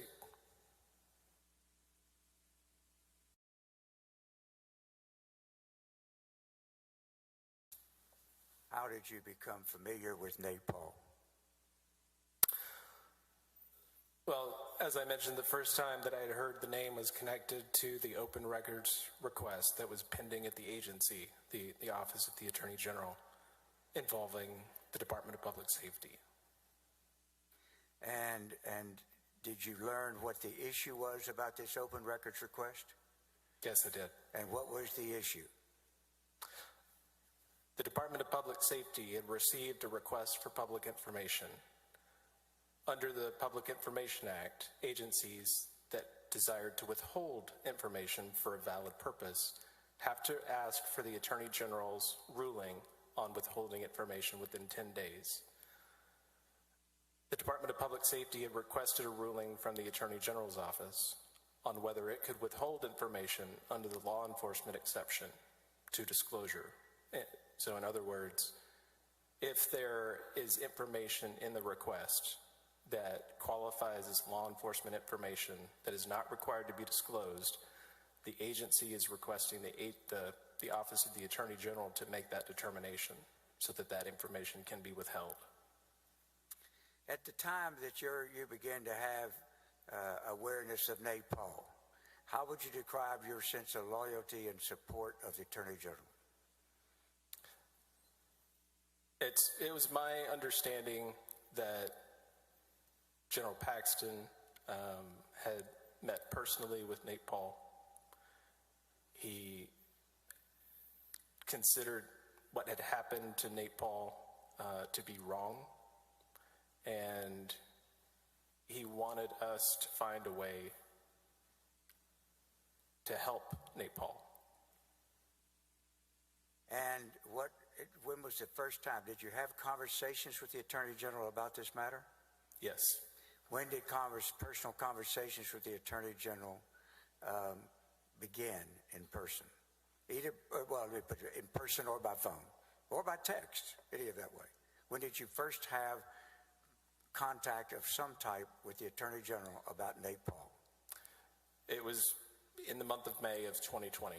And what form did that take, and how did it happen? I believe it was all in person. There were no phone calls or text messages or emails, to my knowledge. All right. And when they had these phone calls, do you recall what the Attorney General said in the first one and what the occasion was for that call? The initial call was a request to pull the file, basically. By who? Who asked you? General Paxton. Do you recall what he said over the call? Well, I said it wasn't a call. It was generally in person. So stopped by the office, asked me, I would like to see this file. And so I contacted Justin Gordon, who is the chief of the Open Records Division, and asked him to bring the file to my office. Now, at that time, had you had any contact with Nate Paul's case yet? Or was the General Paxton's request of you the first time you had become involved? That was the first time that I was involved in the DPS file, the request at that time. So, did you get the file? Yes, I did. What did you do with it? I reviewed it and notified the Attorney General that I was prepared to meet to discuss it. How did you do that? How did you notify him? Normally, it would have been an email to his scheduler, just to see if he was going to be in the office, to see if we could schedule a time to meet. I don't recall specifically if I emailed the scheduler or contacted his aide. All right. Did you, when you reviewed it, what all did you do? I mean, how much time did you spend reviewing this file? It's my recollection everything was drafted. The initial draft of the ruling was already complete, and it was a standard law enforcement exception was raised, law enforcement exception applies, the information should not be disclosed. So it was a pretty straightforward review. Did you learn one way or the other whether there had been a previous ruling and finding from the department as to whether or not the law exception applied to the same event that was now happening with DPS? Mr. President, I believe the objection would be this question calls for the solicitation of hearsay. I don't agree it's leading, but I withdraw it because I don't think it was understandable. So I'll take it back. For other questions. Thank you very much. So let me ask you this. When you reviewed the file, did you find out anything about whether or not, what event was being complained of that they wanted access, whose files they wanted access to? The subject of the event was the August 2019 raid of Nate Paul's home and businesses. All right. When you reviewed the file, did you find out one way or the other whether this issue had come before the agency once before about the file on the same event? At the time, I did not connect this event to any previous determination by the office, but subsequently, I did connect the two. All right. So ultimately, did you discover or connect that this was the second time around for Mr. Paul and or his attorneys seeking information to overcome the law enforcement exception? That's right. Objection leading. All right. Now, Sustained. all right. Now, let me ask you this. After you reviewed the file and you informed the Attorney General you were available to meet, was there a meeting? Yes. And can you put a time area for us as to when this meeting occurred? It was in the middle of May, and the reason that I believe that it was between that period is because when the Office of the Attorney General receives an open records request for a ruling, the office has 55 days, up to 55 days to issue that ruling. The DPS ruling was due June 2nd. That was the 55th day. So we would have been discussing it in the middle of May before it was released on June 2nd. Now, you made a minute. Was there already a draft opinion regarding the matter that was intended to be issued before July 1? Yes. Or was it June 1 or July 1? I've got... June 2nd was the 55-day deadline. And what was the preliminary opinion that already existed in the file when you started looking at it? It was to withhold the information under the law enforcement exception. Now, when you told the lieutenant, the Attorney General that you were available, how soon did you meet with him if you did?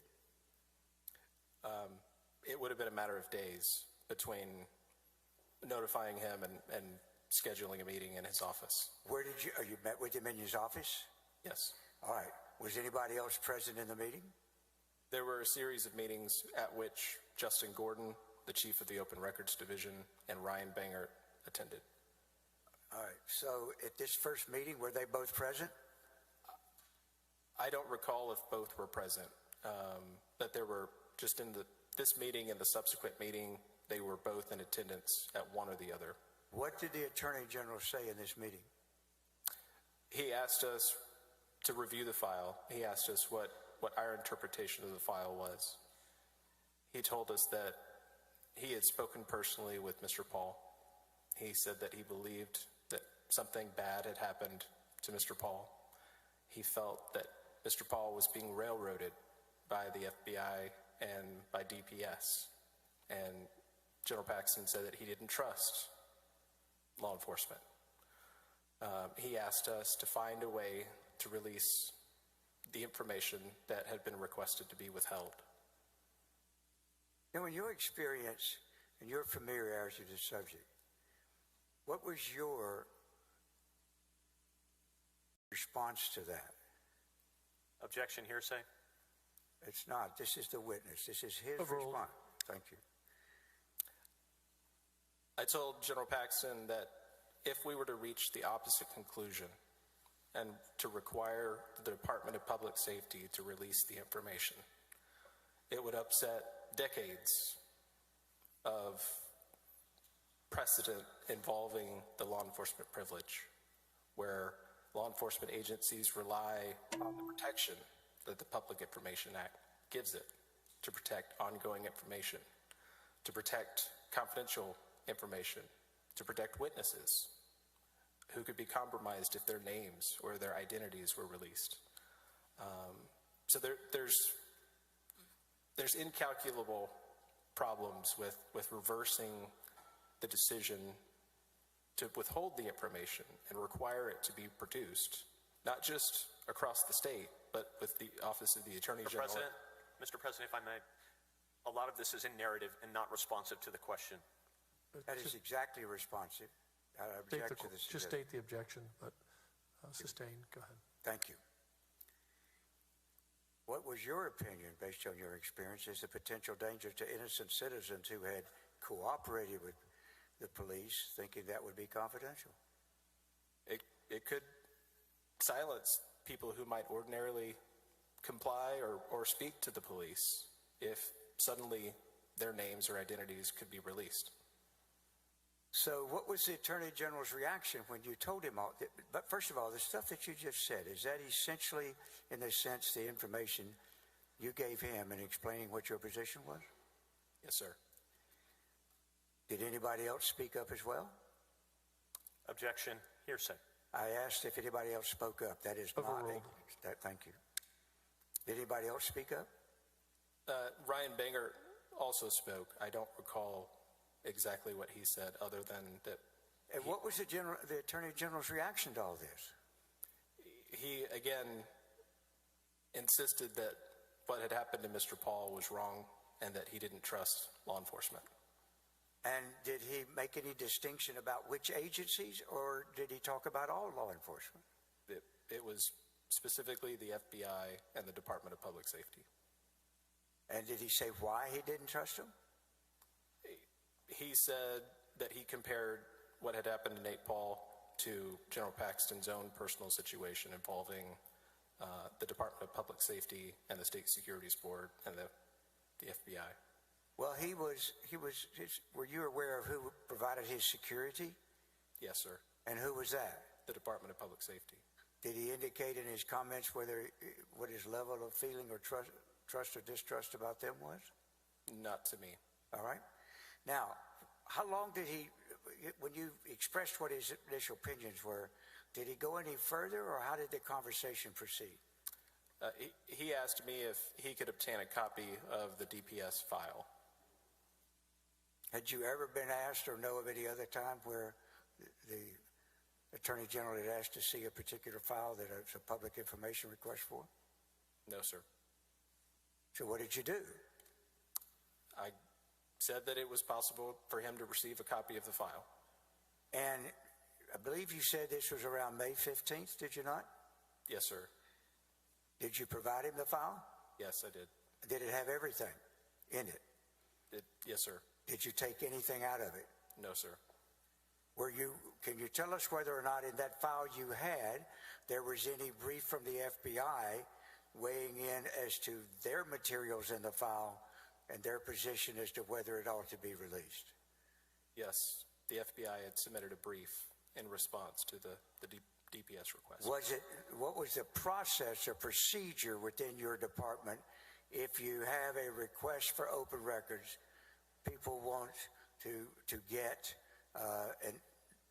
some portion of it from another agency? What was your policy as to let the other agency weigh in? The Public Information Act requires state agencies to notify the third party whose information may be at stake that they have a right to submit a letter ruling or a letter brief to the Office of the Attorney General for consideration. So in these circumstances, would it be normal or unusual for y'all to have notified the FBI there was this request, that the request was to an agency whose files included FBI materials? Would it have been usual or unusual for them to let them know so that they could respond if they wanted to?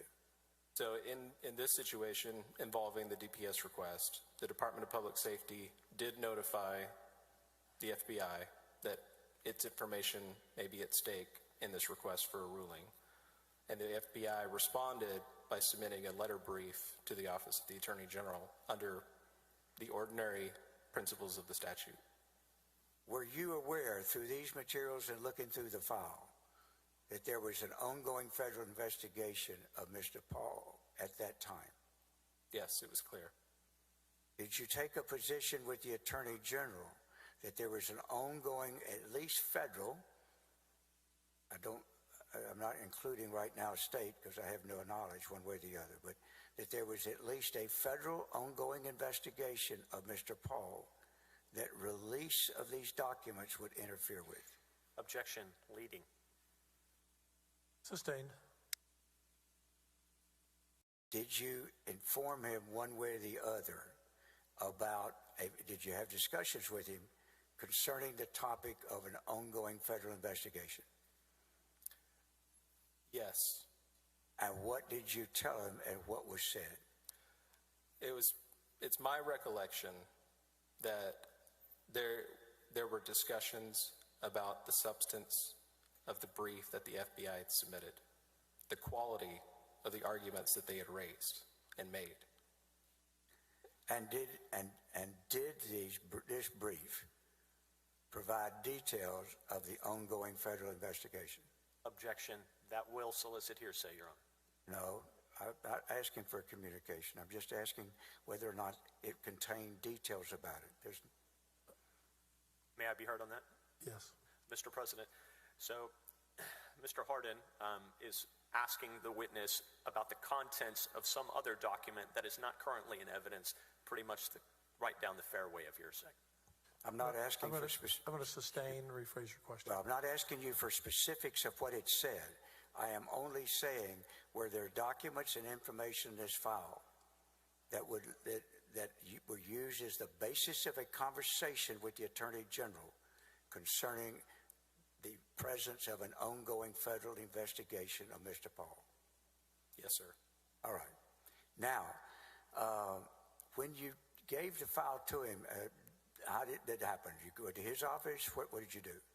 I believe I delivered the file to Andrew Wicker, who was General Paxton's aide at the time. And did you later confirm that Mr. Wicker gave it to the Attorney General? Yes.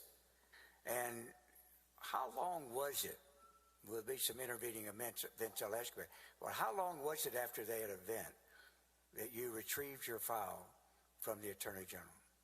Well, as I mentioned, when the Office of the Attorney General has to make a ruling, it's on the clock. So we have a timeline. I was notified by Justin Gordon, the chief of the Open Records Division, that we needed to make a decision because the clock was coming up.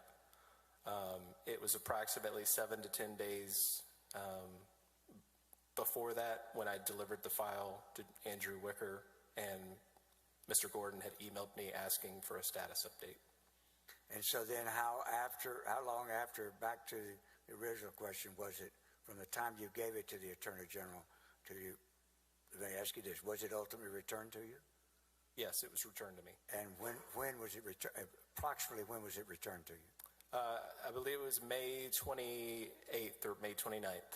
All right. And in the meantime, were you part of any later conversations after the one you just relayed, in which you expressed your opinion, the Attorney General expressed his? Well, let me back up. In that second meeting, counting the first meeting being him asking you to look at the file, okay?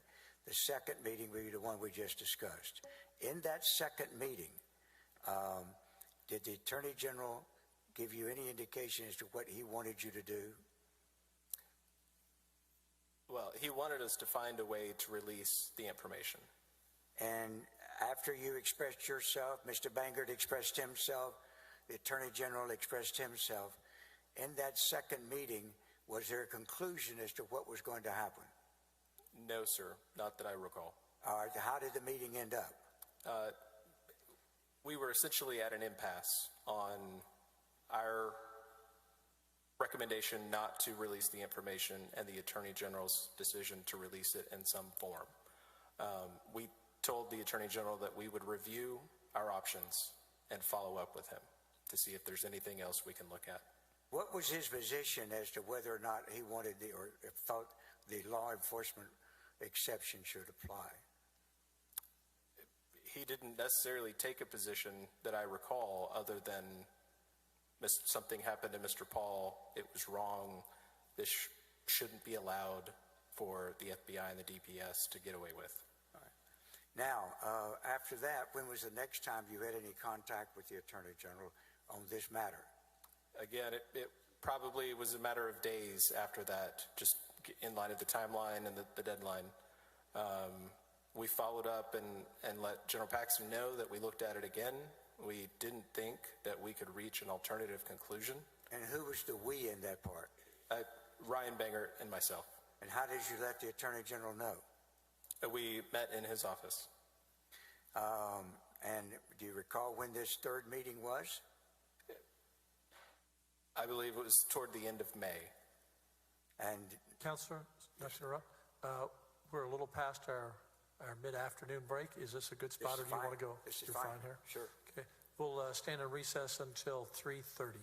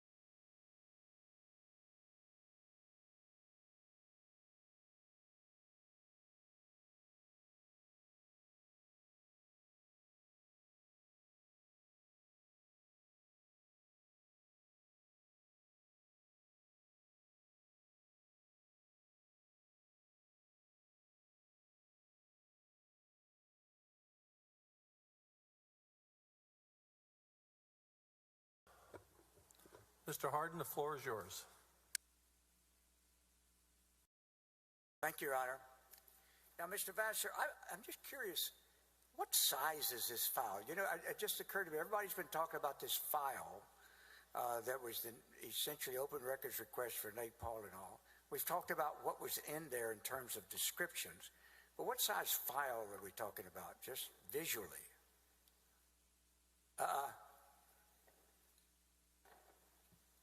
It was a manila envelope that was maybe a 1/4 inch or less in thickness. All right, and was it actually contained in a manila envelope?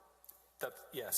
So like have a seal, not a seal, but like a little closing up at the top? A label. All right. Did you keep it sealed, or is it just in a manila envelope? It's just in an envelope, not with the flap on top, but just a folding manila envelope. I got you. All right. Now, at this time, we are, I think you said somewhere around May 28th, is that right, when the file you're estimating was brought back to you? Yes, sir. And that would have meant when you said that you believed you gave it to him around when in May? The middle of May. So about, the math would say like 13, 14 days. But you give me what your figure is. I would say May 23rd. May 23rd when you gave it to him? Correct. All right. And then when it was returned on the 28th. I got you. So you didn't have it for about 5 days. 7 to 10 days was what I recall. I apologize for the math. All right.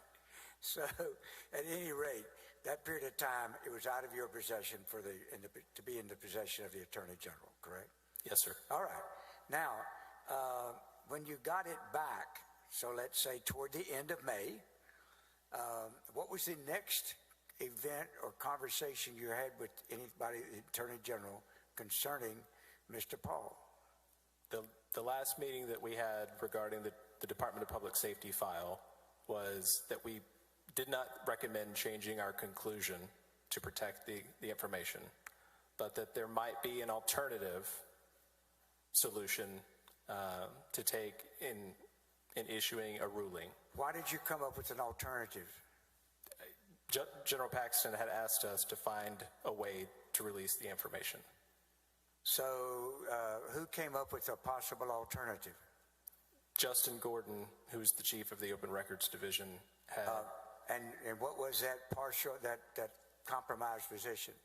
It was basically taking a position of no position. So we were not making a ruling saying to withhold the information, and we were not making a ruling to release the information. Had you ever participated in that kind of position before? No, sir. Were you aware of it having been done before? Not until Mr. Gordon suggested it. Now, I'm not suggesting to you that never had it before happened in my question in the AG's office. I really am just simply asking, were you familiar with it ever having happened before? No, not in the open records context. All right. Now, well, what would be the implications of taking a position of no position? Would that be of any advantage to anyone as opposed to declining to release it? Let's do this. Under no position, would there have been 3 possibilities then that you would be treating that request? Here's what I mean. Just a flat out, we're not going to release the information because of law enforcement. That would be one, would it not? Yes. Another would be release the information, give it to them as they request. That'd be one, right? Yes. And then in the middle of that would be take no position, correct? That's right. If you take no position, does that have any different consequences than refusing to turn it over? Objection. Mr. President, calls for speculation on the witness's part. Sustained. All I'm really asking you, I want to try to ask you in a way that's acceptable. I'm trying to determine what is this, why do no position then as opposed to just you can't have it? What's the significance of no position? General Paxton didn't want for it to appear that his office was aiding the Department of Public Safety or the FBI. And so by taking a position of no position. It was semantics, I suppose. Well, what is your testimony as to whether if you say no position in terms of what you're communicating to people outside the agency as to the level of resistance you have to resisting? Objection. Mr. President calls for speculation on the witness's part. Sustained. Now, at any rate, was that the decision that was made? Yes. No position. We were directed to take a position of no position. And in these conversations and all with the Attorney General, yes, had you expressed your position being opposed to that? Yes. Had Mr. Bangert expressed his position of being opposed? Yes. Was there anybody else involved in talking about it with the Attorney General? Not with the exception of Mr. Gordon, who attended one of the series of meetings. All right. And was Mr. Gordon have the same position as y'all did, even though he's the one who came up with no position? Yes. My recollection is his initial review was very flattering of the quality and the content in the FBI's letter ruling. Now, after that, did there become a separate issue from reviewing the file? At some time, did Mr. Paxton's lawyer's position, Mr. Paul's lawyer's position become, well, we want the unredacted FBI brief? Objection, leading and compound. Well, I'll be glad to rephrase that. Let me give it if that's okay. I'll sustain it and rephrase. Thank you very much. So let's go back now. And in that file, was there a brief that had been prepared by the FBI saying why the documents should not be released to Mr. Paul? Objection, Mr. President, asked and answered. Overruled. Was there? Yes, there was. And you got to speak in the microphone. Is your microphone on? Yes. Okay. Yes, there was. That's all right. And you're going to find you get tireder and tireder as the day goes on. You got to stay up there. I speak from experience, okay? In this particular case, did the FBI brief, what type of information was in the FBI brief if it was not redacted? Objection, Mr. President. This calls for hearsay and the contents of a document that is not in evidence. There's no hearsay at all here. This is simply asking what documents are. These are not communications. This is nothing. Hold on 1 second.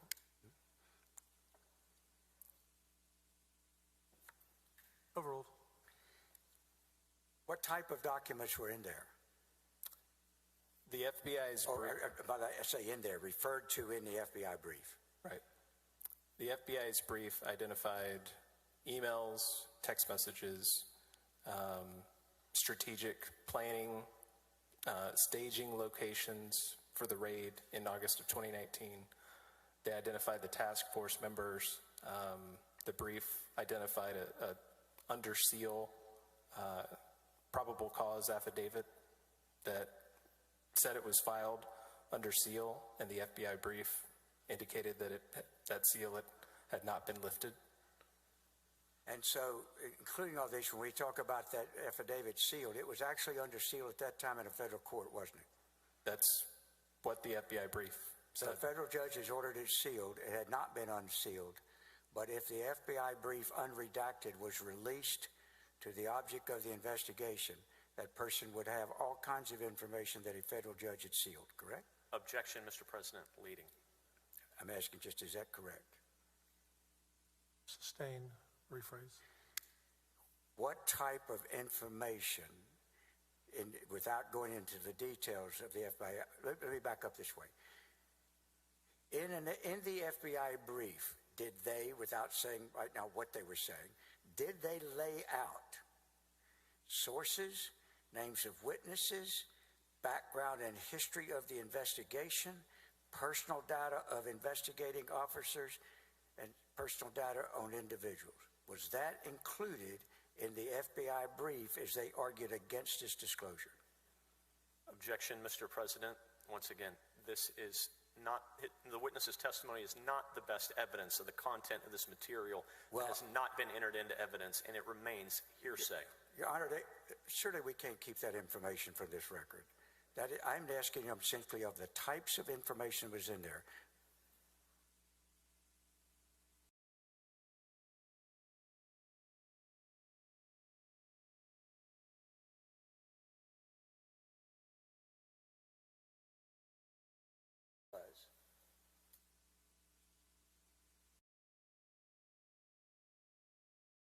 In the FBI brief, did they, without saying right now what they were saying, did they lay out sources, names of witnesses, background, history of the investigation, personal data of investigating officers, and personal data on individuals?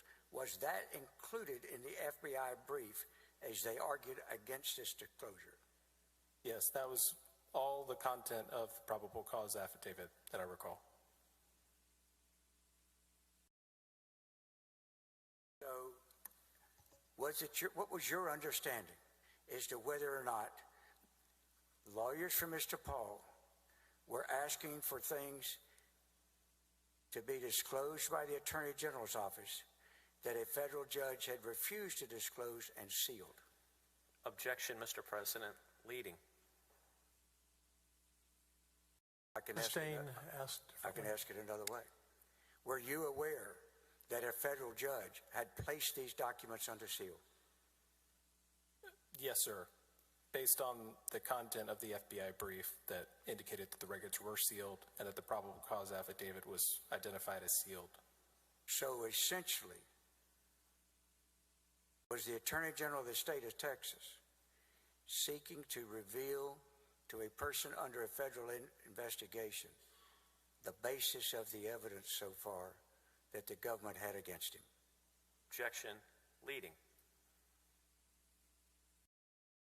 Sustained. Can you rephrase that? Sure. Was there a clear clash here between what the judicial system had decided somebody that should be sealed versus a man under investigation seeking the sealed information? Yes, that was my opinion. And was the information he was seeking particularly harmful and dangerous to other people, if disclosed? I believe so, to the extent it revealed the law enforcement information within the probable cause affidavit, the investigators that were involved, and other government officials that participated in the decision. All right, so how did it proceed now about whether or not, by the way, by this time, can you give us a time frame where all of a sudden they're seeking the FBI brief? I believe the request was submitted May 24th of 2020. So it was in the middle of our conversations about the DPS file itself. All right. And did they, when they were seeking it, how long do you think it was before y'all provided an answer? I think the answer was due sometime in July. I want to say that July 28th. Of their open records request for the FBI brief, is that what you mean? Correct. Okay. So if I can lay it out, yeah, please, on a calendar. Please. The DPS file was due June 2nd.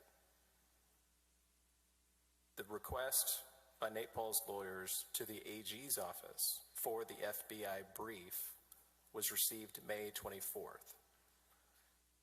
I believe the deadline to issue that ruling was July 28th, just based on the 45-day or 55-day time period. Mr. Vassar, if we do this in a time frame, what is your testimony as to whether or not the request for the FBI brief by itself came before the no decision on the release of the DPS file? Did it become before or after? It came before, because the DPS decision was not issued until June 2nd. All right. When the June 2nd position was issued, I believe that was what you said was the no decision, is that right? Correct. All right. Now, anytime after y'all said no decision, was there any attempt anymore by people on that Mr. Paul's position, excuse me, Was there any attempt any longer to get access to the whole file? No, not to my knowledge. So just generically, under the Open Records Act, when the Office of the Attorney General makes a ruling, the parties have the right to appeal that ruling to the district court. I'm not aware if that happened. That's another way. So to your knowledge, are you familiar whether or not, after y'all said no to the DPS file on June 2nd, was there any attempt by Mr. Paul's lawyers to appeal that to a district court as they were entitled to? I'm not advised of that. And instead, did they move to be trying to get an unredacted version of the FBI brief? It's the timelines are suspicious. And they're suspicious for what reason? Sorry, Mr. President, I'm going to object to the witness's speculation and unresponsive statement and ask Your Honor to strike it from the record.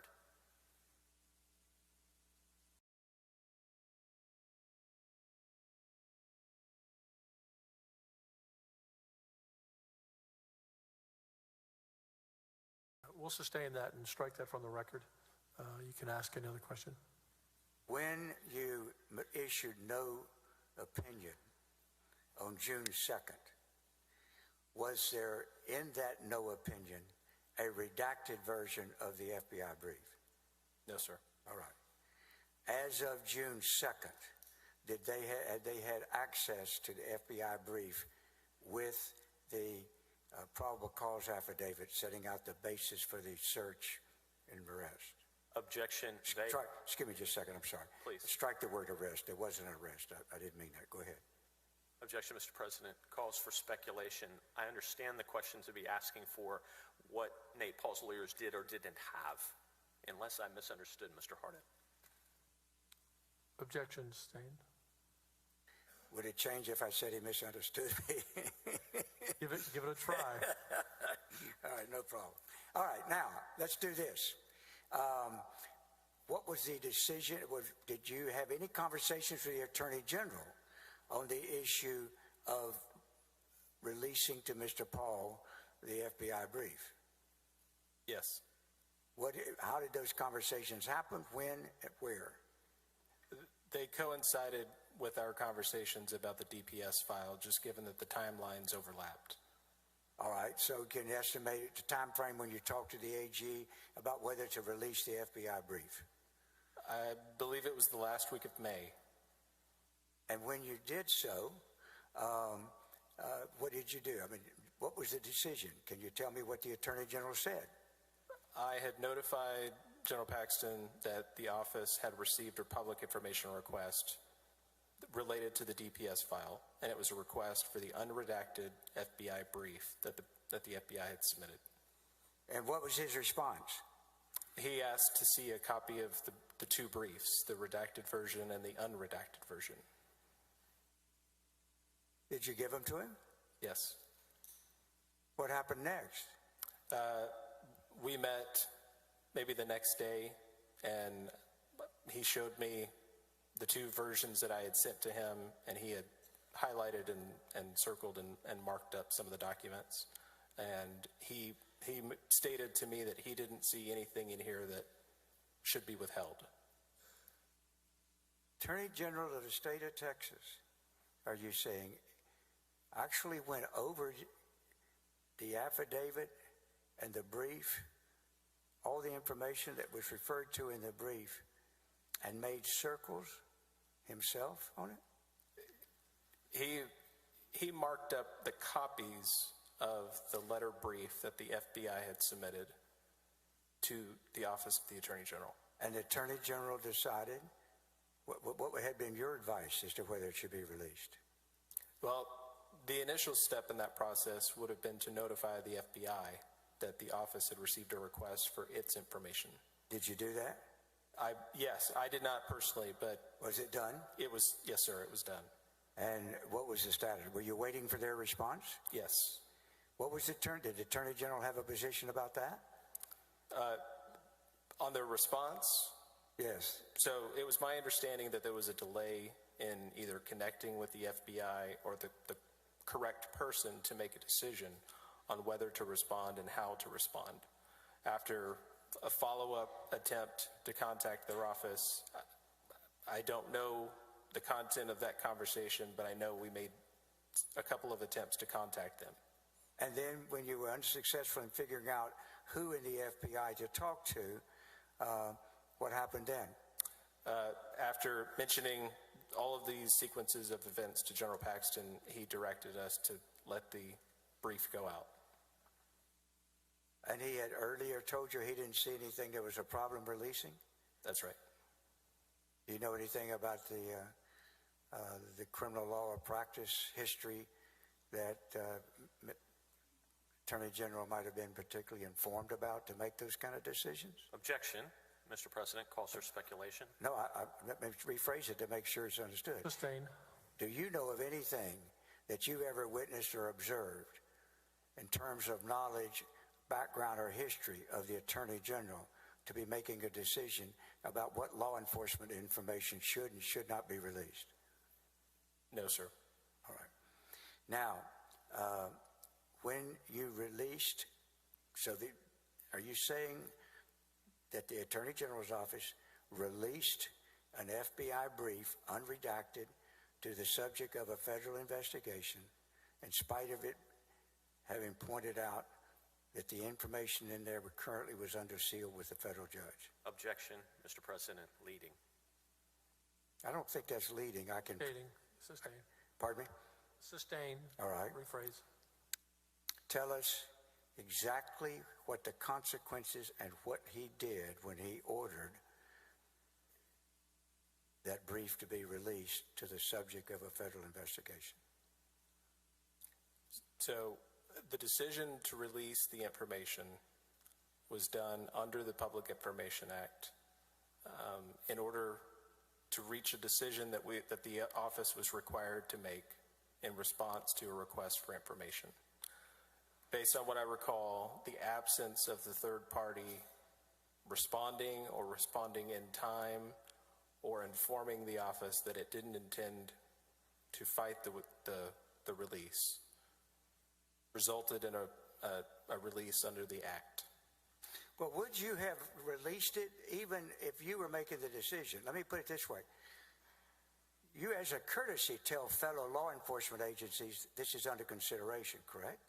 It's a required notice under the Public Information Act. In your processes, are you allowed and able to review law enforcement information from another agency? And even if you don't hear from that agency one way or the other, do you have the authority to declare the law enforcement exception to apply and hold it back even if you don't hear from the other agency?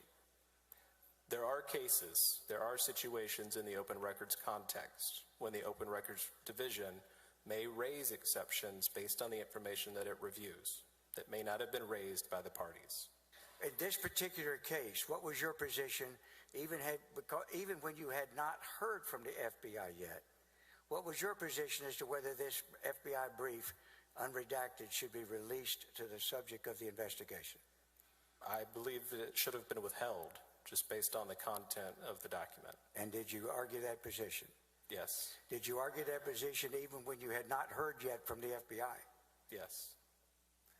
And once that information is released, is it released under any conditions, or can the recipient share it with anybody he wants to? It's not released under any conditions.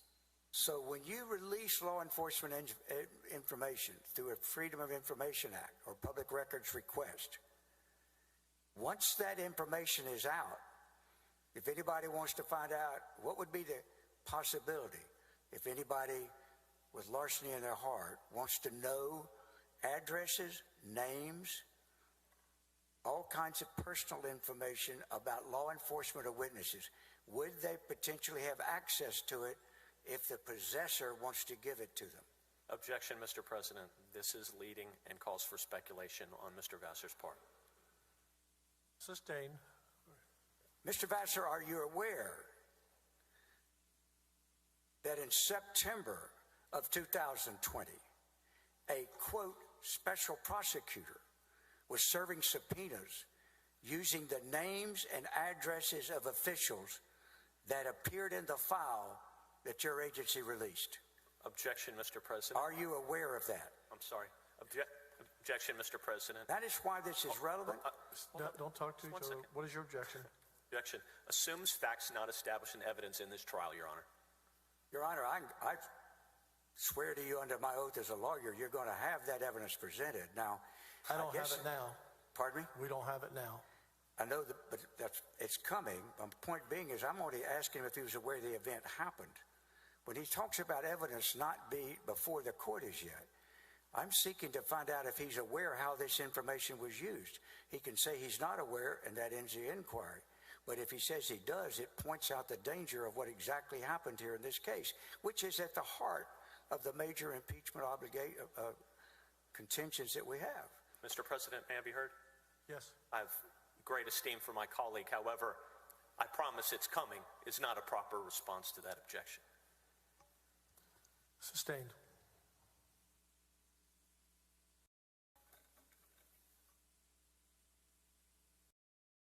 Only this question. Was the type of information I talked to you about available then to the recipient once you released the FBI brief? Mr. President, same objection, same horse, different question.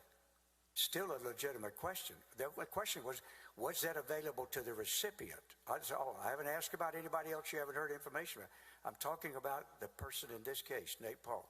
In this case, Counselor, I'll overrule. Was it?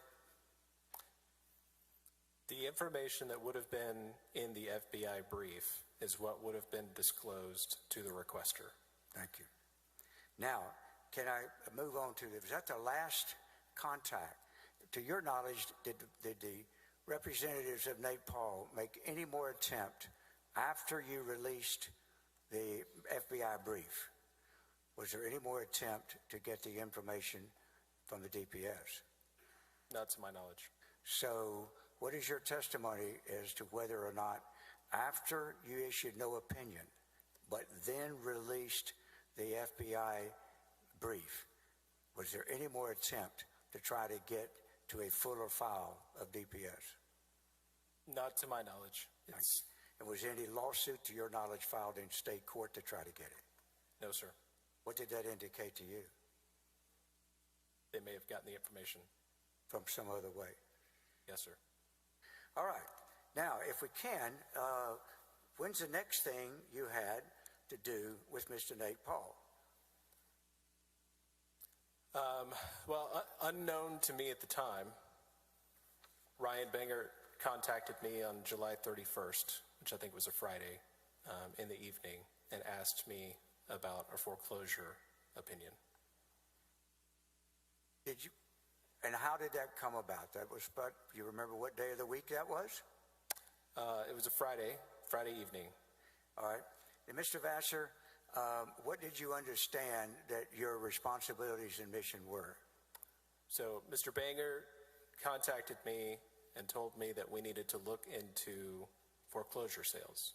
And did you understand, who did you understand this was a request from, that you were asked to do this? From General Paxton.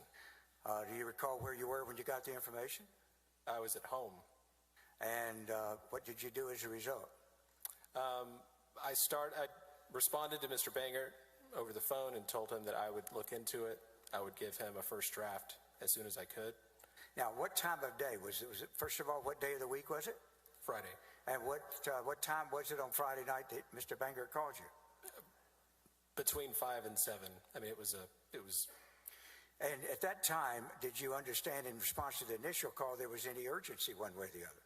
Yes, it was. And when the urgency? When were you supposed to try to have this opinion? As soon as possible. What did that mean to you? No, it's okay. Go ahead. I told Ryan that I would get him a draft sometime that evening, if not first thing in the morning. All right. Did you do that? Yes. And then what did you do the rest of the morning in connection with it? Ryan and I spoke about the draft. He agreed with the initial conclusion, which decided that foreclosure sales should be allowed to proceed under the governor's executive order at the time. All right. And were the two of you in agreement with that? Yes. About what time of day did y'all get a document that you thought was sufficient to send over to the Attorney General as a draft? It was probably 11 to 12 on Saturday, the next day. What's the next thing you did in connection with it? Ryan called me not long after that, probably 30 to 45 minutes after he had sent it to General Paxton. Were you aware as a result of that phone call whether he had talked to the Attorney General? Yes. And as a result, what did you understand your new mission was? I understood that General Paxton said that we got the wrong answer. All right.